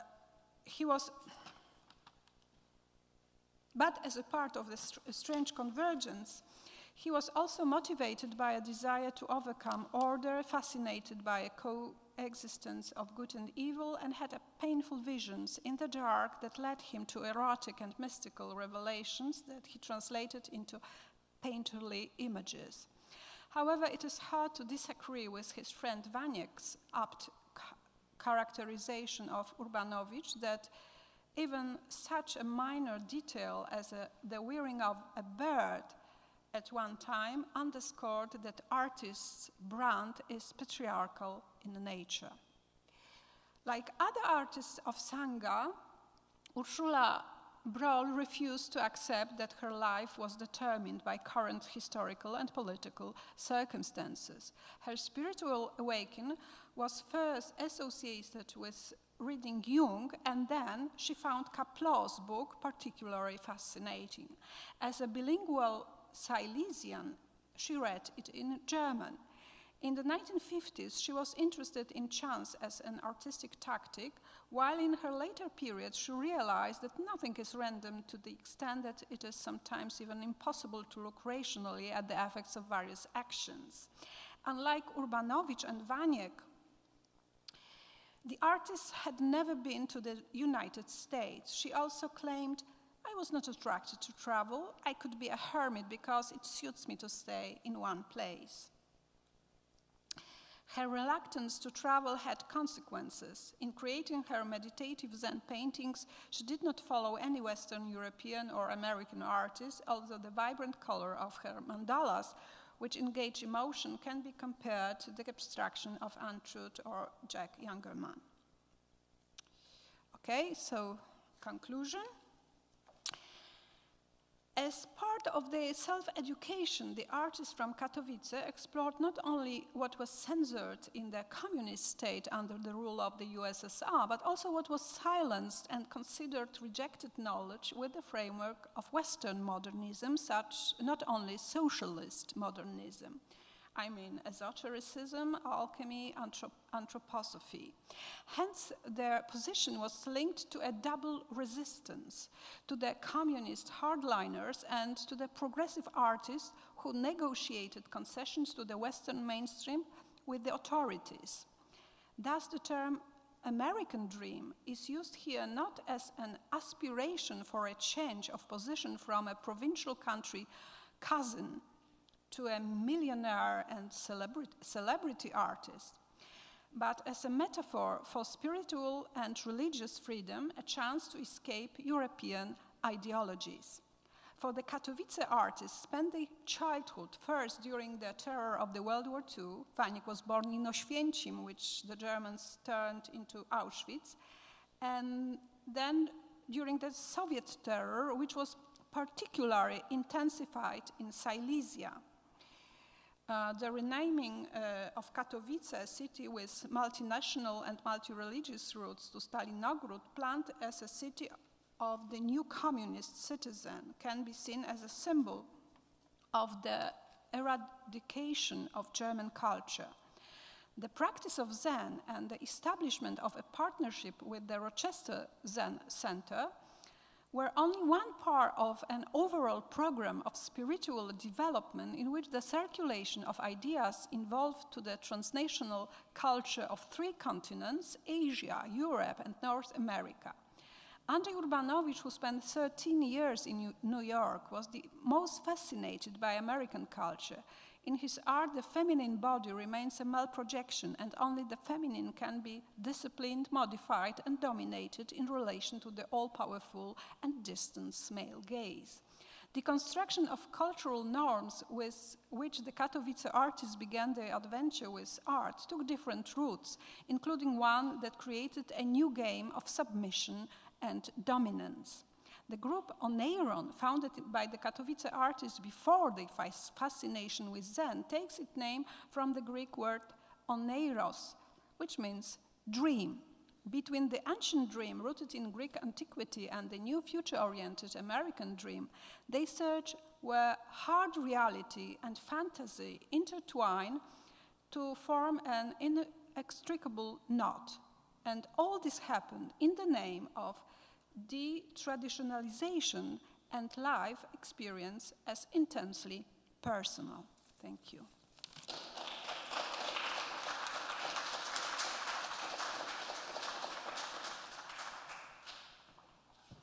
Thank you so much for this slightly kinky presentation and amazing material. Let's have a very brief coffee break, like up to 10 minutes, okay? Because we're falling behind the schedule. And let's congregate at around like just before 4 o'clock.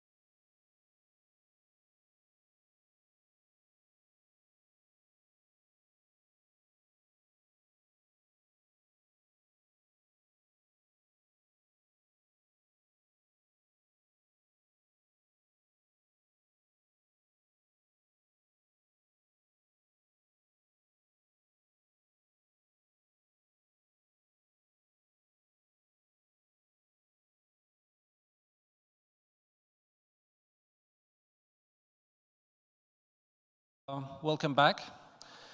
And our next speaker is Paweł Leszkowicz. Paweł is our colleague at the Institute of Art History, a professor at Adam Mickiewicz University. He's an academic lecturer and a freelance curator specializing in international contemporary art, curatorial and LGBTQ studies. He's the author of Ars Homoerotica exhibition in Warsaw, Warsaw's National Museum, which took place in 2010, and numerous queer exhibitions and symposia in Poland and in the UK. He's the author of 4 books. It is Helen Chadwick, The Iconography of Subjectivity, 2001, Life and Democracy, Reflections on the Homosexual Question in Poland, 2005, Art Pride, Gay Art from Poland, 2010, and The Naked Man, The Male Nude in Post-1945 Polish Art in 2012. He contributed to many collections and books published by Routledge, NYU Press, and many, many others. He was also the recipient of many scholarships. The recent one is 2021-22. He was a visiting scholar at the Center of Transdisciplinary Gender Studies at Humboldt Universität zu Berlin. And Paweł will give us a talk titled Notes on the U.S. Queer Impulses in Art Behind the Iron Curtain. Please.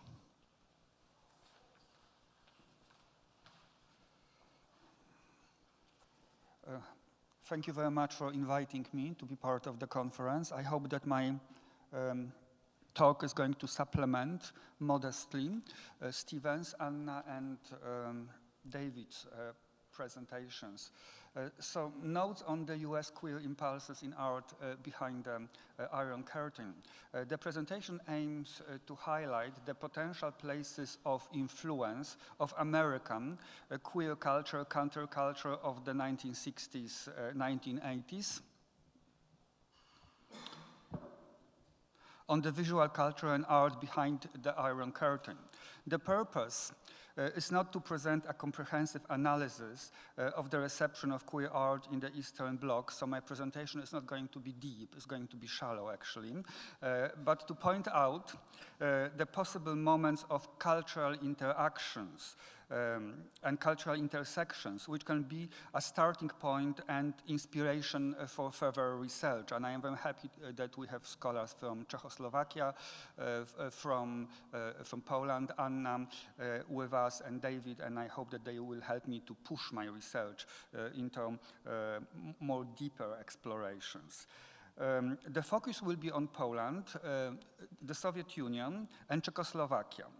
So I decided to select only some cases, and I decided to focus only on the American inspirations, not the so-called Western inspirations, because this is the assigned subject of the conference by Philip.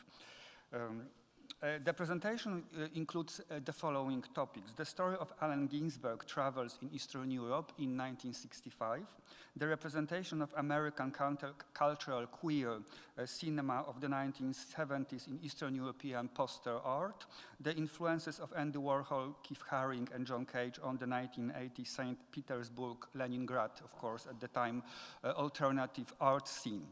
So I'm going to start with the Soviet Union.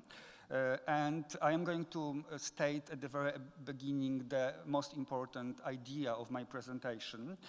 In his book, Other Russians, Homosexuality in the Crisis and the Crisis of Post-Soviet Identity, a book published in 2009 by Brian James Baer, he states that during the perestroika period, 1985-91, the expression of homosexuality in Russian culture was a search for a post-Soviet, anti-Soviet aesthetic, which was particularly evident in Timur Novikov's New Russian Classicism, inspired by neoclassical beauty and mass culture. And I totally agree with Brian James Baer's diagnosis, because in other countries of the Eastern Bloc, including my own Poland.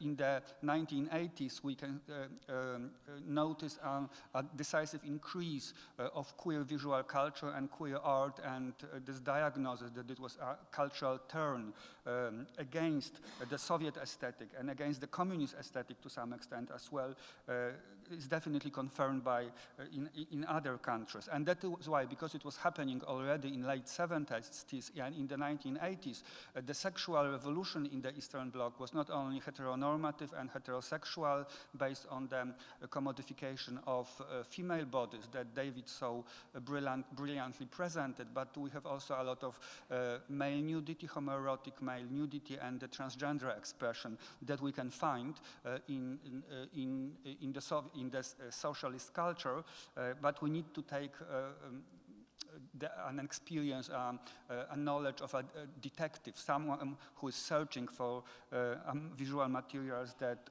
in many cases was hidden for a very long time.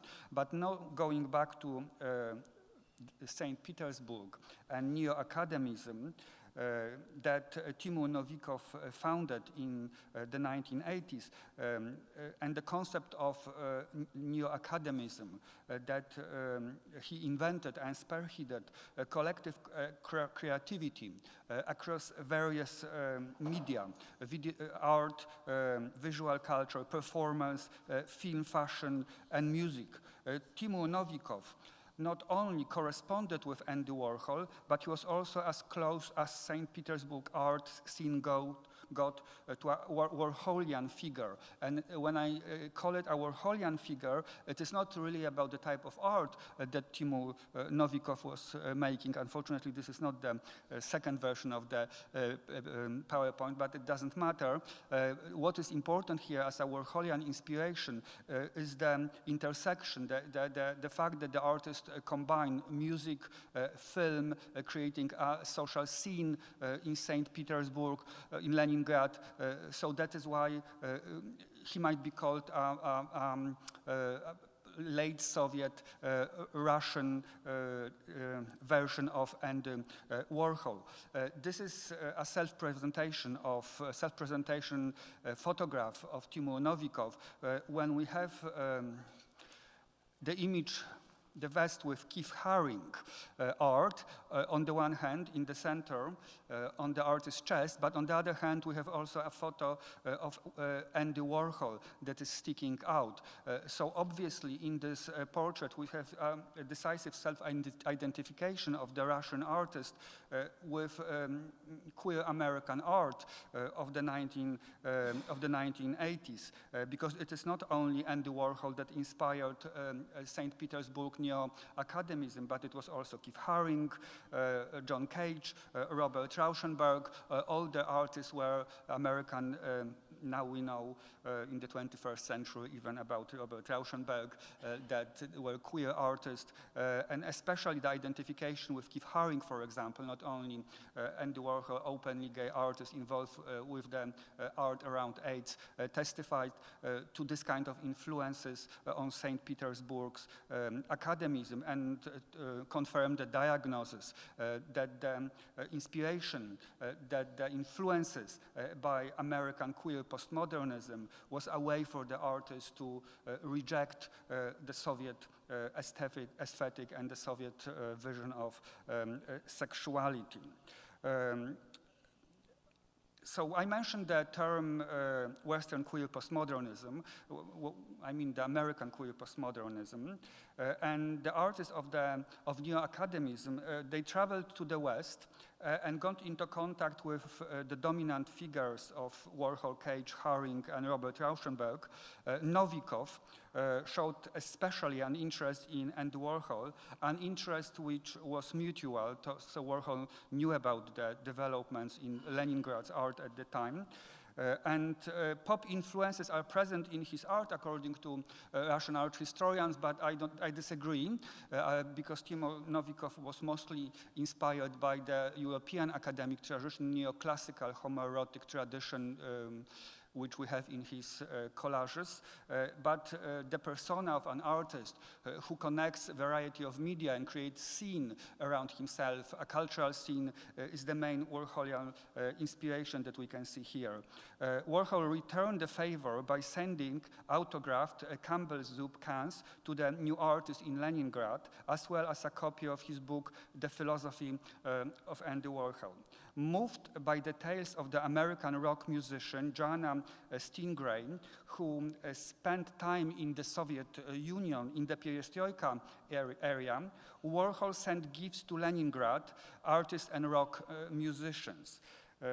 This is the group of artists which was particularly part of this neo-academism inspired by Warhol, and we see here Novikov looking at Andy Warhol's the philosophy of Andy Warhol.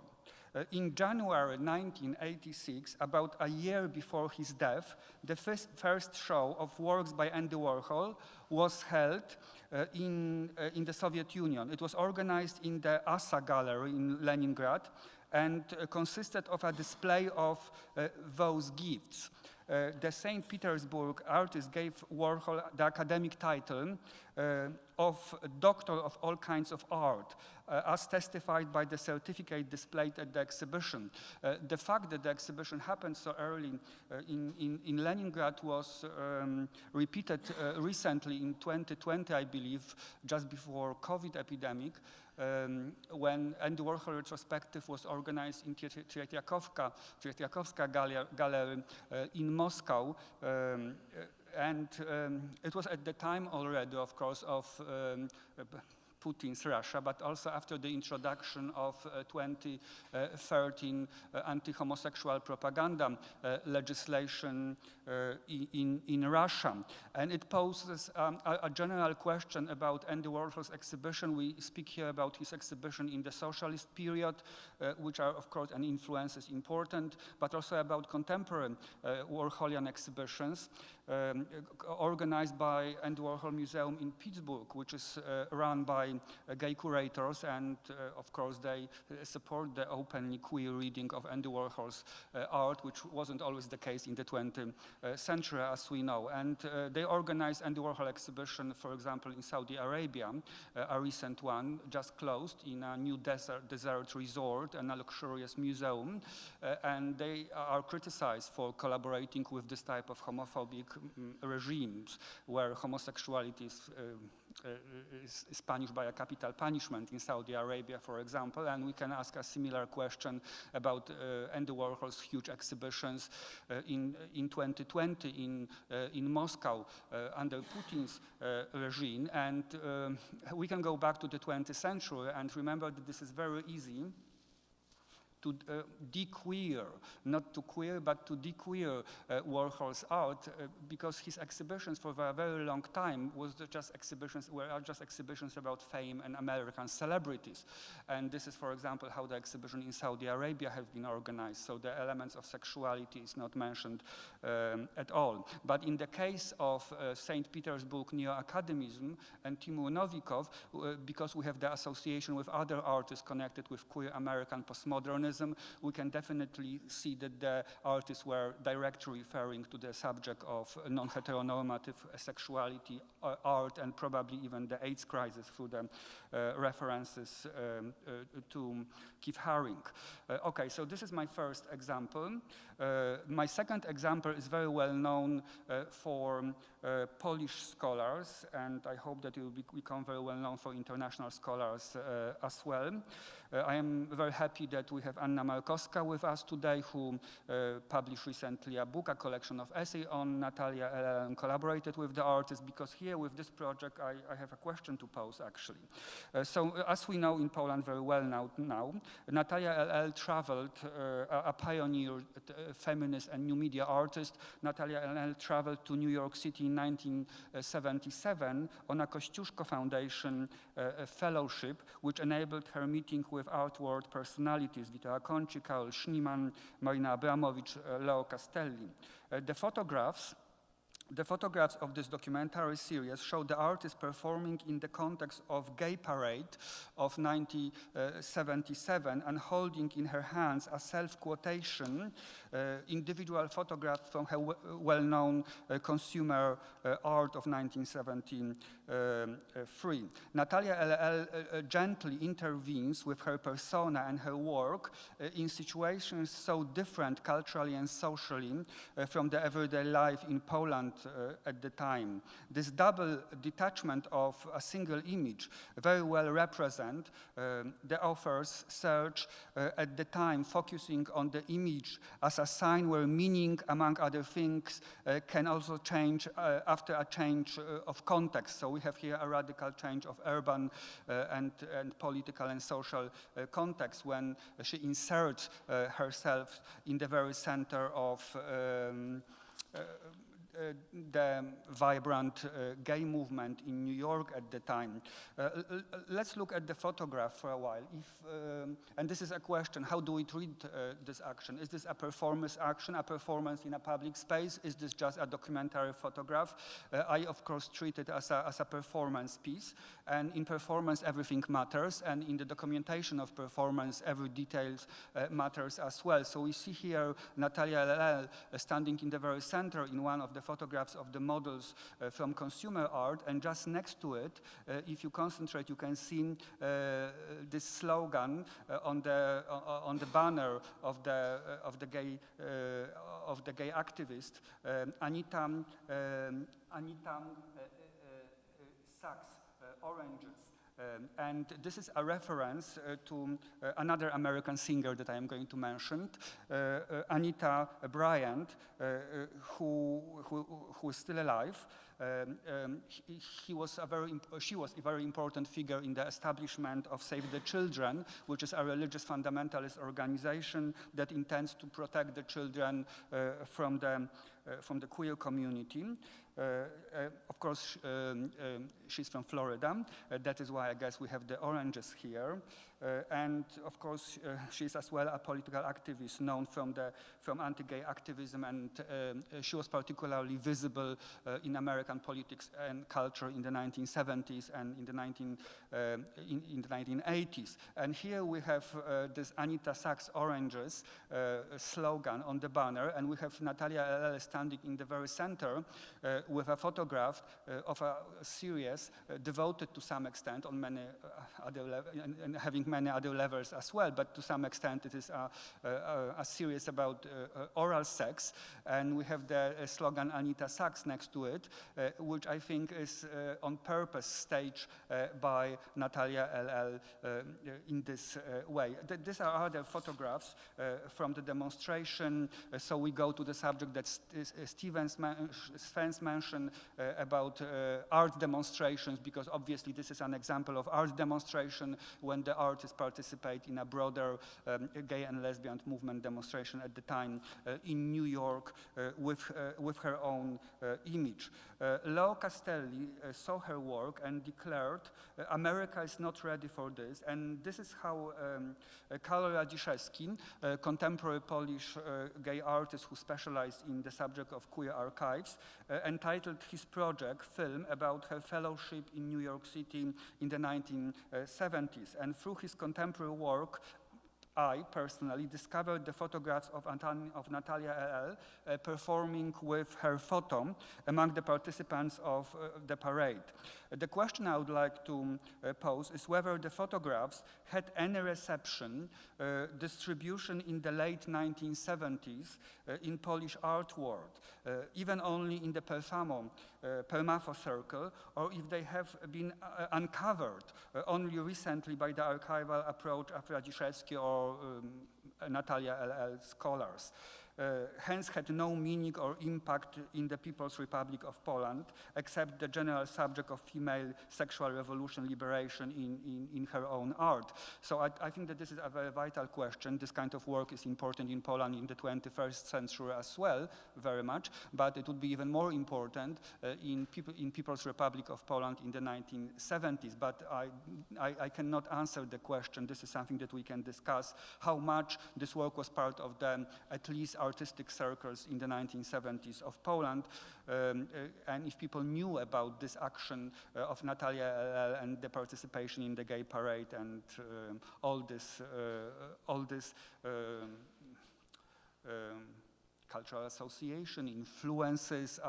I'm not sure if I'm doing right now horizontal or vertical art history, probably more vertical than horizontal. Maybe this kind of connections problematize the difference between horizontal and vertical art history.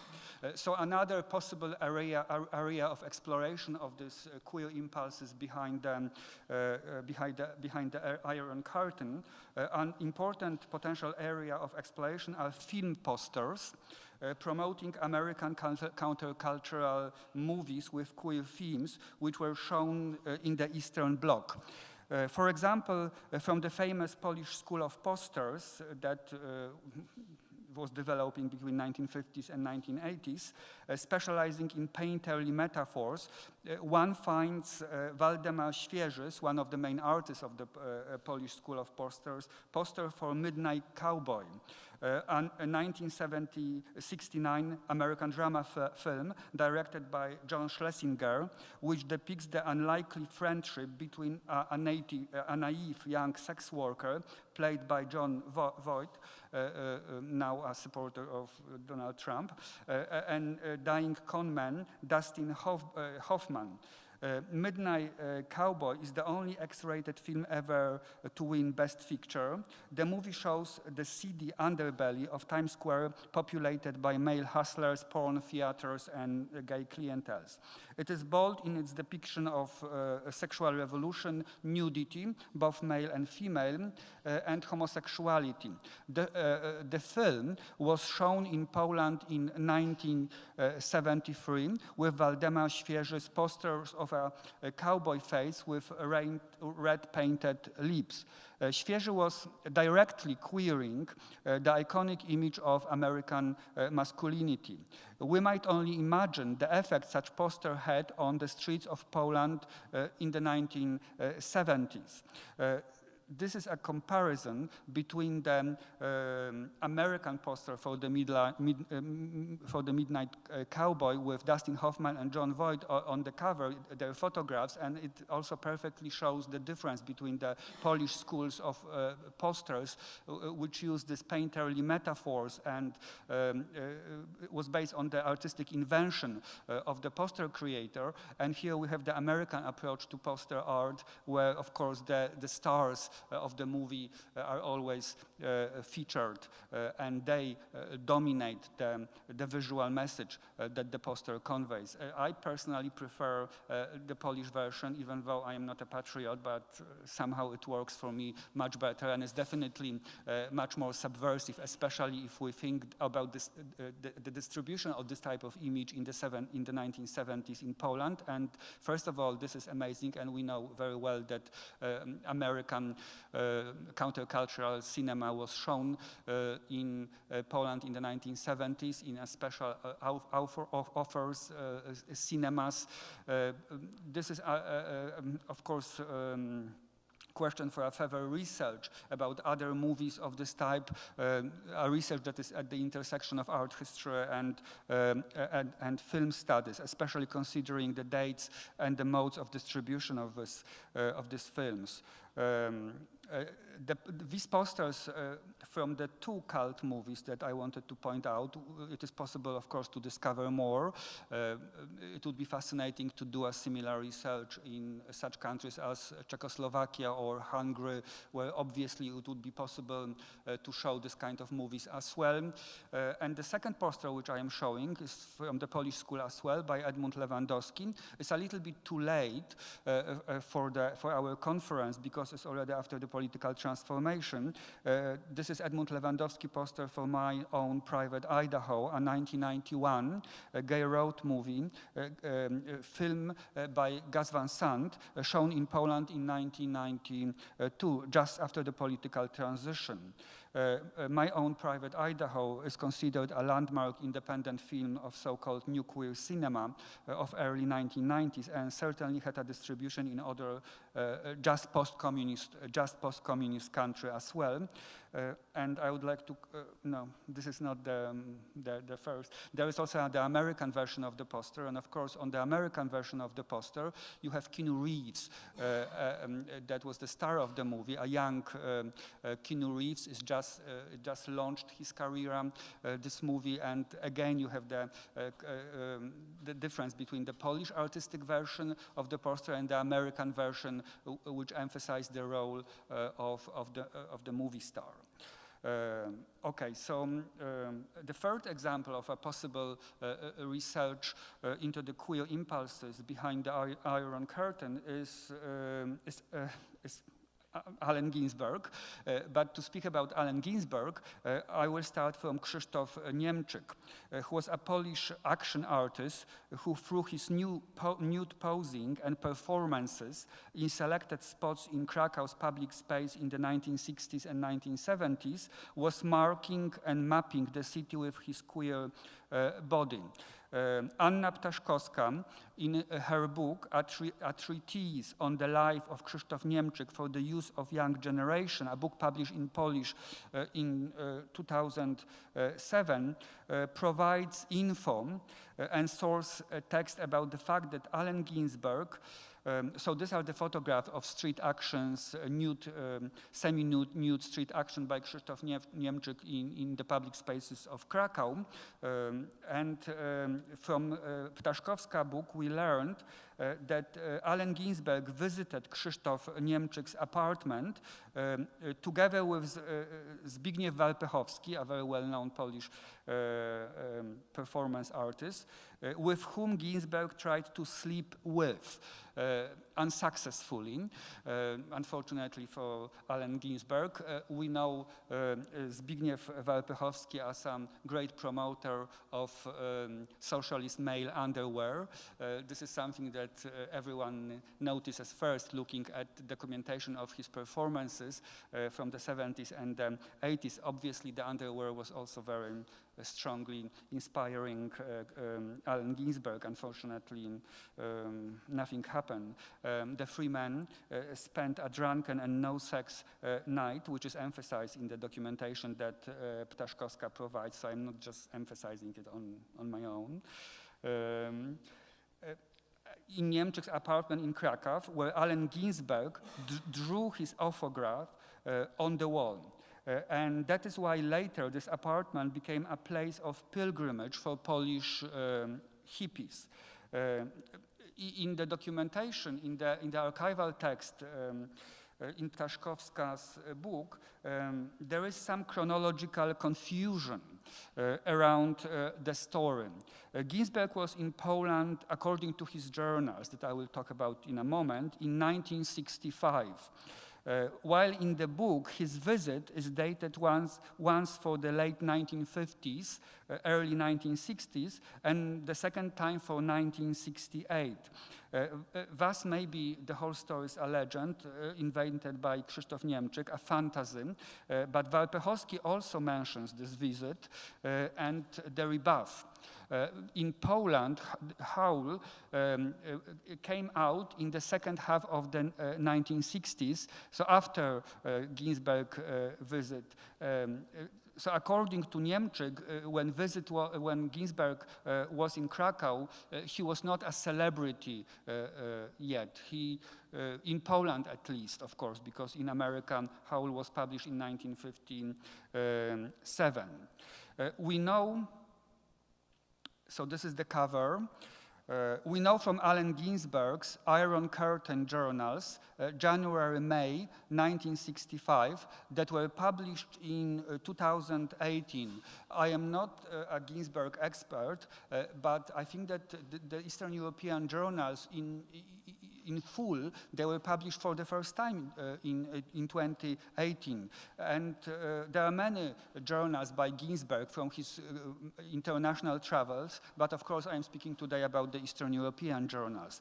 So we learn from those journals that Ginsberg visited Cuba, Czechoslovakia, Poland, and Russia in 1965. And everywhere in Eastern Europe, he was watched closely by the authorities and expelled from Cuba and Czechoslovakia for corrupting the local youth. This was the official explanation. Of course, the Eastern European connection, especially the Russian connection, is very important here because Allen Ginsberg's parents are Jews from Russia who escaped pogroms and went to America. So the Russian and the Eastern European connection was important for him, and this is, of course, a cliche, but we may say that maybe it was important for Andy Warhol as well, because, of course, his mother was from Slovakia. So we have this two powerful luminaries of American queer 20th century culture, and whose families were from the Eastern Bloc or from Eastern Europe. The travel journals poetically describe his personal encounters behind the Iron Curtain at the height of the Cold War, meeting with poets, artists, the atmosphere of the city, but also the journals give very graphic yet poetic account of his sexual encounters, adventures, and misadventures with men in Eastern Europe. Everywhere in the Eastern Bloc, he spoke when he had an opportunity to speak. He spoke about freedom of speech and freedom of sex, which had always been a focus of Ginsberg's work. He felt the same level of openness must be applied to discussion of homosexuality and drug use that were at the time illegal, of course. I mean, homosexuality in Cuba and in Soviet Union, it was legal in Poland, and it was already legal in Czechoslovakia when it was legalized in 1962. In Poland, it was always legal under communism. Ginsberg's time in Eastern Europe culminated in Prague, and this is the photograph on the cover of the journals from another art political demonstration, where he was elected King of May by the students' population of the Technical University. So it would mean that in Czechoslovakia, he was already an international celebrity, and when Krzysztof Niemczyk speaks about his visit in Poland, in Krakow, he describes him as a vagabond, as a homeless person, some American poet traveling. So according to Niemczyk's account in Poland, he was not as recognized as he was in Czechoslovakia, but this is just according to Niemczyk's account. So going back to the demonstration in Prague, Ginsberg's time in Eastern Europe culminated in Prague, where he was elected King of May by the students' population of the Technical University.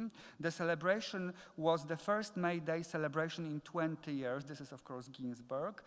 In 20 years, and the parading around of a prominent countercultural icon like Ginsberg with his beard and cardboard crown was likely to stir the suspicions of the authorities. It seems that his presence in Prague was the most visible and dramatic, and one may wonder if there are any direct influences in Czechoslovakian culture of the late 1960s. This is a research that I haven't done, and I just posed the question as well, if there are any repercussion of his celebrity status in Prague in 1965, and the fact that became a very well-known internationally fact that he was actually expelled from Czechoslovakia by authorities, put on a plane and sent to London. Ginsberg comments about subversive speeches in the Eastern Bloc. This is a quotation. People ask me what I thought, so I told them. I talked about the greater values, that the sense of new consciousness which seems to be going through the youth of all countries, the sexual revolution, the widening of the areas of consciousness, about the importance of direct contact, soul to soul, body to body. But one has to add that Ginsberg was equally disillusioned, of course, both with capitalism and communism. As essentially an anarchist, he hated both the United States and Eastern European governments. Whether he is in the US or in the Soviet Union, Ginsberg imagines the soul triumph against what he sees as the infernal machinery of capitalism and communism, promising freedom for those who would join him and the rest of a new visionary generation. Thus, he's not the best example, of course, to celebrate the American art freedom influences, but he was, because he was so critical of America, but he was an American steering the Eastern Bloc, so he belongs to this line of research as well. Allen Ginsberg, in his Eastern European travel journals, was often ruminating on the idea of the free spirit trapped within a totalitarian society, searching for the people representing the free spirit. The selected cases of queer impulses, inspirations, and personas are topical to explore, as I considered them the manifestation of a Ginsbergian free spirit at the time of communist Puritanism. Inspired by the American sexual revolution and countercultural art and activism, especially since they would be the manifestation of this free spirit also in today's Russia, Cuba, and Poland, of course. So the story is a very topical one and current. When Allen Ginsberg was in Russia, he was the most careful and at the same time the most eager, because this was the country of his parents. And he writes about his discussion, conversations, meetings with Russian poets, state poets, supported by the states. He tried to speak with them about sexuality, about drugs, about his personal life, but the poets were always answering that we are not interested in your private obsession. In our poetry, in our art, we deal with our society, with our country, and this was, of course, the big difference between his approach and the Soviet approach that he encountered, that they are not interested in private obsession, and this is the result that we have right now. They haven't been, unfortunately. Now I would like to finish with some notes, some reflections about activism, gay activism in the Eastern Bloc in the 1980s and the possible American influences.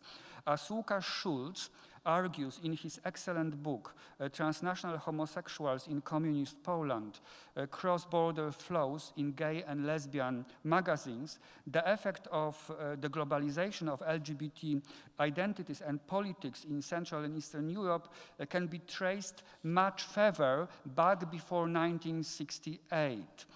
And he analyzes gay zines, magazines, early gay magazines or organizations and their visuals from the 1980s in Poland. And I definitely can confirm it as a scholar of queer art in Eastern Europe that we can find many examples of queer art in Hungary, in Czechoslovakia, in Poland, in DDR, even in the Baltic countries before the political transition. So the queer revolution was part of the dispersed sexual revolution in the region. Similarly, Josie McClellan, in a book called Love in the Time of Communism, it is a book on Eastern Germany, and she challenges a false dichotomy between East and West when it comes to the sexual revolution. She emphasized the profound changes in sexuality-related issues which happened before 1989, and she points to the important Western influences in Eastern Germany, ranging from the ideology of gay liberation and what interests us as art historians, to the photographs of Helmut Newton that were very influential, as I've learned from the books in the 1980s in Eastern Germany. But going back to the question of the American influences, of course, Helmut Newton was a German-Austrian photographer, but at the time in the 1980s, for a long period, he worked in California, shooting for Playboy pictorials, photographing the celebrities of American cinema of the 1980s, beautiful men and women, and those photographs were known in Eastern Germany. For example, photographs of Elizabeth Taylor, who was already a global gay icon at the time. So we have the possibility of the influence of Helmut Newton on Eastern Germany, but this is a question for Philip. Can we include him? You know, he was not American. He was representing American culture, but he was not an American when we stick to the national boundaries. And of course, a similar big question is the example of David Hockney, who was probably the most influential gay artist in the 1960s, 70s, and 80s, a British artist, and the Midnight Cowboy director John Schlesinger was British as well, but working in Hollywood. And in a similar, of course, situation, David Hockney was working from California, where he moved in 1964 to escape the grayness and the criminalization of queerness in his own Britain. And I didn't talk about David Hockney extensively because he was British, and of course now he's associated with Yorkshire and not necessarily any longer with Los Angeles. But in the 70s, he was like the essence of Californian art, and we can trace his queer influences all over European art. And for example, in Poland, the pioneers of queer gay art in Poland, the performance artist Krzysztof Jung and the painter Wojciech Ćwiertniewicz in the 1980s, they both quote and they both relate to David Hockney and his influence to create openly gay art behind the Eastern Bloc. But Hockney was not an American. That is why I posed the question. And now a little bit about the HIV crisis. According to Dennis Altman, in his book Global Sex, he describes the Iron Curtain as the world's largest condom, which often precludes any reflection on how the HIV/AIDS epidemics came into the public discourse and what role it played in the emergence of LGBT movement in the region. So the first cases of HIV in the Eastern Bloc, there were very few that are registered. They are from the mid-80s, but they actually had influence, the epidemic had influence on the repressive politics of the socialist states. For example, in Poland, the organization by the militia, by the police of the Hyacinth action between 1985 and 87, one of the excuses for organizing the action of rounding up and listing homosexuals was the HIV crisis. But I'm talking about this, first of all, because I like the fact that Altman described the Iron Curtain as the world's largest condom. I think that this is something that all of us like to some extent, because this is such a perfect take, a sexual and queer take on the Iron Curtain. But it is not exactly true, but it sounds good. But when it comes to the precise American activist influences, we may talk mainly about the 1990s, the beginning of the 1990s, so after the political transformation, as it is when many Eastern European organizations in Poland, Belarus as well, took the name Lambda. So I'm going to talk a little bit about the name Lambda, which was first adopted by and invented by Gay Activist Alliance in New York in 1917. And Lambda, the 11th letter of the Greek alphabet, it was chosen by the gay activists because of its scientific use to designate a kinetic, energetic potential. So it was invented in the US as part of the early gay movement, and then it was incorporated in Eastern Europe, where many gay organizations established and gay and lesbian organizations established in the 1990s were called Lambda. But what is also topical, that when the first organization, Lambda, was established in Hungary in 1988, so still under under the Soviet regime, and in Czechoslovakia in 1989. And this is also a potential field of research into the visuals, the magazines, the visual materials that accompanied those early organizations and early magazines in the late 1980s. And I'm finishing. The activist reference to the 1969 Stonewall riots in New York. Very often in the description of the history of the movement in the Eastern Bloc, we have the Stonewall mentioned, and scholars are looking for the local version, the Romanian, the Polish, the Serbian version of Stonewall. So this is how the famous historical events, the American events, is applied to Eastern European queer history. In fact, just organizing Pride marches can be considered as the Stonewall legacy, since the marches were first held in the US in commemoration of the Stonewall riots. So I am finishing. There is a lot of questions, a lot of potential areas of research. I am especially fascinated by following the traces that may lead to the early visuals connected with the activist organization in the 1980s in the Eastern Bloc, but also especially powerful can be the poster art, not only from Poland, but also especially from Czechoslovakia and Hungary, that advertise the countercultural queer cinema that was shown behind the Iron Curtain. So it was not a perfect condom, obviously. So thank you very much.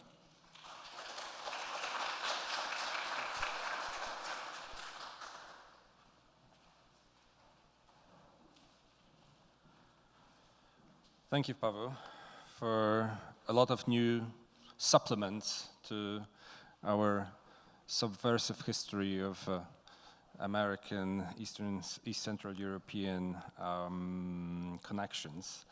And now we have our last talk. Let me just put it on.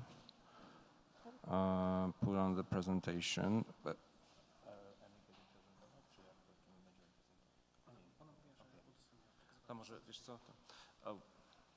So let's just first connect maybe with Amy.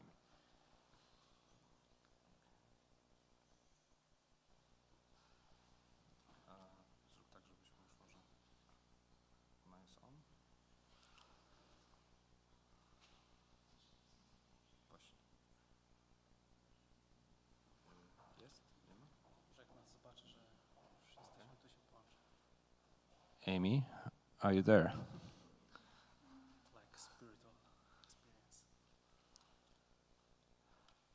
Oh, Amy is connecting. Hi, Amy. So let me first introduce you, and we are very. Can you say something that we make sure that we can hear you? Yes. Okay. Yeah. Good afternoon. Okay. Poznań. Fantastic. So, hi, Amy. Amy Brisgill is a teaching professor at Northeastern University in Boston. She's the author of 3 books, especially devoted to performance, Performing the East, Performance Art in Russia, Latvia and Poland since 1980, published in 2013. Mir Valdis Polis, Mir Valdis Polis, because it was published in Latvia. It's in Latvian in 2015. And Performance Art in Eastern Europe since 1960, published by Manchester University Press. This is an amazing book about a lot of different angles and related to performative arts in our part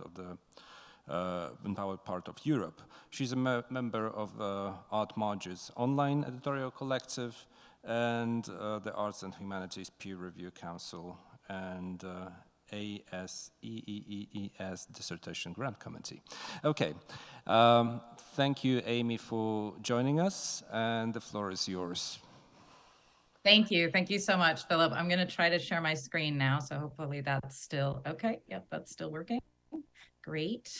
Let me just get everything up and running.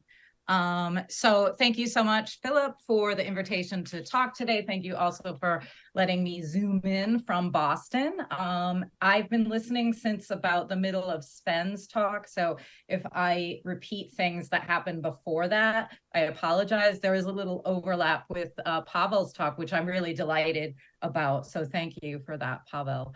So I will start. And I also changed the title of my paper a little, you can see here.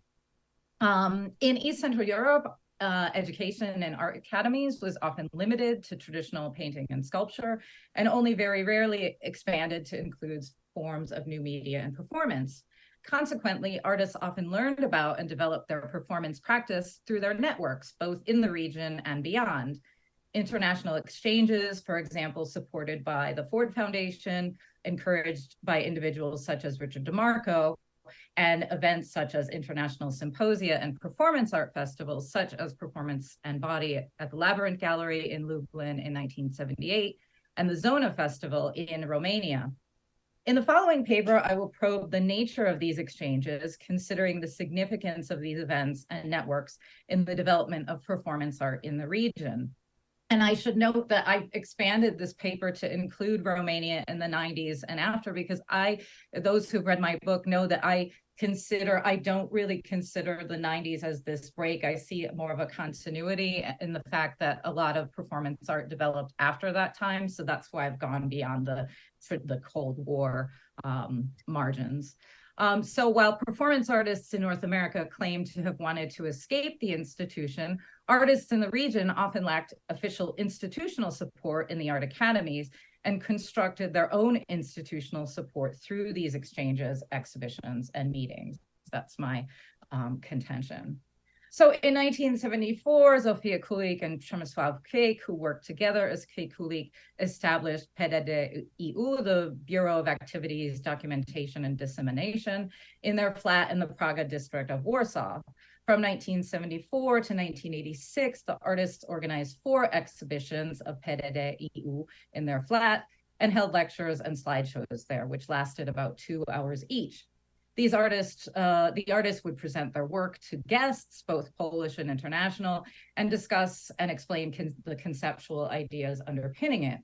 In effect, they acted as their own archivists and art historians in the absence of anyone else archiving or writing about their work. When I asked whether these lectures were intended to have a pedagogic or educational function, Kulik replied that they were not. However, I think it's important to consider the impact of the 2 artists presenting and explaining the concepts behind their performative work, both in terms of disseminating it beyond the borders of the People's Republic of Poland, and also in terms of sharing ideas about these new artistic practices with other artists in the region. The pair welcomed individuals such as Peter Weibel, Giancarlo Politi, Roland Miller, and Alison Knowles from abroad, and artists such as Peter Stembra, Tomislav Gotovac, who you can see here, and Jiří Valach from the Eastern Bloc. Because of these lectures, I contend that Kwiek Kulik's studio functioned as an informal academy, not only for Polish artists, but also for artists across the region. Kwiek Kulik served as an important connection between artists across the bloc and beyond it. One interesting example of the introductions they made is between a group of artists from Prague. In May 1976, 3 Czech performance artists, Jan Lčok, Petr Stembra, and Karl Miller, visited Kwiek Kulik's studio. When Jiří Kavanda, who was slightly younger than those 3 artists, visited Poland in August and October of that year, Kwiek Kulik passed on Stembra's number to him. And Stembra commented this was quite symptomatic of our situation at the time, because artists worked within their own closed and clandestine circles. So there was not really an open or official network where they could get to know one another or exchange ideas. The Labyrinth Gallery in Lublin, Poland, is one official venue where performance art was able to develop and thrive. In 1974, art historian Andrzej Mroczek became the director of the gallery, which at the time was a subsection of the BWA Lublin, or the Bureau of Artistic Exhibitions, a network of state-funded contemporary art galleries across the country. The significance of Labyrinth for performance art in Poland was identified as early as 1984 by art historian Grzegorz Jamski, who cited its November 1978 performance festival, Performance and Body, together with another festival in April that year at Warsaw's Remont Gallery, I Am International Artists Meeting, as the first appearance of the term performance art in Poland. Aside from simply offering a space for artists to perform and present their work, the exhibitions and festivals organized by Labyrinth, such as Performance and Body, also served an educational purpose. The events at Labyrinth usually included lectures by artists and discussions related to the artworks presented or on view. For example, at Oferta 76, conceptual and performance artists Andrzej Partum and Andrzej Lachowicz gave lectures, and at Oferta 77, Kwekulik and Andrzej Partum did as well. Some of these talks have since been published, but it was the discussions that followed these lectures that were perhaps more significant, and yet they remain neither recorded nor preserved. In this sense, these discussions are perhaps most representative of ephemeral art in that they only survive in the memories of the participants. Jolanta Mederowicz, a curator at Labyrinth, remembers the meetings she attended as significant, saying that the participants were trying to, quote, change society through art, end quote. Labyrinth, like Kwekulik's studio, was also a space that enabled international connections to take place. Performance artists such as Balint Csombati from Hungary and Stano Filko from Czechoslovakia had exhibitions in Labyrinth in 1976 and 78, respectively. Klaus Groh, author of Aktuelle Kunst in Osteuropa, the first anthology of contemporary experimental art from East Central Europe, traveled there in 1975, and British performance artist Roland Miller participated in Performance and Body. In 1972, Polish artist Ewa Partum established the Address Gallery at the Łódź headquarters of the Association of Polish Art Photographers in a closet under the stairway. Although the space was physically small, this author's gallery provided an institutional address for the artist's work, whose aim was to challenge the authority of the official institutions of art, at least in part. Partum announced the opening of the gallery with this leaflet, which she sent to artists around the world, inviting them to send materials for exhibition as well as publication. Artists responded and sent books, publications, proposals, and even compact artworks that could be exhibited at Address. Dick Higgins sent publications from Something Else Press, and the artist amassed a library of publications on contemporary art that she and her colleagues would otherwise not have access to. And this map here shows the connections between Address in Łódź and the rest of the world, made possible only by the creation of a gallery with official institutional status and an address.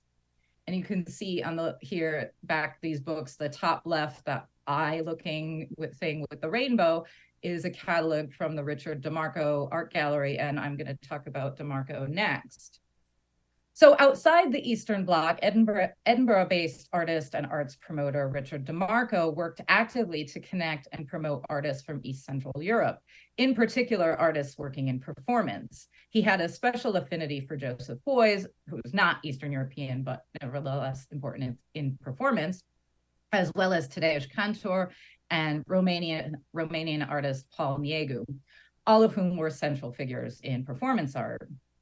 As early as 1968, DeMarco began traveling to Eastern Europe on cultural tours to meet with artists, and subsequently invited them to Edinburgh to exhibit in his gallery on Melville Crescent or perform in the Edinburgh Arts Festival. That year, he traveled to Poland and Romania on official tours organized by the Ministry of Culture in each country. In 1970, DeMarco organized a festival called Strategy Get Arts, at which Joseph Beuys performed his Scottish Symphony. Yugoslav artist Marina Abramovic traveled to Edinburgh for this festival, saw Beuys, and recalls being impressed by his work. In 1972, Kantor created a sensation with the performance of The Water Hen at the Edinburgh Fringe Festival. That's not a photograph of this, but a different performance, in the Poorhouse Theatre, as part of Atelier 72, an event dedicated to showcasing Polish artists in Edinburgh. Interestingly, Atelier 72 was funded by the Scottish International Education Trust, at the time headed by actor Sean Connery, who you can see right in the center with that thing hanging around his neck that he's holding this sign with his body. And so Connery was involved with and aware of these performances. And just like Pavel was kind of speculating about the types of resonances of these interactions, I've always wondered what impression these performances had on Connery and how that may have impacted his performance as an actor later in life.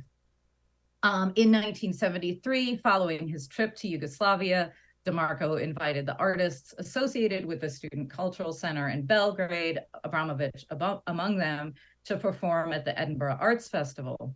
Boys was present at the Edinburgh Arts that year, and 1 year later, he was invited to the April meetings in Belgrade, an annual event where artists and cultural figures were invited to Serbia. After his trip to Romania, DeMarco invited Paul Niegu to Scotland several times to perform. In 1974, he performed Going Tornado in Aberdeen, a city that I used to live in, on an episode of Image, an art series curated by DeMarco, prompting the local press to question if contemporary art is going, quote, too far. The performance was attended by students at the Gray's Art School in Aberdeen and Cordelia Oliver, the arts editor for The Guardian at the time. After the performance, Niegu, Oliver, DeMarco, and Fred Stivens, a lecturer at Gray's, sat around trying to define what they had just witnessed, searching for ways to describe this burgeoning art form of performance art. Some saw it as a drawing, others saw it as theater. And we have a recording of this performance, which is really an amazing document of the time. I show it to my students every year. It's really cool. Niegu eventually emigrated permanently and naturalized as a British citizen, going on to teach future generations of British artists such as Anish Kapoor and Anthony Gormley. DeMarco sees himself as a facilitator of relationships, an individual who makes connections and introductions among artists and cultural workers. And he played a significant role in connecting artists from East Central Europe with the West, as well as with each other. And he fancied this sea voyage that he took around Britain on the Marquez, a movable Black Mountain College, an important alternative to what he saw as the, quote, useless education being offered at art schools in Britain. So PDD-EU, Labyrinth, Address, and the Richard DeMarco Art Gallery all played a significant role in the history of performance art in not only providing artists an outlet for their activity, but more importantly, an opportunity for exchange of ideas. In North America, for example, it was possible to study the concepts and theory behind performance and happenings with John Cage at the New School in New York City, which is what Alan Capro did, or attend Black Mountain College of Art in Asheville, North Carolina. But in East Central Europe, performance art was not as systematically taught or written about. I'm not saying it wasn't, it was just, I think it was just somewhat less. There were, of course, some professors who were sympathetic to contemporary experimental art. And one of those were the teachers of Kveikulik, Oscar Hansen, for example, who taught an architect who's taught spatial activities in his studio. So in such a context, venues such as those discussed above played a huge role in shaping the art historical and art critical discourse around performance art in the region. And so now I'm going to shift things further west to New York. I know that Pavel has talked about this as well, but we're talking about different things in relation to it. So Polish feminist performance artists became more connected with the Western feminist movement through the work of Natalia LL, who traveled to the US in 1977 and met with artists such as Carolee Schneemann. Western feminists declared Natalia LL as the Polish or East European representative of their movement. However, Natalia herself did not consider herself a feminist. when an image from her photographic performance Consumer Art was used as a poster for the Frauenkunst Neue Tendenzen, Women's Art, New Tendencies exhibition at Innsbruck in 1975 as an icon of feminism, the artist countered that her work was, quote, rather a manifestation of the meaningfulness of life, of vitality, end quote. Natalia LL found a contradiction between her work and what she encountered in the West. When asked whether she thought that Western feminists might have anything to learn from women artists in the East, she stated that, quote, artists from the West should constantly thank God that they were spared the experience that artists from former socialist countries had, end quote. While guaranteed equality by law and quota systems, traditional attitudes and approaches, of course, remain. And I'll just insert my opinion, Pavel, about the New York, what you saw as a performance. My initial reaction to your statement was that I don't see it as a performance because I just don't see Natalia as political, but I'm open to thinking about it otherwise as well. That's just my 2 cents on that. Czech artist Milan Knížák had a similar experience to Natalia LL, where he traveled to the US in 1968 during the Prague Spring. The artist was able to obtain a visa and travel to New York upon the invitation of George Maciunas. He lectured and produced 2 performances there, one at Rutgers University in New Jersey, where Alan Capra was teaching, and one at Green Street in New York City. Like Cantor, Knížák had already been engaging with performance art and actions prior to his visit in New York, and his encounters with Maciunas and Capra. If anything, the educational function of this visit for Knížák was an inverse one. Rather than taking anything new from the experience back with him to Prague, the trip reinforced his belief in what he was doing in Czechoslovakia. The artist found that he didn't fit in with the New York art scene and returned from the trip early before his visa expired. For him, art in New York seemed superficial, focused on earning money. What a surprise, and not sufficiently integrated into life as it was for him in Prague. About the visit, he stated, quote, thank God for the so-called Iron Curtain. This perfect isolation meant that we did not degenerate as swiftly or as tragically as the rest of Europe.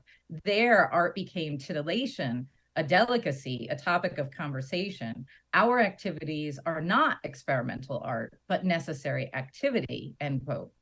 For Knížák, this necessary activity indicated the creation of an art form that was closer to life, as opposed to the creation of spectacle for its own sake, an authentic form of creation in the face of an otherwise overwhelming socio-political reality.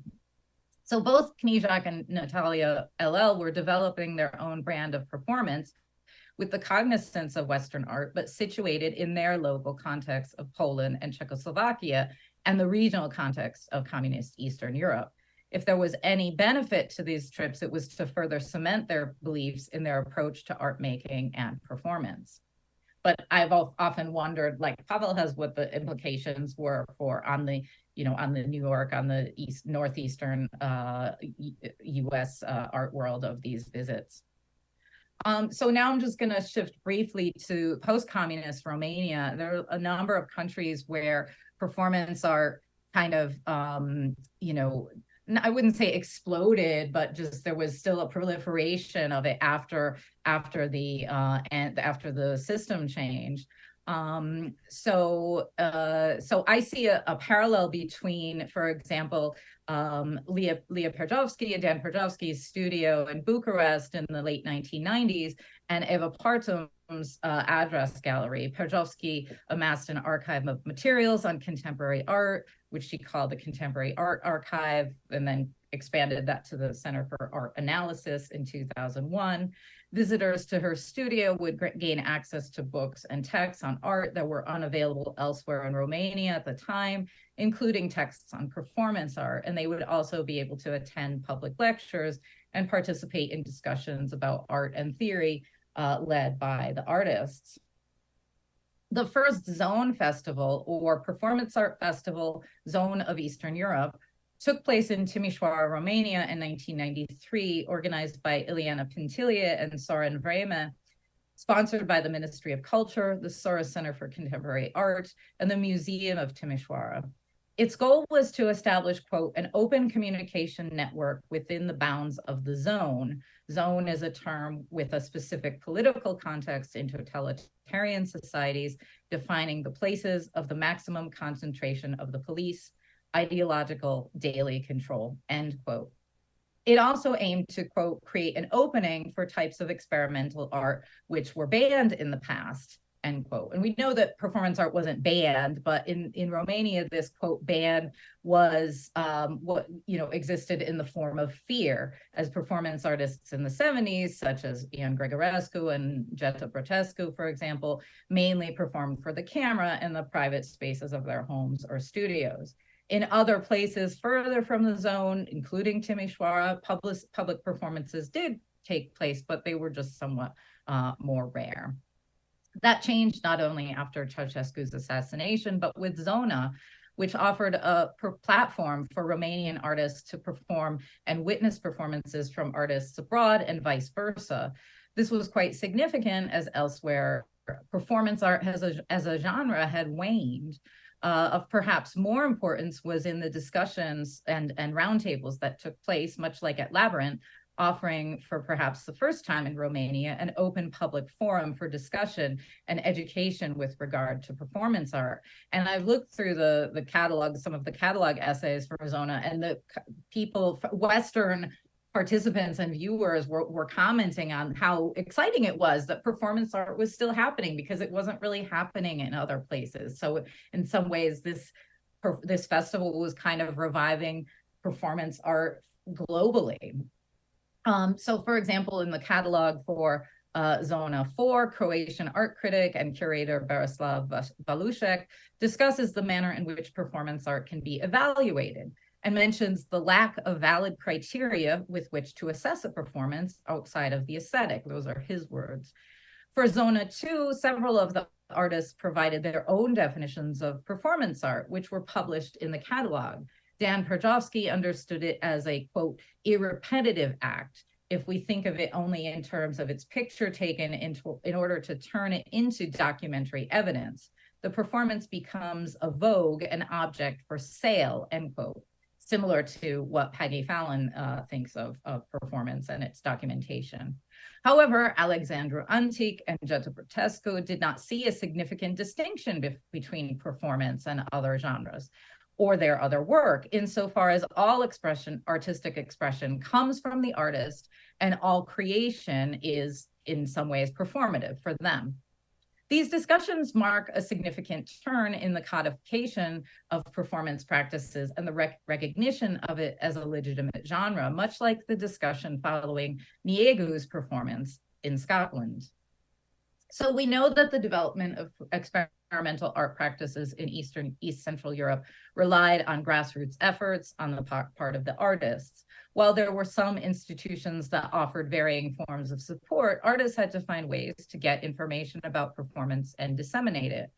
Artists made use of the porous nature of the Iron Curtain to travel, meet other artists, and view art abroad, and also share developments from their own countries. They circulated significant texts, which were precious commodities in the region. It is interesting that these methods continue to have impact on the development of performance art in the region after the system change in the 1990s.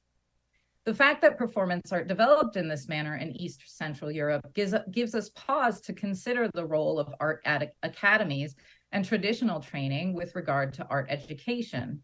Rather than a singular experience, it is the sum total of a range of influences that can have an instructional function. In some ways, artists from East Central Europe achieved the release from the institution that many Western artists craved. As much as this presented challenges for artists in the region, it also reveals the distinctiveness of performance art from East Central Europe, which developed in unique ways, often outside of official channels and often without official support, and thus despite the odds. Thank you.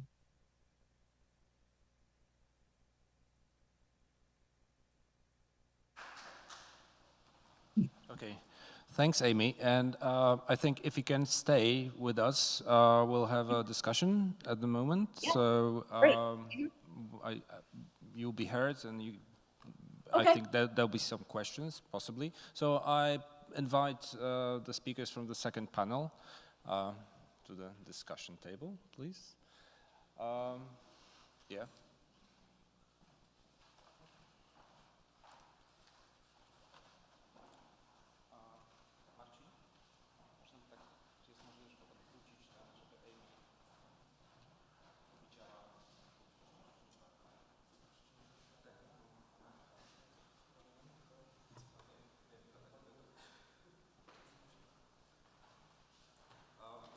Trying to show you the room, but there's a lot of cables around, so it's a tricky thing, because if we disconnect, then... That's no problem, as long as I can hear, I think. It's, oh, there I am, gigantic face.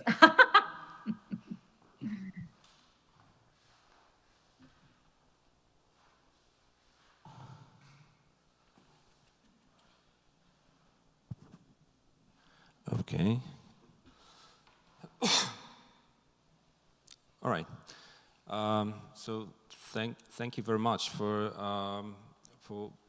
I think again we managed to have a sort of a series of talks which in a nice way complement what we've been talking about and aiming at, but they also relate to one another.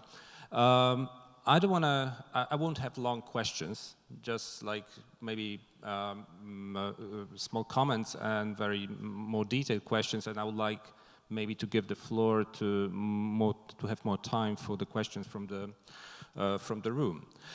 Maybe the first one. Amy, I would like to ask you about because you, of course, it was a selection of examples, yeah, but. The more familiar, how would you locate such cases as the well-known net Jarosław Kozłowski's connections? Because, as you know, he invited American performance artists. No, I'm not talking only about the Flux Festival, which is in 77, but also there were American artists who actually came, especially in the 80s when Kozłowski was the rector of Art Academy in Poznań. He was inviting artists to give lectures and perform with students at the academy. So they basically taught classes. Performance artists such as Joan Jonas and Dick Higgins, for example. And one more case, as you, I think you even mentioned it in your book. I'm not sure now, but there was a visit of Alan Capro in Warsaw in 1976 at Vauxhall Gallery. That's a complicated history. I just recently, for a seminar that I attended in Bucharest 2 weeks ago, I did some research about it, and very interesting new documents emerged. But I was wondering, because Capro did not, well, again, this is a complicated thing, but he gave a lecture about happening at Dziekanka Gallery instead of actually performing or doing anything at Vauxhall. So I was just wondering, how would you locate these within this framework of pedagogy or education? Yeah, thank you. And I was going to talk a little bit about net, but I took it out because I knew that I figured that you were going to be talking about this. I was trying to bring in what might have been less familiar, but of course I would consider that, in this sphere. And this is an area, I should have mentioned that this is like, this is kind of like a project that I started, after my book, and then COVID happened, and I haven't really had the chance to expand my research. So this is really, like Pavel called his paper notes. That's how I kind of feel about this. I was just bringing in some examples, and I'm just trying to workshop these ideas. So, but I would consider those in that realm. And you're right, there's also complexities to them. DeMarco is a really controversial figure just because of how you know, how he interacted with people. He, you know, people felt that, a lot of artists felt that he let them down. So like all of these figures, and, you know, boys as well, like his trips to Belgrade where he stayed at the Hotel Moscow and, you know, had these, you know, very specific approach to, you know, kind of like, do what I say, not what I do in terms of performance art. So yeah, I would, those are absolutely part of this research. So thank you for mentioning them. Sure, thanks. Now, just a quick question for Sven. The title of Centuby's action or performance is Sit Out. And I don't know, maybe I missed it, but apart from the reference to Bobby Seale, there would be also a reference to sit-ins, which were the popular actions in during the civil rights era in the United States, of the African American sit-ins at restaurants, or this connection you don't think it's valid, or. And I was also thinking about the fact that this politics, the official politics, supporting and being a platform of critique of the United States related to American racial policy sort of started in the very early on, because as we know, even in the 1950s, there were a lot of, well, artists like Charles White, for example, were traveling to Eastern Europe, and they were very welcome because they were the artists who sort of fell victim to the to American politics, and while they were not shown in the United States, they were very welcome here, and they were like in Zahenta. You couldn't see, I don't know, Pollock or any abstractionist, but you could see Charles White and a few other African American artists. And I was thinking, it's like, do you think that those cases that you talked about, they basically, would you be able to say that there were a chance to politicize, in a way, art, or such those actions or works of art which were normally not allowed to be political, because they referred to, of course it differed from country to country, but the general idea is that artists could do a lot, especially in Poland, but without political references. If the art was political, that was suspicious and it was very often censored. But if you dabbled in formal, you know, experiments, that was just fine. But if they actually did a political kind of an action referring to, for example, race and civil rights, that was sort of acceptable, or there was a chance to sort of like sneak in the political aspect into their art. I don't know. That's something that just came to my mind. Answer now, or? Yeah. Okay. Can I be heard? Yes. Yeah, that's actually a super interesting question. I won't pretend that my answer to it is the only one, but in my talk, my idea was that, yeah, you're precisely right. It is an effort to politicize, but the racial aspect is precisely the one that I was trying to call into question. In other words, precisely to the extent that these actions or these demonstrations, as I called them, became political in the context of Eastern Europe, they also became deracialized. In other words, deracialized. At the same time, universalized. Exactly. That's exactly the point. They became universal. Let's say in St. Jobi's case, the action became, the demonstration became about, you know, the freedom of speech, freedom more generally, or the absence thereof, and so forth. In other words, universal values, which also, of course, happened to be the one that were touted in the West at the same time. In other words, the values of liberal democracy and so forth. So my point was, in a sense, that this went at the expense of the politicization, that would have been in the foreground had these actions purely focused, let's say, on Bobby Seale, on the Black Panthers, on Angela Davis, and so on. So that was a little bit my point. Not to devalue it in any way. It's still obviously, a very interesting action, but we tend to our inclination is to kind of to say that ambivalence, when we're dealing with a lot of different meanings, that's a good thing. I was, I guess, trying to say that it can also be something where then something else is lost. In other words, whenever you make something more ambivalent, there's also a danger that you're losing something. So that was a little bit my point, in fact. Yeah. But what came to my mind, would you call it a kind of a slightly cynical attitude? This kind of, because there was like, they basically took advantage or jumped at the opportunity to do something using, the platform of color, so to say. That's a possible conclusion. I wouldn't, personally, from knowing Klaus's and or Wolf Refeld's work well, St. Jobi's less well, but I know it. I wouldn't, but there's a price they pay for being political. Yeah, sure. Thanks. I have a question for Anya as well.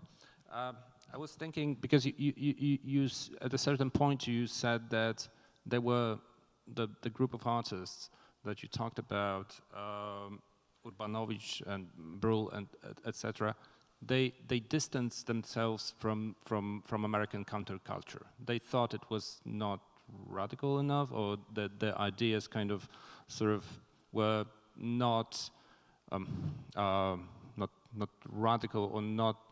They did not connect with them. I was wondering if they actually talked about it explicitly. Were the specific like references that they criticized American countercultural movement, or the relationship to, for example, I don't know, people like Ginsberg connecting somehow with what Pavel was talked about, because Ginsberg was interested in Buddhism as well, and a lot of these ideas somehow overlapped, but he is really very close to countercultural movement and an icon of that. So I was wondering if there are like any specific references like that would uphold that critique that you mentioned.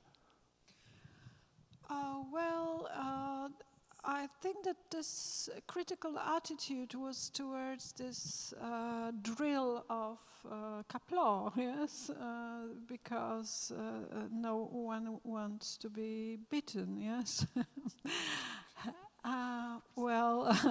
Even as I some remember, people do. because I no, some people do. You show a lot of pictures demonstrating quite the opposite. So I know. So this is very ambivalent. Yes, what I'm addressing, and in fact, I think that it was such a mixture. Yes, some think they like, some they do not like. Yes, these were the experience of drugs and so on. Yes. Sure, I'm asking this question because it's like they were looking for some like a kind of a third ground. Yeah. They didn't want to emulate the hippie movement and counterculture on the one hand, and on the other hand, they did not associate this kind of spiritualism with, I don't know, with Catholicism or anything that they could find in this region. Yeah, so it was sort of a interesting kind of a middle. I think that my story was very site-specific because it is about Upper Silesia, which is really a different area in Poland.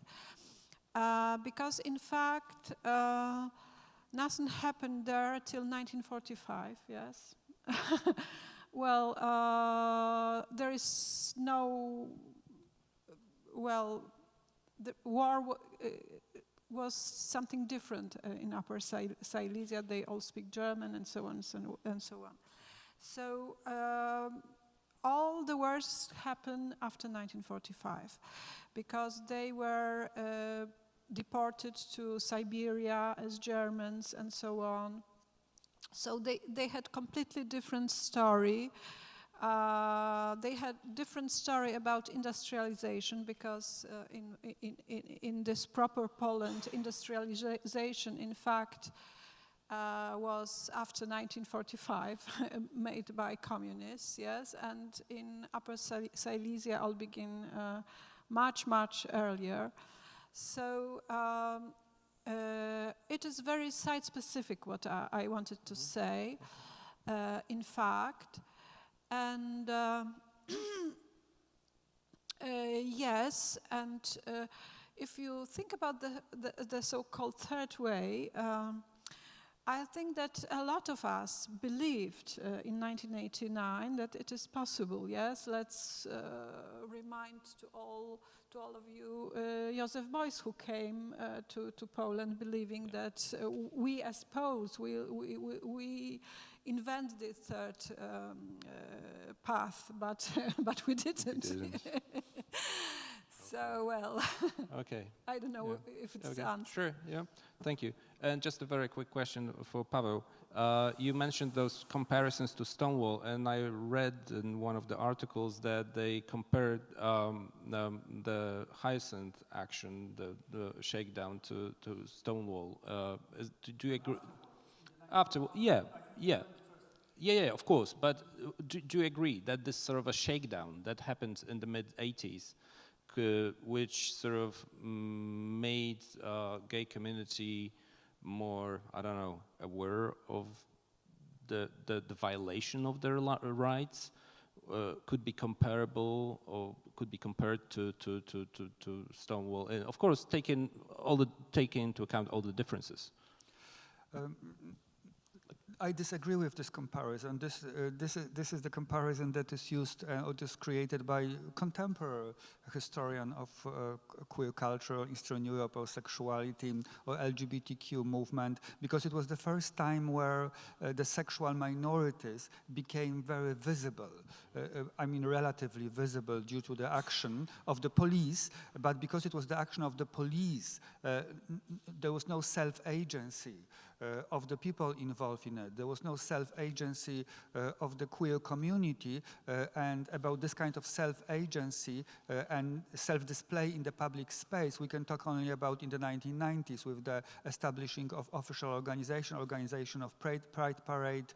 So I don't think that this is a good example to compare Stonewall, and I don't like the Stonewall comparison as well, because in the American 20th century history of the queer movement, of course, Los Angeles, where similar parades were already organized in the 1950s, or in San Francisco, are much earlier and much more pioneering than the Stonewall Parade.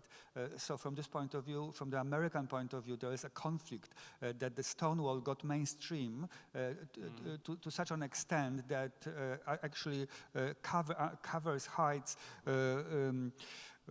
misconstrues the real American history of the movement that started on the West Coast. It's like an icon event, you could say, which sort of, like, as you said, hides what's behind. Thank you so much. So, the questions from the room. Yes, I would like to get back to your question, which I do believe also that it's a very good one, because, I agree with Sven that concerning Santi-Obi, he didn't want to exploit that situation. I would say that, but because of the reception, he was not expelled from that. So the local rumor about is that he simply was bored and the police did not come. So he simply finished the performance. But it would be very interesting whether in the secret documents, what was the position of police? And maybe the police was thinking in the way as you think, in that meaning that they didn't want to risk that this is the critic of the Western society, which is in a line with them. So it was a kind of hesitation, definitely was a hesitation. And I believe that that was brilliant from Santi-Obi, that it kept the ambiguity. But what is the purpose for it? So this ambiguity, we are getting back to this notion, but it is quite important. And the other thing is that just very quickly, that retrospectively, it is also true that, the Hungarian neo-avant-garde, and not just neo-avant-garde, contemporary, are totally left out from the discourse, racism, any kind of minority issue, and this is still the case.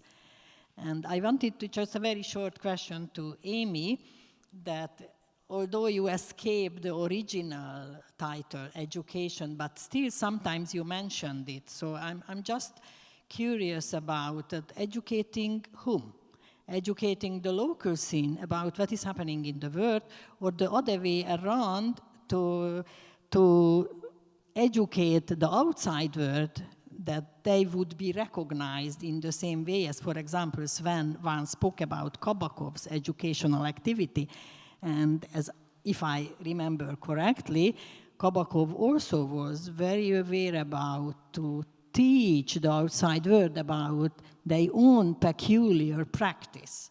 So educating whom? This is the question. Did you want to go first, Sven, since it was the first, you were asked first? Okay, I can go. I'll go. No, I mean, I think, is that Edith that was speaking? It sounded like Edith. Yeah, it was Edith. Yeah, anyway. I think those who know me know that I don't have that sort of binary, like, you know, that I definitely don't think it was about the West educating, or like artists from the region being educated by the West. Absolutely not. But I also don't think it was necessarily about, you know, educating the West about what was going on in the region. It's a more, I think it's more nebulous. It's more about how, like, there was such a desire for, you know, to talk about these things. Like you don't, like in North America, when you go to art school, you work on projects and you have critiques, and those things didn't really exist. So that I know that there were artists, you know, in Russia in Soviet Russia, who would talk about exhibitions as being, like, the discussions that took place there as being art history taking place. So I don't think it was any sort of direction either way. It was just more a general artists enriching themselves about their own knowledge of what they're doing by discussing, you know, how we all advance our knowledge by discussing and thinking about things.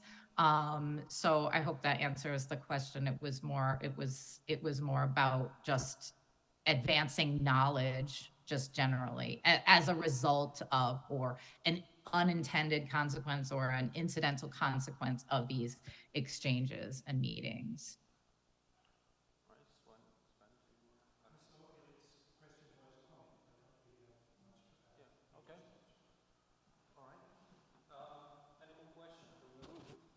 We have one question which was asked on chat. Julia, could you read it, maybe? Thank you. So we have a question to Anna Markowska from Mateusz Kapustka.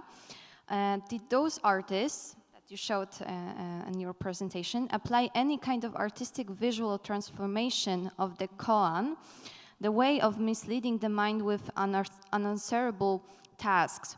Actually, the only element of the Zen practice that matters, because the visual level of the Jung-like esotericism, the bondage stylistic, and also the usual fascination for the void remains pretty far from the writings by Suzuki, Kaplo's teacher.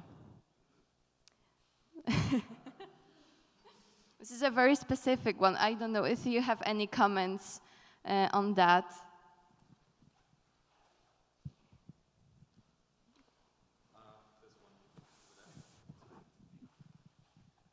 I don't know if I properly understood the question about the visual content of this strange combination of Buddhism and King culture, yes? I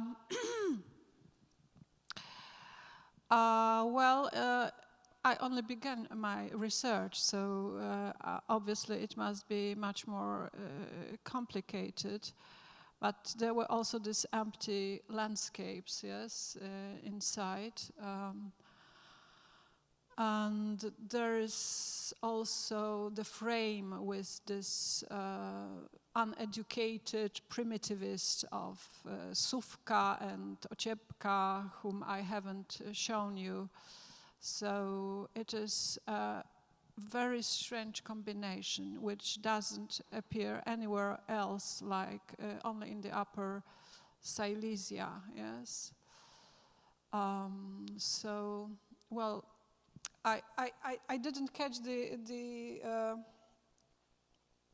question probably correctly, but I think that not answering the question and not understanding it, I can, as Maître Ignorant, I really like, we are talking about translations and about being in culture.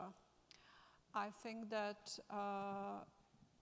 these people were just drifters, yes, and this changing visuality is about drifting, not planning, yes, because we are all involved in this culture of planning, having aims, and you know, production, and so on. So I think that this, behind this strange visuality, is a drift, and this is something which is a supplement to this Cold War and hot art, because it is not about having a goal, because I think they don't believe that the communism will end, yes, and they do not have any aim to fight drifters. Okay. I promote this, this All right. idea. Thank you. Thank you so much. If there are no more questions, unless they are, oh yeah, okay. The last question. Last question. There you go. Thank you very much. Thank you very much for your talks. I learned a lot, but I have very quick questions, so I can, to Professor Markowska, because in the 80s, at least in Poznań, there was a big following of a Buddhist group, and now it was, I think, Dalai Lama. Some of my friends were involved in this, so when you were searching the group that you presented, did you also come across his influences? And to maybe Pavel, the question about the movie Hyacinth. I mean, have you seen the movie? Yeah, okay. Yeah, I know, contemporary. I mean, what's your take on it? If you think about the presenting of the problem to contemporary Polish people. Thank you. Thanks.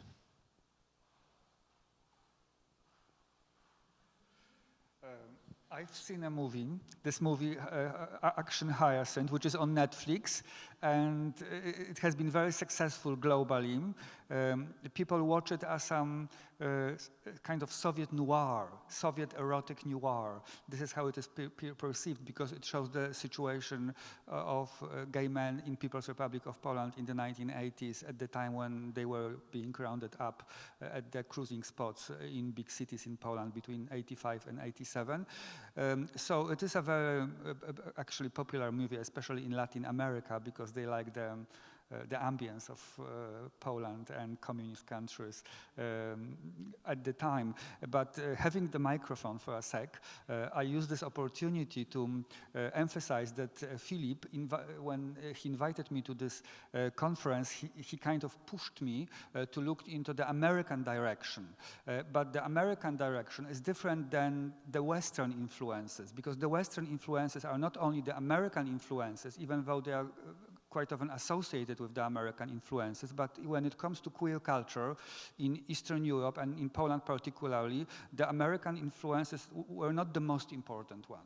The most important one were the Western European influences, especially the Italian cinema of Pier Paolo Pasolini and the German cinema on Fassbinder and Luchino Visconti in Italy.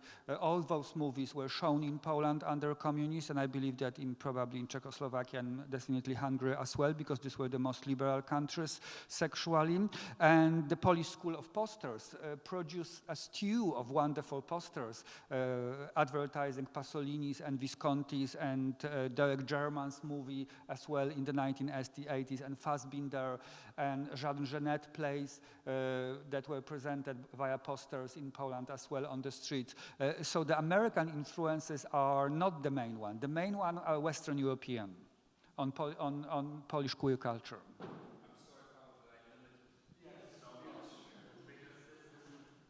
Well, I understand that it was a comment, yes, just not.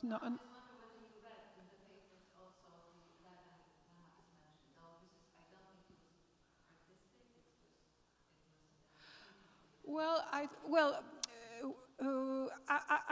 am not so much involved in the research about Buddhism, but in fact there was an exhibition in Muzeum Sztuki Łódź some months ago by Kuba Banasiak, who plunged in the spirituality during the transformation time.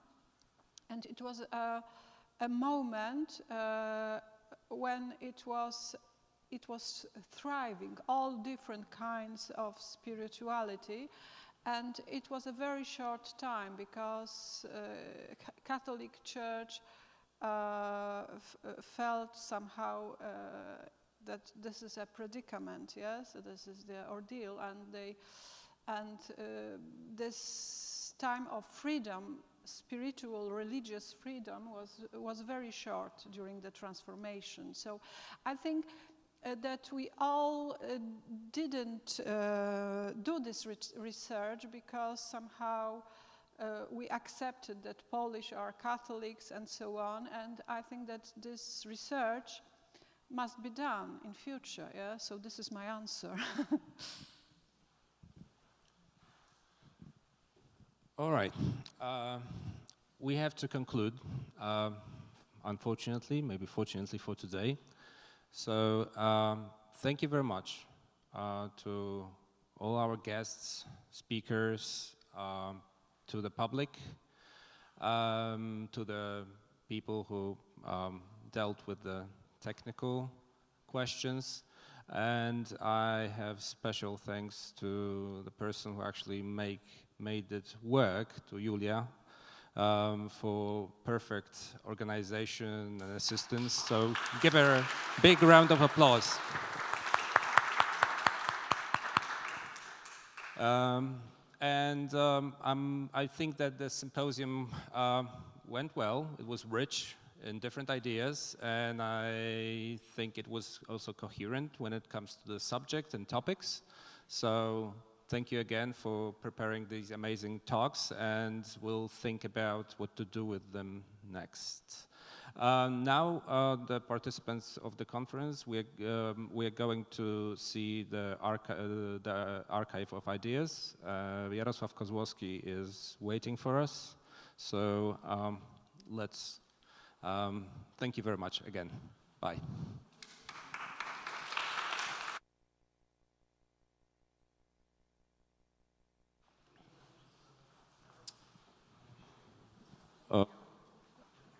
Będziemy musieli to jeszcze we still need a few minutes to, to